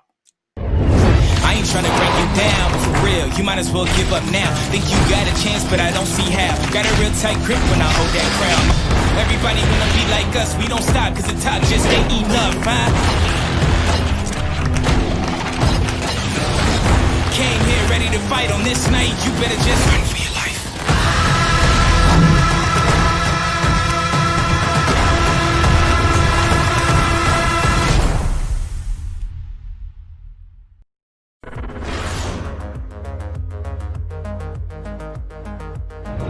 Gamescom 2020 is the heart of gaming, and you can keep to the beat right here on IGN. We've turned the single biggest show in gaming into 5. Gamescom Now is your virtual show floor with up-to-the-second live coverage. Gamescom Daily Show, Gamescom's first ever late-night talk show. Our Gamescom Awesome Indie Show, the freshest deep cuts in indie gaming. And finally, the Gamescom Best of Show, including the Gamescom Award. Gamescom 2020 is available on IGN and wherever you stream Gamescom Now. Not only is IGN the world's biggest media brand for games and entertainment, but we also have a team of some of the world's biggest fans of your favorite franchises. From breaking news and exclusives, never-before-seen looks at movies and games, to reviews, let's plays, and live streams, IGN brings you all the coverage you need, no matter where you are. IGN, the #1 source for all games and entertainment fans worldwide. The next generation of video gaming is on the horizon, and IGN is here to bring you the latest PlayStation 5 and Xbox Series X news and analysis in our new weekly show, Next Gen Console Watch 2020. We'll bring on the experts to discuss and analyze all the latest developments around these new consoles. From frame rates, services, features, peripherals, and even all the new tech jargon, Next Gen Console Watch 2020 will keep you up to speed on everything leading up to the next generation of gaming. Join us every Friday for a new episode.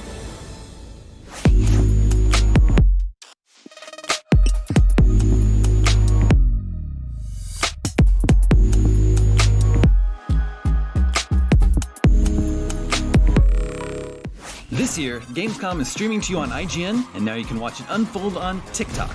World premieres, exclusive gameplay, cosplay, interviews, and unforgettable moments from the biggest show in gaming can now be crammed right into the palm of your hand. Check out IGN and Gamescom's TikTok accounts and use the hashtags Heart of Gaming and Gamescom 2020 to get in on the action.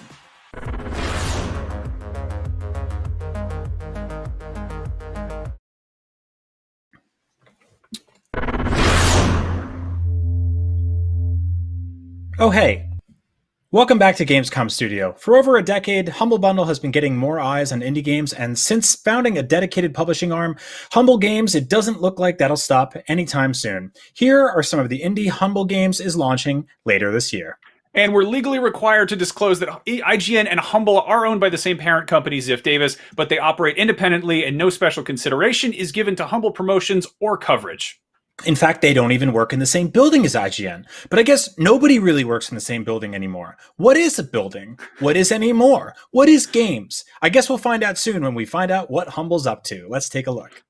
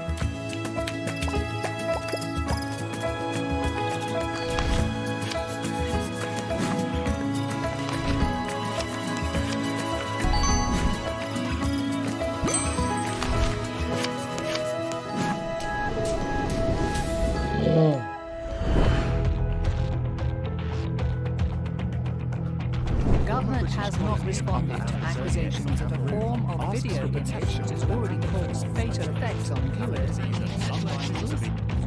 geolocation at an abandoned train station causing a growing has been named in our way of life will always prevail. When darkness breeds a curse disdained, it's time to enter the Ring of Pain. A newfound friend is guiding you in dungeons that you're crawling through. The ring adjusts with every action. Choices cause a chain reaction. Observe the ring and strategize. Learn, adapt, or face demise.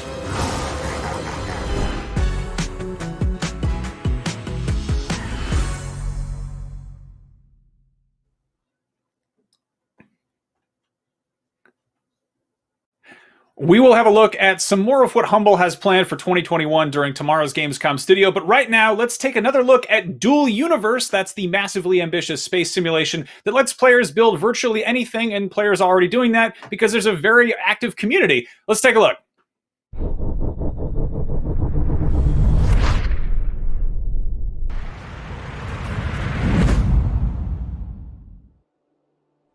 Hi, this is Jesse Bailly, the founder of Nova Quark and the creative director of Dual Universe. So let me get you a quick introduction today on one very important aspect of the game, which is content creation. Everything you see here is coming from the beta and is entirely made by the players themselves. So it shows really what the community has done so far. It's quite amazing, and it uses the voxel technology we have developed that literally allows you to sculpt matter the way you want. I mean, you can really make any kind of shape you like, so the creative possibilities are literally endless, and you see these incredible things made by the community just in front of you. So you might think, okay, it's a building game. It seems to have some really cool possibilities with this voxel thing. But you know, there are many other building games out there. Why should I get excited?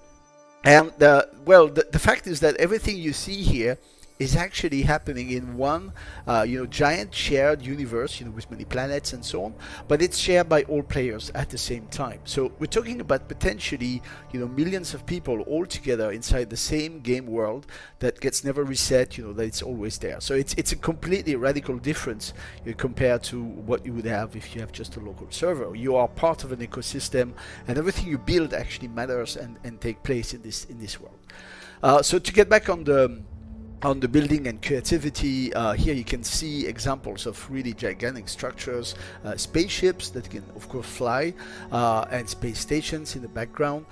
They're really amazing. They are completely customizable, so you can really make any kind of shape you like, but you can also make blueprints of them and then resell them on the in-game markets to other players. So that means that you can buy a really awesome ship even though you don't necessarily know how to build it right away, and that's a very good way to start in the game. This is absolutely gigantic. You see, this is a giant screen, and it shows you the interior of a space station. Gives you an idea of how big things can get, and everything can be literally sculpted with the form you like. So that's about the creative possibilities of the design of the structure you have. Here you have another example of what we can do with this possibility. This voxels is in the PvP, so there will be much to say about PvP. This is just to illustrate one aspect, which is that when you do damage, you actually dig a hole in the structure, and that's making full use, of the voxel technology that allows, in fact, to modify, structures, and we do that. So that opens a lot of possibilities in terms of strategy, how you dig holes in hulls and invade ships and so on. It's really cool.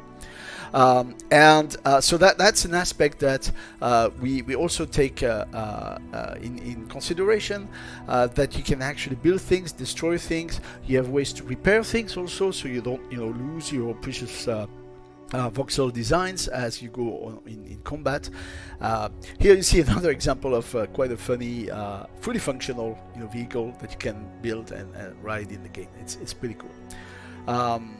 That's actually a droid that is programmed, that is running a code. So there's another aspect of the creation which is about running a Lua code. You can see here another example on that screen where someone has written a game of Breakout, and you can actually play that game. So there is a Lua script running. Again, you can buy it. I mean, in the game, you don't have to with the in-game currency. You don't have to script it yourself. But that's how far you can go, you know, in terms of customization.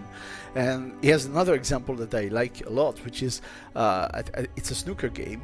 What you see here is actually a screen that has been used to give you the impression that you have a real ball in 3D. So that works fantastically well. It's really cool. It shows, you know, there's no limit, and we're amazed every day by what the community is creating. It's all about emergence, you know, the fact that you know, we put the building blocks, and you guys, the players, are going to use it to build whatever you want, and that's fantastic. And we try to, you know, make sure that you have all the relevant tools so you can do, you know, you can express your creativity. And that's it for now. So I hope you enjoyed it, and I hope to see you soon in Dual Universe for more creation and amazing design by the community. Thank you.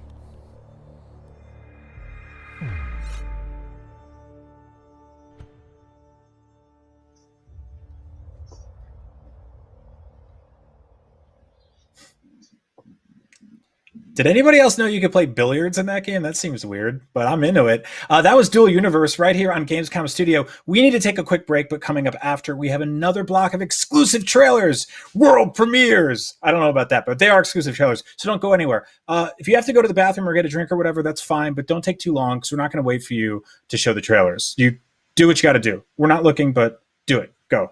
But come right back. We'll be right back. See you soon.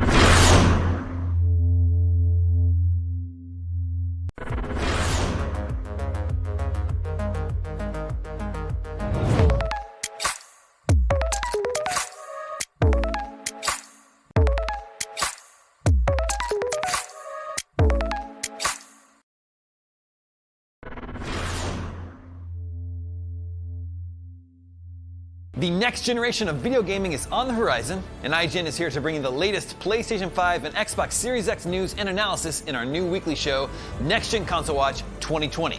We'll bring on the experts to discuss and analyze all the latest developments around these new consoles. From frame rates, services, features, peripherals, and even all the new tech jargon, Next Gen Console Watch 2020 will keep you up to speed on everything leading up to the next generation of gaming. Join us every Friday for a new episode. Not only is IGN the world's biggest media brand for games and entertainment, but we also have a team of some of the world's biggest fans of your favorite franchises. From breaking news and exclusives, never-before-seen looks at movies and games, to reviews, let's plays, and live streams, IGN brings you all the coverage you need, no matter where you are. IGN, the #1 source for all games and entertainment fans worldwide. Gamescom 2020 is the heart of gaming, and you can keep to the beat right here on IGN. We've turned the single biggest show in gaming into 5. Gamescom Now is your virtual show floor with up-to-the-second live coverage. Gamescom Daily Show, Gamescom's first ever late-night talk show. Our Gamescom Awesome Indies Show, the freshest deep cuts in indie gaming.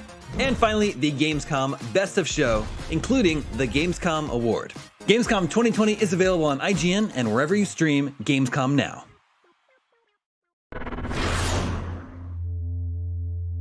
Hey there! Do you have opinions on games, movies, TV, or other weird stuff on the internet? You can take part in our new show, Power Ranking, where you can vote on all your favorite things on the internet. Do it now! Do it! Just go! Vote! Go vote!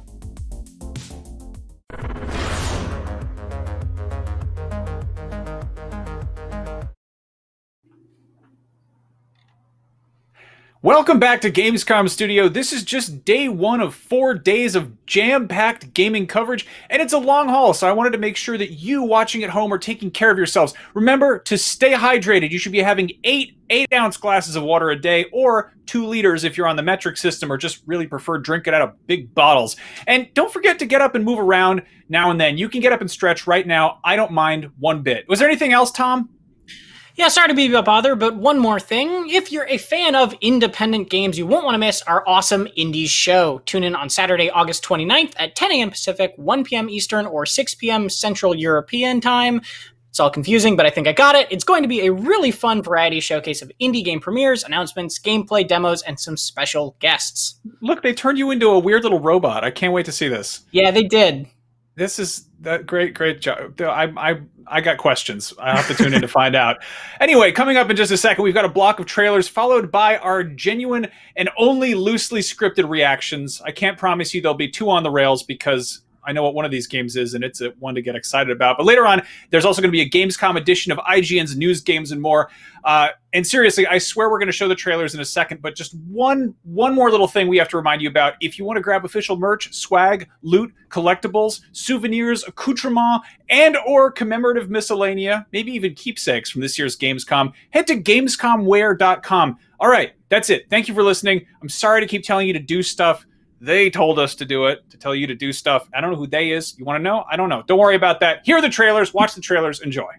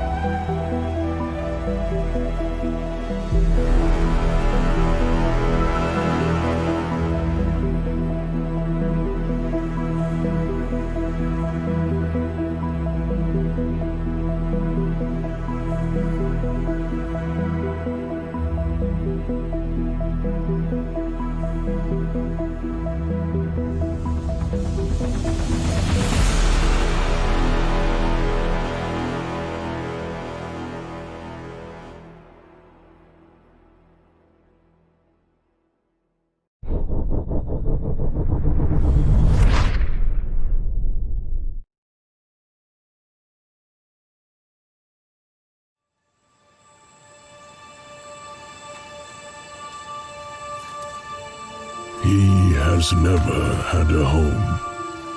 He was born without the right to have one. Always on the run. Always in fear they will track him down. He knew they wouldn't rest till they enslave all of his kind. Put them in shackles and torture to death or submission. They're strong in numbers, armed with steel and sorcery. Their minds corrupted with greed and arrogance. They're not afraid of just another giant on their path. But this time, they should be.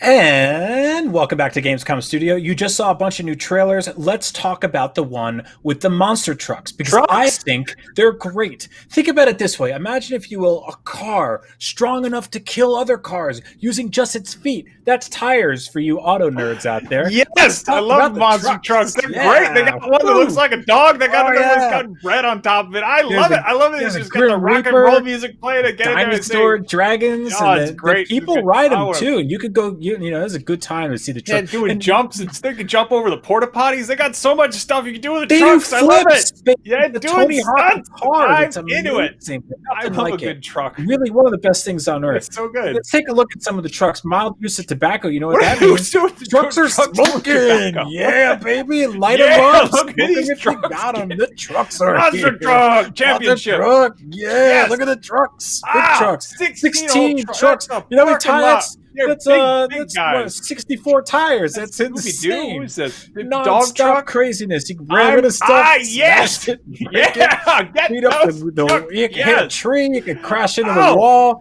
Blow up Oh, the truck. man. Get a brand new one. It's crazy, baby. Oh, they're Go huge. nuts. So you know how often the truck's Yeah. wheel comes off because he's doing too many stunts? It's It's great. insane. Ripping, tearing, the hood Yes. blowing up. Get gasoline for dirt cheap. All 'Cause kids of the tickets economy. only $10. Yeah, trucks.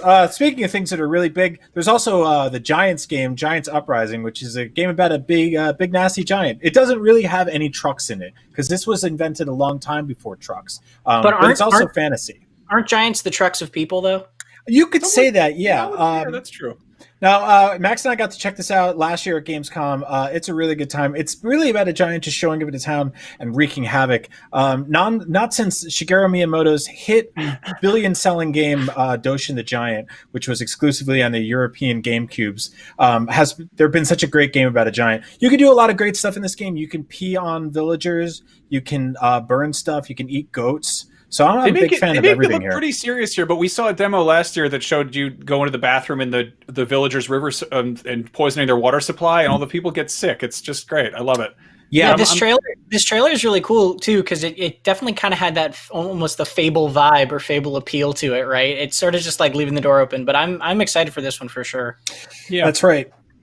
Now, there is still so much more Gamescom Studio to come. Maybe even some trucks. Yeah, trucks. Yeah, trucks. Including closer looks at Giants Uprising and X4. So do not go anywhere unless it's in a monster truck. Yeah.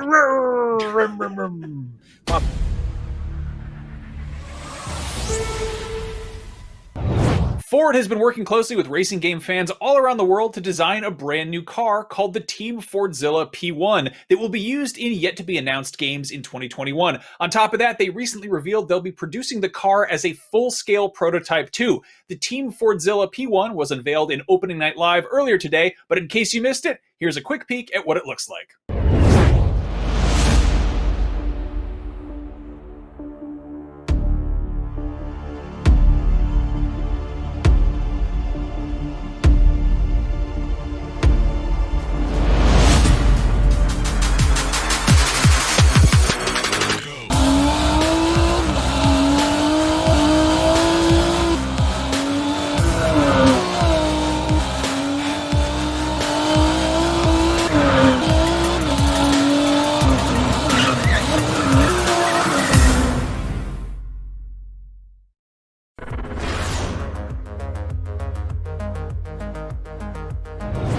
Gamescom 2020 is the heart of gaming, and you can keep to the beat right here on IGN. We've turned the single biggest show in gaming into 5. Gamescom Now is your virtual show floor with up-to-the-second live coverage. Gamescom Daily Show, Gamescom's first ever late-night talk show. Our Gamescom Awesome Indies Show, the freshest deep cuts in indie gaming. And finally, the Gamescom Best of Show, including the Gamescom Award. Gamescom 2020 is available on IGN and wherever you stream Gamescom Now. Not only is IGN the world's biggest media brand for games and entertainment, but we also have a team of some of the world's biggest fans of your favorite franchises. From breaking news and exclusives, never-before-seen looks at movies and games, to reviews, let's plays, and live streams, IGN brings you all the coverage you need, no matter where you are. IGN, the #1 source for all games and entertainment fans worldwide. The next generation of video gaming is on the horizon, and IGN is here to bring you the latest PlayStation 5 and Xbox Series X news and analysis in our new weekly show, Next Gen Console Watch 2020. We'll bring on the experts to discuss and analyze all the latest developments around these new consoles. From frame rates, services, features, peripherals, and even all the new tech jargon, Next Gen Console Watch 2020 will keep you up to speed on everything leading up to the next generation of gaming. Join us every Friday for a new episode.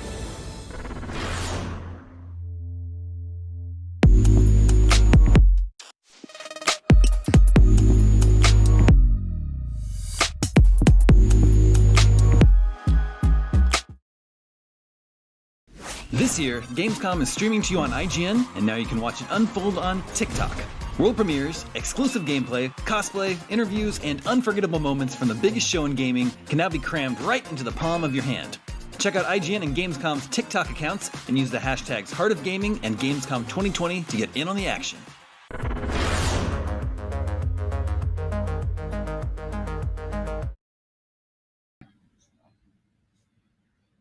Oh, hey you, welcome back to Gamescom Studio. We have a bunch more games to show you, including Giants Uprising and X4. And after that, we have News Games and More, which is IGN's daily news show, which covers news, video games, and I believe more. More could really be anything. It's sort of like the Beyond section of Bed Bath & Beyond, in that it can be sort of a catch-all. Like it could be about games, could be about pop culture, really anything you want. But specifically today, it's going to be about games because Gamescom is about games. You know what else is about games? This game that Tom's going to show us. So let's take a look at this game from Tom. Not from Tom, he didn't make it, but he's going to show it to you, and you're going to love it.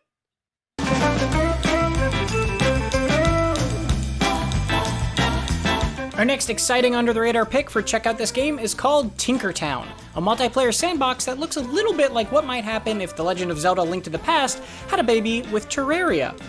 Here's an exclusive early look at Tinkertown.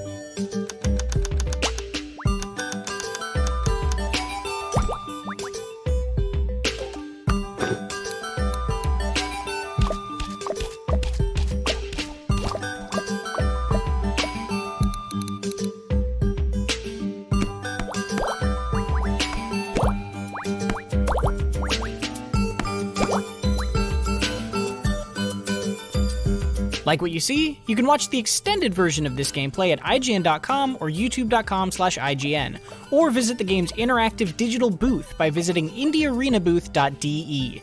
Also be sure to tune into Gamescom Awesome Indies, Saturday, August 29th at 10 a.m. Pacific for more exclusive gameplay, trailers, and reveals of exciting upcoming indie games.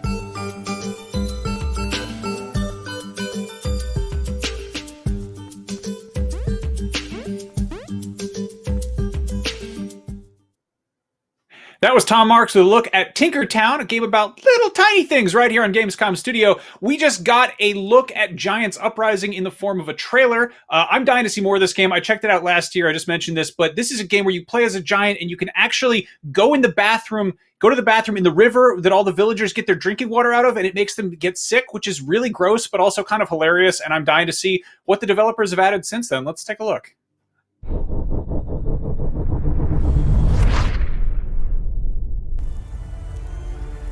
What's up, people? Welcome to Warsaw Game Studios. My name is Hubert and I'm the executive producer of Giants Uprising.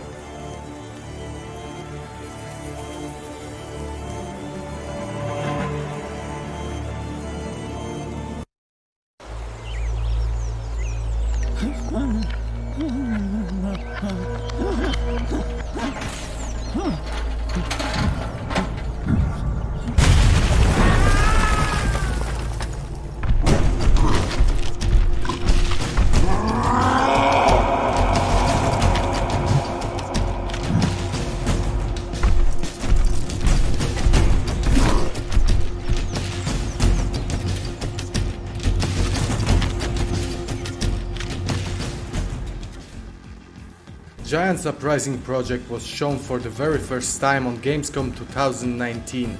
We showed early development phase with our idea of gameplay, destroying every object that surrounds us, harassing humans and simply having fun of being big.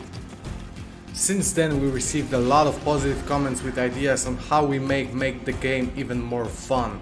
We love the concept of destroying the villages, humans and everything else. We know that you fell in love with Giants just like we did, and that's why we've put even more heart and work into this project. We modified, added, erased and reworked things inside. And I think that we did a solid work. Check it out yourself. So first things first, we added more destructible elements and reworked destruction mechanics.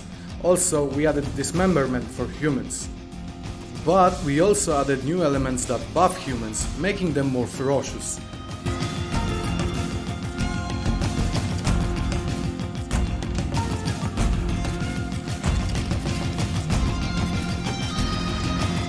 During many brainstorms regarding game design, we often talked about main core loop of the game. We knew that the concept of being a huge creature that is crushing puny humans is interesting, but we also thought about the hack and crush element all the time. Multiple redesigns resulted in creating our own genre, which I can simply put this way. Reverse tower defense with destruction of whole villages for which the player gains score points. Nothing that existed in game industry before gave us that level of satisfaction, so we made something up, just like that.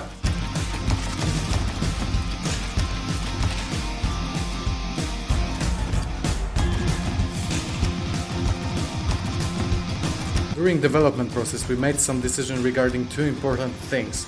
First was to resign the standard publishing method and go into early access. We discussed many concepts and ideas for the game and discussed the direction that we want to go with Giants Uprising.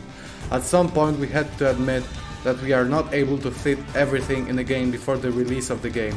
But we also didn't want to abandon a whole bag of good ideas, because they are simply too interesting to die in the idea purgatory. Additionally, we keep receiving ideas from gamers. Confirming strict release date with constant updates is impossible. So at the end, we decided to go into early access, because we wanted to expand content of the game, keep making Giants even bigger and greater.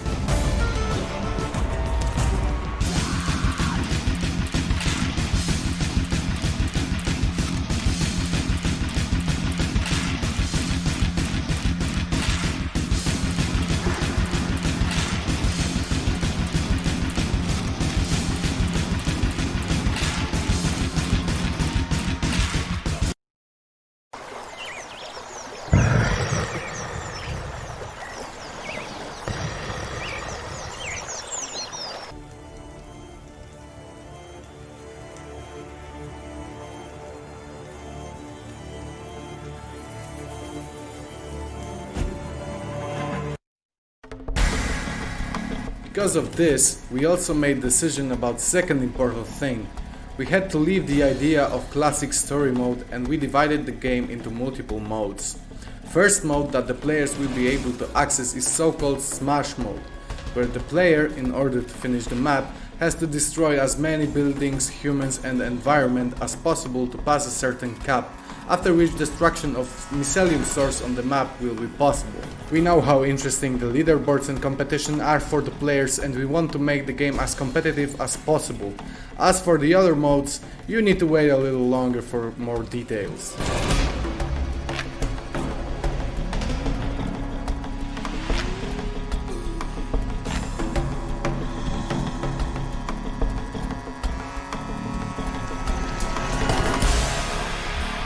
I hope I managed to give you some perspective on what the Giants Uprising is and what it's going to be. I believe that we made good decisions and everyone waiting for Giants Uprising will be blown away with the final quality of the game.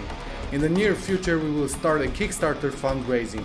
Be sure to check out our Facebook page, Twitter, and be sure to visit our Kickstarter page. We have some cool rewards for our contributors, so toss a coin to your giant destroyer of humanity. And remember, stay at home and play games, and be sure to send us your ideas, because with every little idea, a little panda is born. Peace!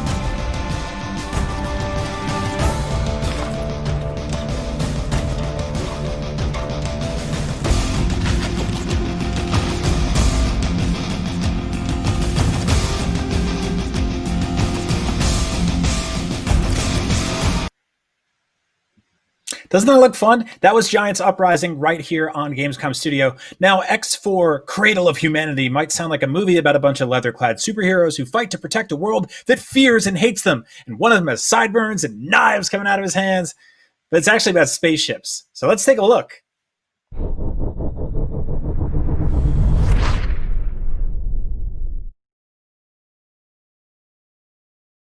Hello there, I'm Owen Lake and I'm a mission designer at Egosoft. We're the developers of the long-standing X space simulation game series.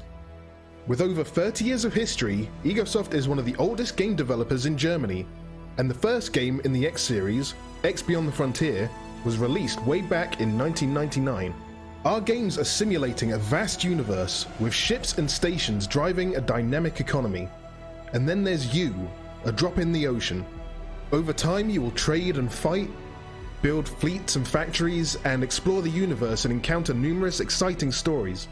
Each game consists of huge areas of space, simulated from the bottom up. Hundreds of stations and thousands of ships trade amongst themselves. Prices change based on supply and demand. Resources are mined and processed, eventually resulting in high-tech products. When the warring factions clash in conflict, or a crucial resource is in short supply, their economies feel the strain, and opportunities to profit start to appear. Should you make the decision to act, you may well change the course of the game universe. And if trading isn't your thing, you can upgrade your ships with the best weapons you can afford and go hunting. We're very proud of the level of depth our games deliver, and we'd love for you to check them out if anything I've mentioned resonates with you. That was a very quick introduction to us and the X series. Today we want to dive in and tell you about our most recent game, X4 Foundations. We're coming up on its 2-year anniversary, and in the time since release, we've brought out a number of major updates, improving the core of the game, as well as adding new gameplay, technical features, and content. In X4, you can fly almost every ship you encounter, from single-seat fighter ships to huge carriers that can be home to whole combat wings. And should you want to act the fleet admiral, you can stand on the bridge, put together the best crew you can find, give orders via the map, and watch them get to work. And while you make your own mark on the universe, X4 also features a number of stories that lead you to mysterious locations and interesting characters, as well as putting you in the middle of events that drastically change the universe. A variety of game starts allow you to pick different roles and scenarios to tackle early on, while the detailed encyclopedia fills you in on the history of the X universe. After 20 years, with multiple games and novels, there's a lot of story to tell. Telling such a story in such a dynamic game as X4 was an interesting challenge. We constantly have major factions vying for control of key sectors, supply lines under siege to prevent the construction of critical warships, as well as the player potentially becoming an all-powerful fleet-wielding mogul. We have many missions that reflect the current situation, be that securing a strategic jump gate, or supplying those much-needed hull parts. Using that as an example, where do you get those hull parts? You can try to find a factory producing them for a low price and then sell them for a profit. Perhaps there's a supply issue further down, and you need to mine some ore to help kick it back into gear. Then again, there's always room for piracy. So maybe plunder some freighters? Or try your luck hacking the storage modules of an unfortunate station? Or you could think bigger. If you've identified a gap in the market, why not take full advantage of it? A core feature of the X games is building. And in X4 Foundations, we took it to the next level. Using our powerful 3D map, you can create any kind of space station, from a factory to a shipyard, entirely from individual modules. What starts off as a modest refinery could end up being a self-sufficient battle station, laying claim to the entire sector. Get creative, share your designs, and make our engine programmers wince with the largest stations the X series has ever seen. From upgrading your ships, hunting for crystals and anomalies, or joining certain war efforts, there's a lot more I could tell you about X4 Foundations. What you're seeing in this feature is brand new, up-and-coming content. Just in time for Gamescom 2020, we're ready to show off X4's second expansion, X4 Cradle of Humanity. Following the release of version 3.0 and our first expansion, Split Vendetta, earlier this year, we're in no ways done with delivering new features and content to X4 Foundations. Cradle of Humanity will once more expand the game's universe significantly, featuring whole new sectors and welcoming 2 Terran factions to the game, along with their economy, ships, weapons and stations, some of which you can already see in this video. With the solar system rejoining the X series, you can look forward to impressive vistas of familiar worlds.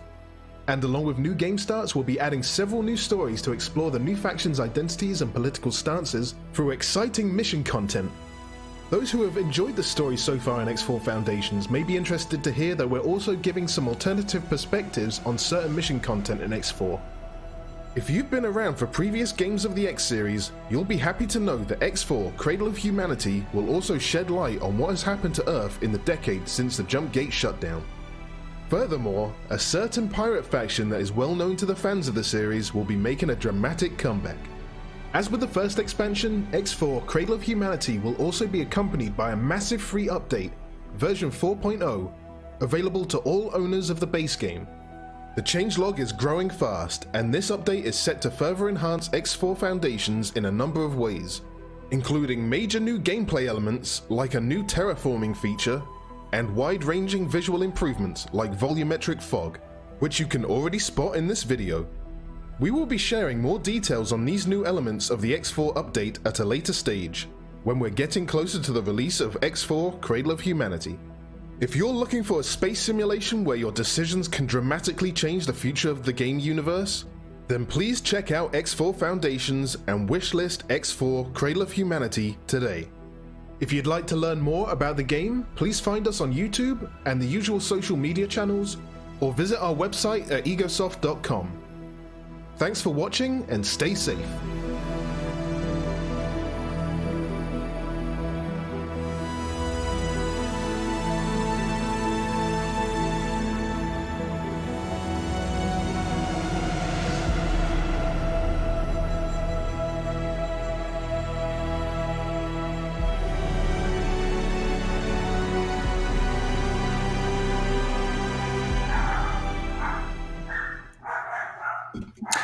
That was X4, one of the many games we showed off here on Gamescom Studio. But this is only day 1 of 4, so make sure you tune in tomorrow for tons more stuff. And remember, the Awesome Indies show is on Saturday at 10 a.m. Pacific, 1 p.m. Eastern, or 6 p.m. Central European Time, for a really fun variety showcase of indie games premieres, announcements, gameplay, demos, and some great special guests. It should be fun. And if you want to get a look at the rest of the schedule, along with all sorts of Gamescom content you might have missed, head to www.gamescom.global and you can sign up for an account and personalize your Gamescom experience. They've created a whole virtual convention set up over there. It's great. I love to personalize experience. Coming up next is IGN's News, Games, and More, featuring a panel of beautiful people who still have a spring in their step and joy in their hearts. Unlike us, old hags, it's time for the three of us to go put on our dressing gowns, shuffle off to our easy chairs, to read the evening paper in peace with all these computer games making a racket. All right. That's enough. Brian needs a nap, everybody. Here is News, Games, and More. You pipe down. I'm old.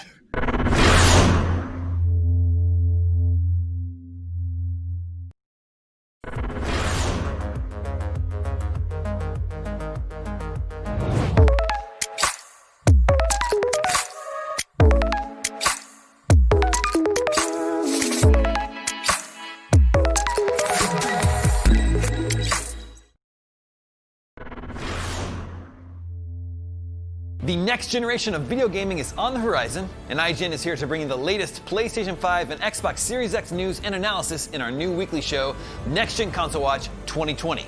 We'll bring on the experts to discuss and analyze all the latest developments around these new consoles. From frame rates, services, features, peripherals, and even all the new tech jargon, Next Gen Console Watch 2020 will keep you up to speed on everything leading up to the next generation of gaming. Join us every Friday for a new episode. Not only is IGN the world's biggest media brand for games and entertainment, but we also have a team of some of the world's biggest fans of your favorite franchises. From breaking news and exclusives, never-before-seen looks at movies and games, to reviews, let's plays, and live streams, IGN brings you all the coverage you need, no matter where you are. IGN, the #1 source for all games and entertainment fans worldwide. Gamescom 2020 is the heart of gaming, and you can keep to the beat right here on IGN. We've turned the single biggest show in gaming into 5. Gamescom Now is your virtual show floor with up-to-the-second live coverage. Gamescom Daily Show, Gamescom's first ever late-night talk show. Our Gamescom Awesome Indies Show, the freshest deep cuts in indie gaming. And finally, the Gamescom Best of Show, including the Gamescom Award. Gamescom 2020 is available on IGN and wherever you stream Gamescom Now.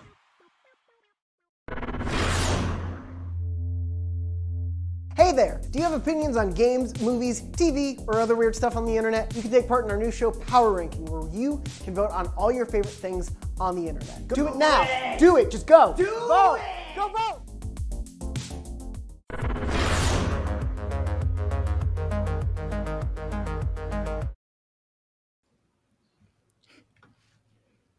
Welcome everybody to News, Games, and More, IGN's week daily show about, that's right, you guessed it, news, games, and the more. I'm Akeem Lawanson, joined by my pals Seth Macy, Casey DeFreitas, and Matt Kim. How are y'all doing?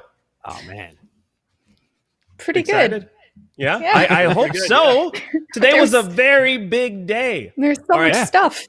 Yeah. Now let's talk about Gamescom. Now earlier during Gamescom opening night live, we saw so many different trailers and got so many different announcements. And, I kind of just want us to kind of go through some of the highlights and give our thoughts on some of the reveals. So first up, let's start with the Call of Duty Black Ops Cold War trailer, where we got a cinematic trailer of the Perseus briefing.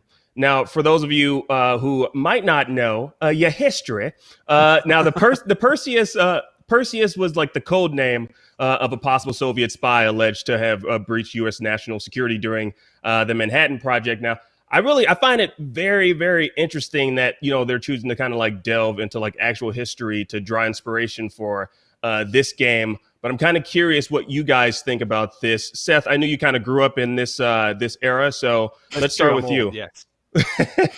Very excited to relive my my youth, where we were afraid of nuclear annihilation and mutually assured destruction. But actually, from this trailer, it looks a little like they're playing it a little cheesy, like an 80s action movie. I'm completely on board. When CGI Ronald Reagan shows up, I'm like, all right, this is crazy and doesn't make a lot of sense. We've got Scarface Robert Redford there. I am completely into this. I hope it has a rockin' 80s soundtrack, and I hope they play it a little bit on the cornball cheesy side. That's what I'm looking for. Don't go too serious with this, guys. Yeah, Matt, what did you think of this? I'm with Seth. It has that like thriller spy. That's why they created a dude who is not quite, but definitely is Robert Redford, right? Like they're going for that intentionally. And no matter my personal feelings towards the Gipper, it's weird, he's there. So, I guess you gotta follow him into this Cold War. Yeah, and I'm digging those aviator glasses. Those it speaks to the time. It speaks to the period. And again, like I'm super hyped for this one. Now we also got Unknown 9 Awakening announced, and the cinematic trailer of Reflector Entertainment's upcoming game. Now in this trailer, we're shifting gears here to a different game. Okay, all right. We were still showing the the other game. Yes. So we're checking out Unknown 9 Awakening, which was announced. It looks really cool. In this trailer, we see a young girl. She's hiding something, and she suddenly discovers that she has these powers as she's running away from these guys that are chasing her, which I'm pretty sure if she knew she had those before, she probably wouldn't have ran away. Now, this game just looks beautiful, and I love like the music, which kind of like sets the mood for the overall presentation. What do you guys think of this? Casey, I feel like this is a game that's right up your alley. Mine as well. It looks really cool. So we don't know a whole lot about this, but we do know it will be a third-person, narrative-driven action-adventure game set in a, quote, new transmedia Unknown 9 universe. So these games and kind of the entire universe is inspired by things like X-Files, The Matrix, Heroes, Indiana Jones. And I know a lot of people are fans about that. I know I am. It sounds really cool. But the thing that's especially interesting about this is that it will tie into podcasts and comics, and they will all kind of reference to each other in either overt or subtle ways. And I'm wondering if I'm going to have to do all three to keep up with the story.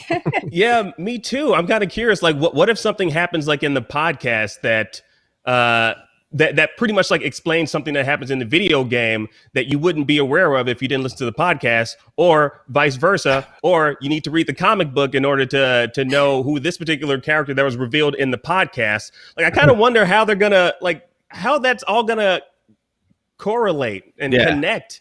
Like why is one of the main characters talking about how comfortable MeUndies are? Yeah. I'm also kind of, so I think we saw that some of the people working on this game previously worked on AAA titles, which a lot of them were Ubisoft titles, and some of the comments in the article about this actually mentioned that Assassin's Creed, if you want to get the full story, you have to read everything and play all the games too. So maybe there's a little bit of inspiration. That's complete speculation. Don't quote me on that. Wow, they really want us to do a lot, which I mean, I'm all for it. I mean, it's an interesting and unique, kind of like I guess take on acclimating yourself to this new game. I'm down for it. I love podcasts, and comics. So now for those Doom fans out there, we also get the Doom Eternal, the Ancient Gods DLC reveal, which is the first official DLC of Doom Eternal. The Ancient Gods was shown alongside a release date announcement, so we can expect this to launch sometime in October. It's going to specifically October 20th this year. Just wanted to mention that briefly. We also finally, moving right along, we also finally got our first look at Dragon Age 4 with BioWare developers diving into concept art, footage of some new locales, and even confirming the return of Solus. Now he's that character that you either love him or you hate him or maybe both. Now what's that? I'm kind of indifferent about Solus. He wasn't I don't know. He's fine, I guess. Really? Okay, so you're in the personally, middle. Most people are divisive about that guy. But man, the entire time I was watching this kind of mini documentary and getting to see like really small glimpses into Dragon Age 4, I was basically on the edge of my seat waiting to see an actual trailer or something, and then we didn't get it, and that makes me sad. Yeah, I feel like I think that's kind of like the general consensus among fans, because I was checking the comments and people were like, we want more game footage, and I believe there were like 2 new characters that were revealed as well. Matt, you said you checked Twitter, and apparently people are already like, are they creating fan fiction around these characters already, or what was it? If they aren't right now, they will be. Like they showed off some characters that we haven't seen before, and Dragon Age and BioWare games being what they are, they're already like, oh, I'm gonna romance that character. You better believe it. But yeah, it does show how early the game still is in development that there's no full length trailer. Mm-hmm. Now, again, so much gaming content. We got to keep this moving. We also saw the reveal of a game I never thought I ever needed in my life until now. Bridge Constructor, The Walking Dead. Yes, guys. Clockstone and Head Up showed off Bridge Constructor, The Walking Dead, a project that pretty much takes the shape of a physics-based puzzle game. Now, I know my main man, Seth, you love flight simulators. Do you love building bridges as well? Yeah, what's your take on this? As a metaphor for society, I think we need to build more bridges. But we don't know, like, if you're supposed to build the bridges to help the zombies like cross to you, or you're supposed to. I don't know. It's just like cool. It's like a weird little game. Go watch footage of like the other games that it's just like silly, and you get to build stuff and play with physics. Who doesn't want to play with physics? Right. Yeah. And honestly, and I think the trailer kind of like speaks to how silly of a concept this is. But also, I just want to bring this to the light of day to people. See, if you remember, The Walking Dead season 9, Rick Grimes actually blew up a bridge. So I'm thinking the devs were like, as soon as they saw that scene, they were like, dude, I got our next crossover. Yes. He blew up a bridge, and I thought that pretty much it sparked their inspiration for this game. I'm calling it right now.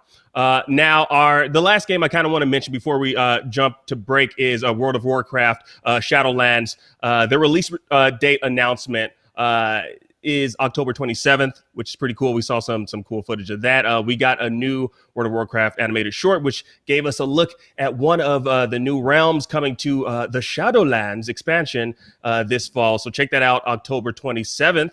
But right now, guys, we got to take a quick break, but we'll be right back with even more news, more of the games, and more of the more. So stick around.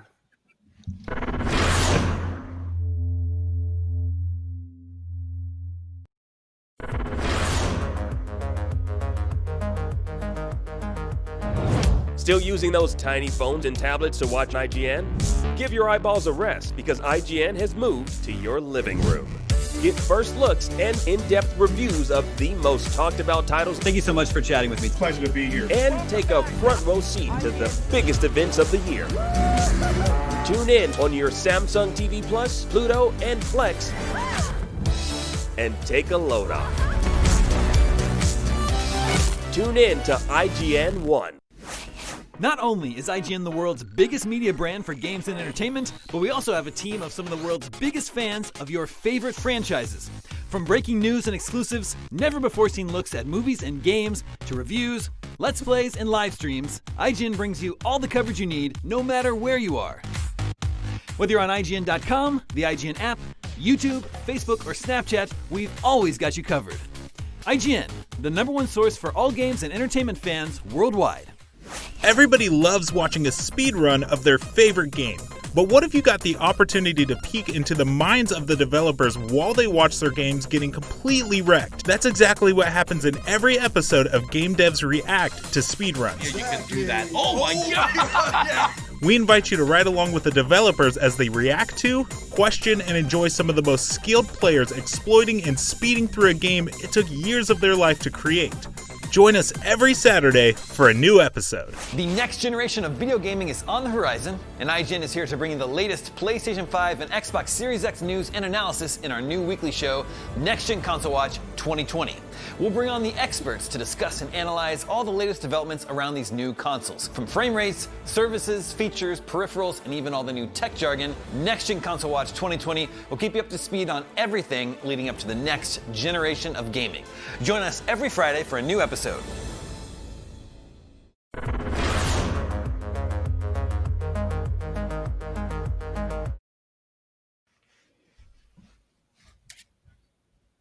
And we are back on news, games, and more, IGN's daily news show. And guess what, guys? We're talking about Gamescom, and even more shocking, we're talking about more games, believe it or not. Yes, so today, there's so much more to talk about. Now, Anna Perna revealed the cast for their upcoming title, 12 Minutes. I'm actually looking forward to this particular one.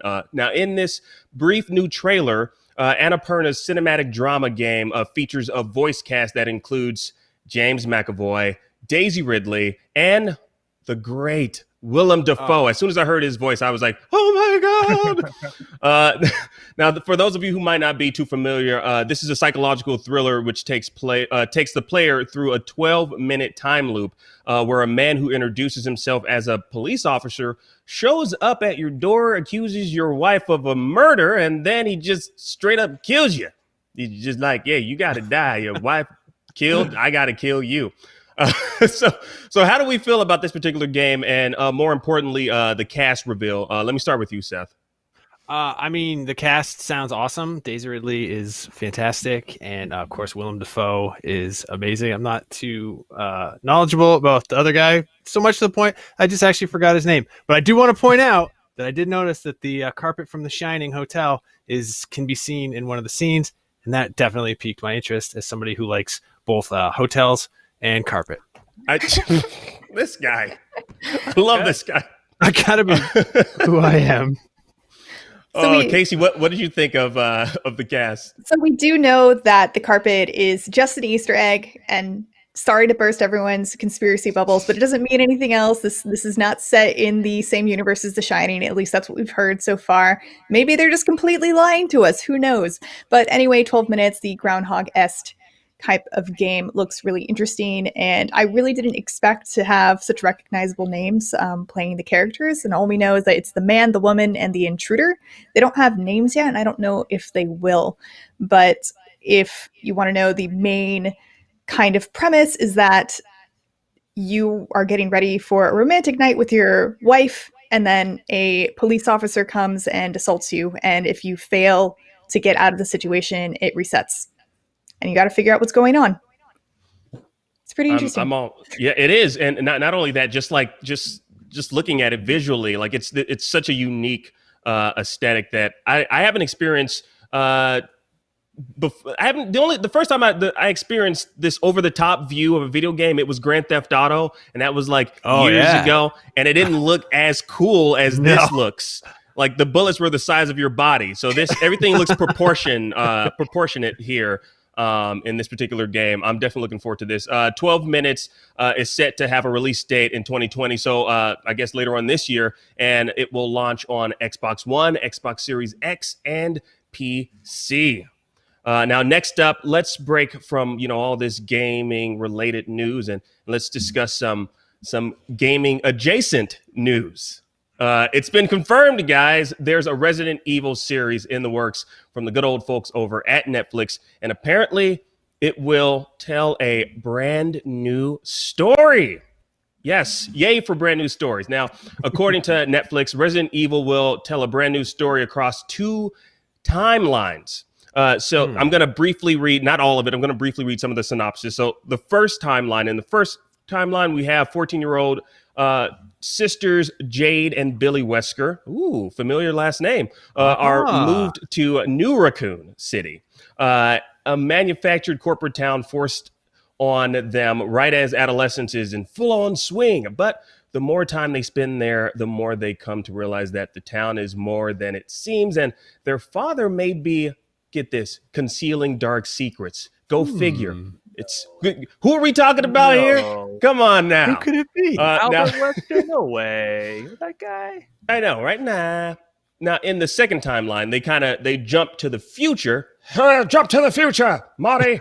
Sorry, there's no Marty. That's pretty good. In this. Thank you. I saw him earlier today during Gamescom, so I was practicing. Now, there are less than 15 million people left on Earth, apparently, in this future. More than 6 billion monsters. This includes people and animals infected with the T-virus. Jade, now 30, struggling to survive in this new world while the secrets from her past are bubbling up, and her sister and her father, and she's haunted by all of this stuff. So what do we think about this live action take? Are we excited for this? That they're going to be telling a new story? I don't know who here is a big Resident Evil fan. I don't know. Matt, I feel like you might have some opinions about this. Yeah, I mean, I think the first thing that stuck out to me is if I had like even a little bit of knowledge of Resident Evil history, like if I lived in Raccoon City, I wouldn't live in New Raccoon City, right? Like that would be the yes, right? Like good they'd be point. like, "Hey, Yeah. come to New Raccoon City. It's still owned by Umbrella." I'm like, "No, I remember what happened to Old Raccoon City. I don't want to go there." But it's nice. It's interesting. I mean, like, they're taking the play of the CGI like CGI films, which is basically just different stories set in the universe with like some recognizable characters. Clearly they're interested in not like retelling any of the games, so good for them. I mean, I'll check it out. It's on Netflix. I have Netflix. It's an easy, like, I'll give it 2 or 3 episodes, but who knows? I would have preferred a retelling of one of the games. Really? So you're not more curious about like just like telling a new story with like new characters? I think that's sort of what the movies, the Paul W.S. Anderson movies, have done, and those are fun in a silly kind of way. But I think purists would want like adaptations with like actors playing Chris and Jill and stuff like that. Casey, what's your take on this? Man, I think a 1-to-1 retelling of the Resident Evil story would be great, but also the expectations would be insane. Trying to meet those expectations of telling a 1-to-1 story, man, I wouldn't want to be the person to take on that story. So I think telling new stories in the universe that can kind of allude to things that people who play the games know is a much easier way to get success from a Resident Evil show. But I think this looks, I mean, I can't say if it looks cool or not because there aren't any trailers, but it sounds like it will be interesting and good. And I do see one of the comments is from Indie Guy. Resident Evil has the potential to be as big a TV show as The Walking Dead, but they need to double down on the horror/human aspects and cut way down on the sci-fi crap. And I can't really help but to agree with that if they're going to make it a good, compelling show. Yeah, 100%. No, I agree with you. And like I see they have a writer that he was a writer on the Supernatural series, and they also have one of the directors from the Walking Dead series, 2 television shows that I'm a huge fan of. So I feel like they have the right ingredients, at least for the first 2 episodes. We don't know who's going to be writing or directing the future episodes after the first 2. And like you said, I feel like it would be a huge undertaking to try to adapt, Resident Evil 1, 2, 3. We can keep on going because it's, and there's just so much to it. Yeah, exactly. So I feel like if you get it wrong, fans will never forgive you. They will never forgive you. And I'm speaking as a fan. I will not forgive you. So you know what I mean? I wasn't a huge fan of the the movies either, but hopefully this will make me come around because I'm super duper excited for it. Now, we've got so much more coming up, guys, so much more to talk about, so much more news, games, and more. Stick around. We got to take this quick commercial break.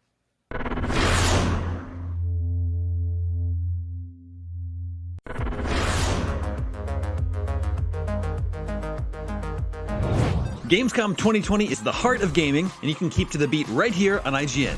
We've turned the single biggest show in gaming into 5. Gamescom Now is your virtual show floor with up to the second live coverage.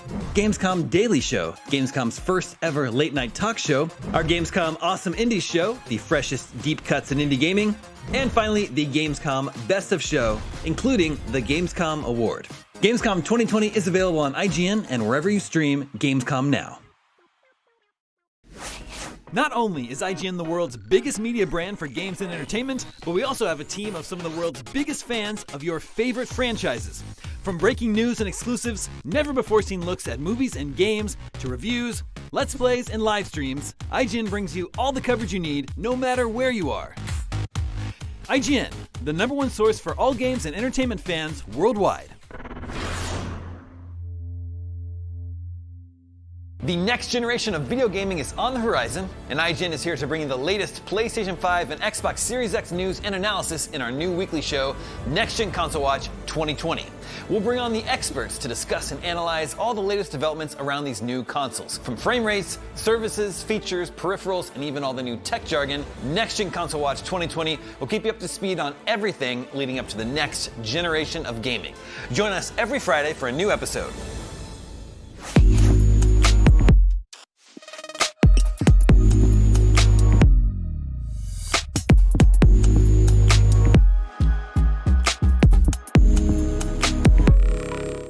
This year, Gamescom is streaming to you on IGN, and now you can watch it unfold on TikTok. World premieres, exclusive gameplay, cosplay, interviews, and unforgettable moments from the biggest show in gaming can now be crammed right into the palm of your hand. Check out IGN and Gamescom's TikTok accounts and use the hashtags Heart of Gaming and Gamescom 2020 to get in on the action.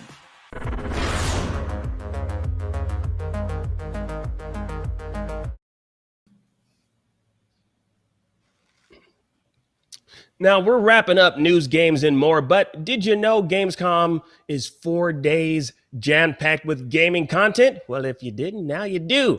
Well, it is, and it's all leading up to a great big send-off this Sunday. So head on over to www.gamescom.global and cast a vote for your favorite streamer, Gamescom's most wanted, and the best of Gamescom. And then tune in on Sunday, August 30th at 8 p.m. Central Eastern Time, 11 a.m. Pacific to see the grand finale of this year's Gamescom, where we give the gamers a stage. That's right, guys. Cool cosplayers, user-voted awards, esports, and more. But now there's time. It's time for more news. Now we're going to go right into it, guys. I had a little nightmare recently. So haven't we all been having nightmares recently?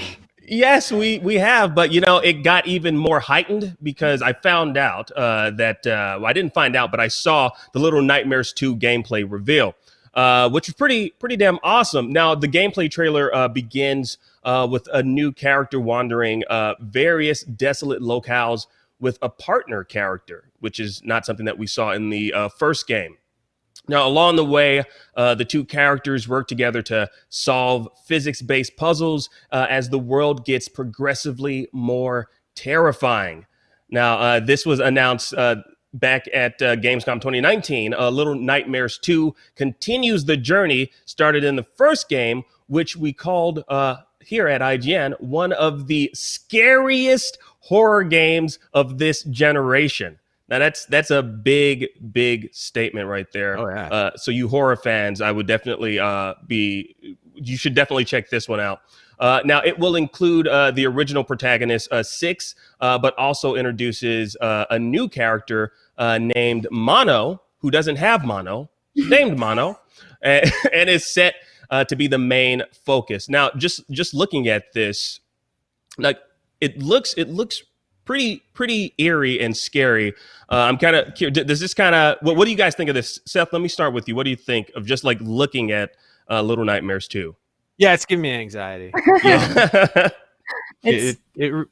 I get it's got definite. Oh god, I'm totally blanking on the name of the game. Not by the people who made Inside. It was the game before that. Playdead. Limbo. Thank you, Limbo. Yeah, Limbo. I get vibes of that, but like in an even more spooky anxiety kind of way. Yeah, I'm into it. Yeah. Definitely a little bit too spooky for me. And I also just wanted to point out, like, I know even though there are 2 different characters, that it's not co-op or multiplayer as far as we know, even though that does change up the gameplay mechanisms a little bit. Mm-hmm.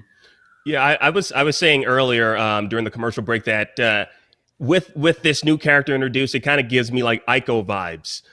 If Ico were like a survival horror game, is what I would say. Now, the 2 characters here, they will explore a location called the Signal Tower that the senior narrative designer, Dave Mervick, says is the center of the story.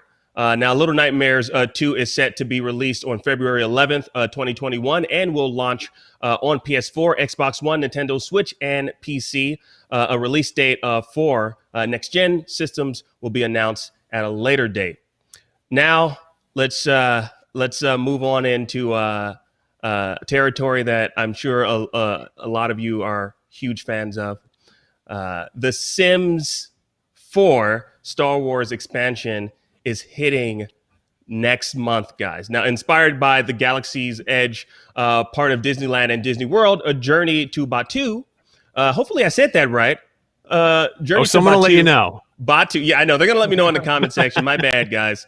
Now, Journey to Batuu will be available for The Sims 4 on September 8th for PC, Mac, PS4, and Xbox One. Now, the first look trailer showcased some of the locales and the characters from Galaxy's Edge, with EA's official description reading, "Hone your lightsaber skills, befriend a droid, and get ready to unlock missions for the Resistance, First Order, or Scoundrels.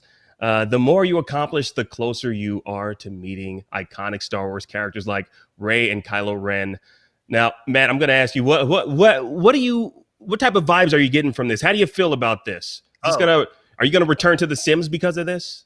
Yeah, man, it looks great.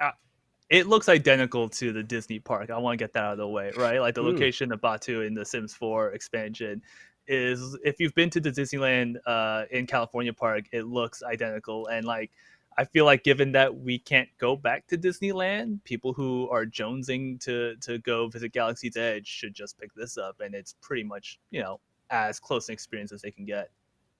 Yeah. Now, so this is the thing. So I haven't been to the theme park to experience Galaxy's Edge. Do you think you would have, in order to like kind of appreciate this expansion pack, do you think you have to have been to the theme park, or do you think this is like a standalone thing that you can actually appreciate without actually having gone? Oh, I think if you've been to the park, you'll add that like extra nostalgia, or like nostalgia is weird, but like memory, you'll be like, oh, I remember going there in real life.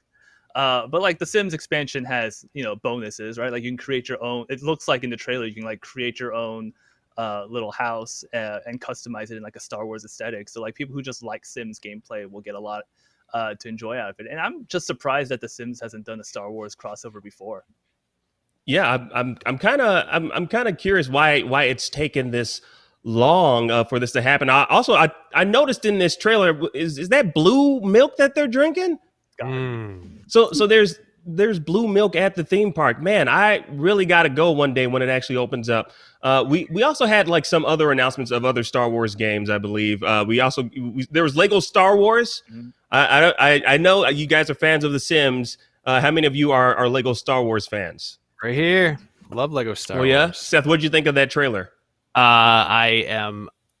They don't even have to show me anything. Just be like Lego Star Wars. I'm like, I'm gonna play that. It was the first game that when my son was little, we allowed him to play, was Lego Star Wars 2. And so it's like, we've got those memories tied to it. So every time there's a Lego Star Wars game, they can put out a real bad Lego Star Wars game, and I'm still gonna buy it, and we're still gonna play at least some of it.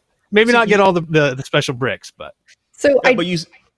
I was just Go- gonna. go- I do go want to ahead. call out one comment. I am reading the chat on our YouTube live stream for all of you guys chatting there, and this comment is from Fiat Sopa. Sims 5 would have been interesting in a way, but not another DLC pack. I don't know how to put this. It's the equal / face, like the meh face. What do you guys? I think this DLC pack looks cool and will bring a lot of people to Sims that maybe haven't played in a while or haven't played maybe at all if they're big enough fans of Star Wars. But what do you guys think? Are you disappointed that it wasn't Sims 5? Personally, I'm not disappointed, but I definitely can understand why some people might be disappointed. But I feel like this should be enough to kind of tide you. Hopefully, if you're a Star Wars fan and you're a Sims fan, hopefully this is enough to tide you over till that does happen. And if you're still playing Sims today, you should be. I would, if I were a fan or if I were playing The Sims today, I would be happy to see new content released. That's just me. I completely plus agree. you can get The Sims 4 for like $5 most of the time. So it's like it's always on sale. It's a great value. All these expansions basically add enough to make a sequel. Yeah. Well, you know what? With that, I wish we could talk forever about this stuff, guys. But with that, that's it. Day one of Gamescom is in the can, guys. We did it. At least on our end. Here's a tease at what's happening tomorrow. Things kick off with Game Scoop Live, and then Max and Brian are chatting with voice actor Troy Baker. I love that guy, who you've almost definitely heard in at least 5 different video games. And of course, all day we've got tons of exclusive trailers and gameplay reveals. And you can find out everything that's happening along with lots more gaming content over on www.gamescom.global. From all of us here, guys, thanks for watching, and we'll see you tomorrow. Let's wave at them, guys. Bye-bye. Auf Wiedersehen. Oh, nice.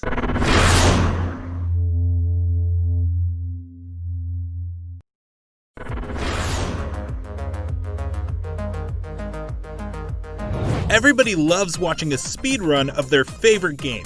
But what if you got the opportunity to peek into the minds of the developers while they watch their games getting completely wrecked? That's exactly what happens in every episode of Game Devs React to speedruns. Yeah, you can do that. Oh my god! We invite you to ride along with the developers as they react to, question, and enjoy some of the most skilled players exploiting and speeding through a game it took years of their life to create. Join us every Saturday for a new episode. Not only is IGN the world's biggest media brand for games and entertainment, but we also have a team of some of the world's biggest fans of your favorite franchises. From breaking news and exclusives, never-before-seen looks at movies and games, to reviews, let's plays, and live streams, IGN brings you all the coverage you need, no matter where you are. Whether you're on IGN.com, the IGN app, YouTube, Facebook, or Snapchat, we've always got you covered.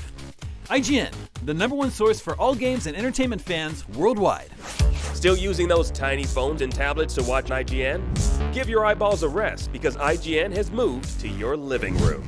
Get first looks and in-depth reviews of the most talked about titles. Thank you so much for chatting with me. Pleasure to be here. And take a front row seat to the biggest events of the year.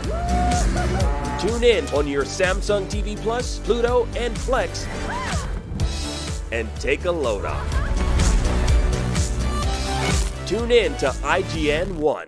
The next generation of video gaming is on the horizon, and IGN is here to bring you the latest PlayStation 5 and Xbox Series X news and analysis in our new weekly show, Next Gen Console Watch 2020. We'll bring on the experts to discuss and analyze all the latest developments around these new consoles. From frame rates, services, features, peripherals, and even all the new tech jargon, Next Gen Console Watch 2020 will keep you up to speed on everything leading up to the next generation of gaming. Join us every Friday for a new episode.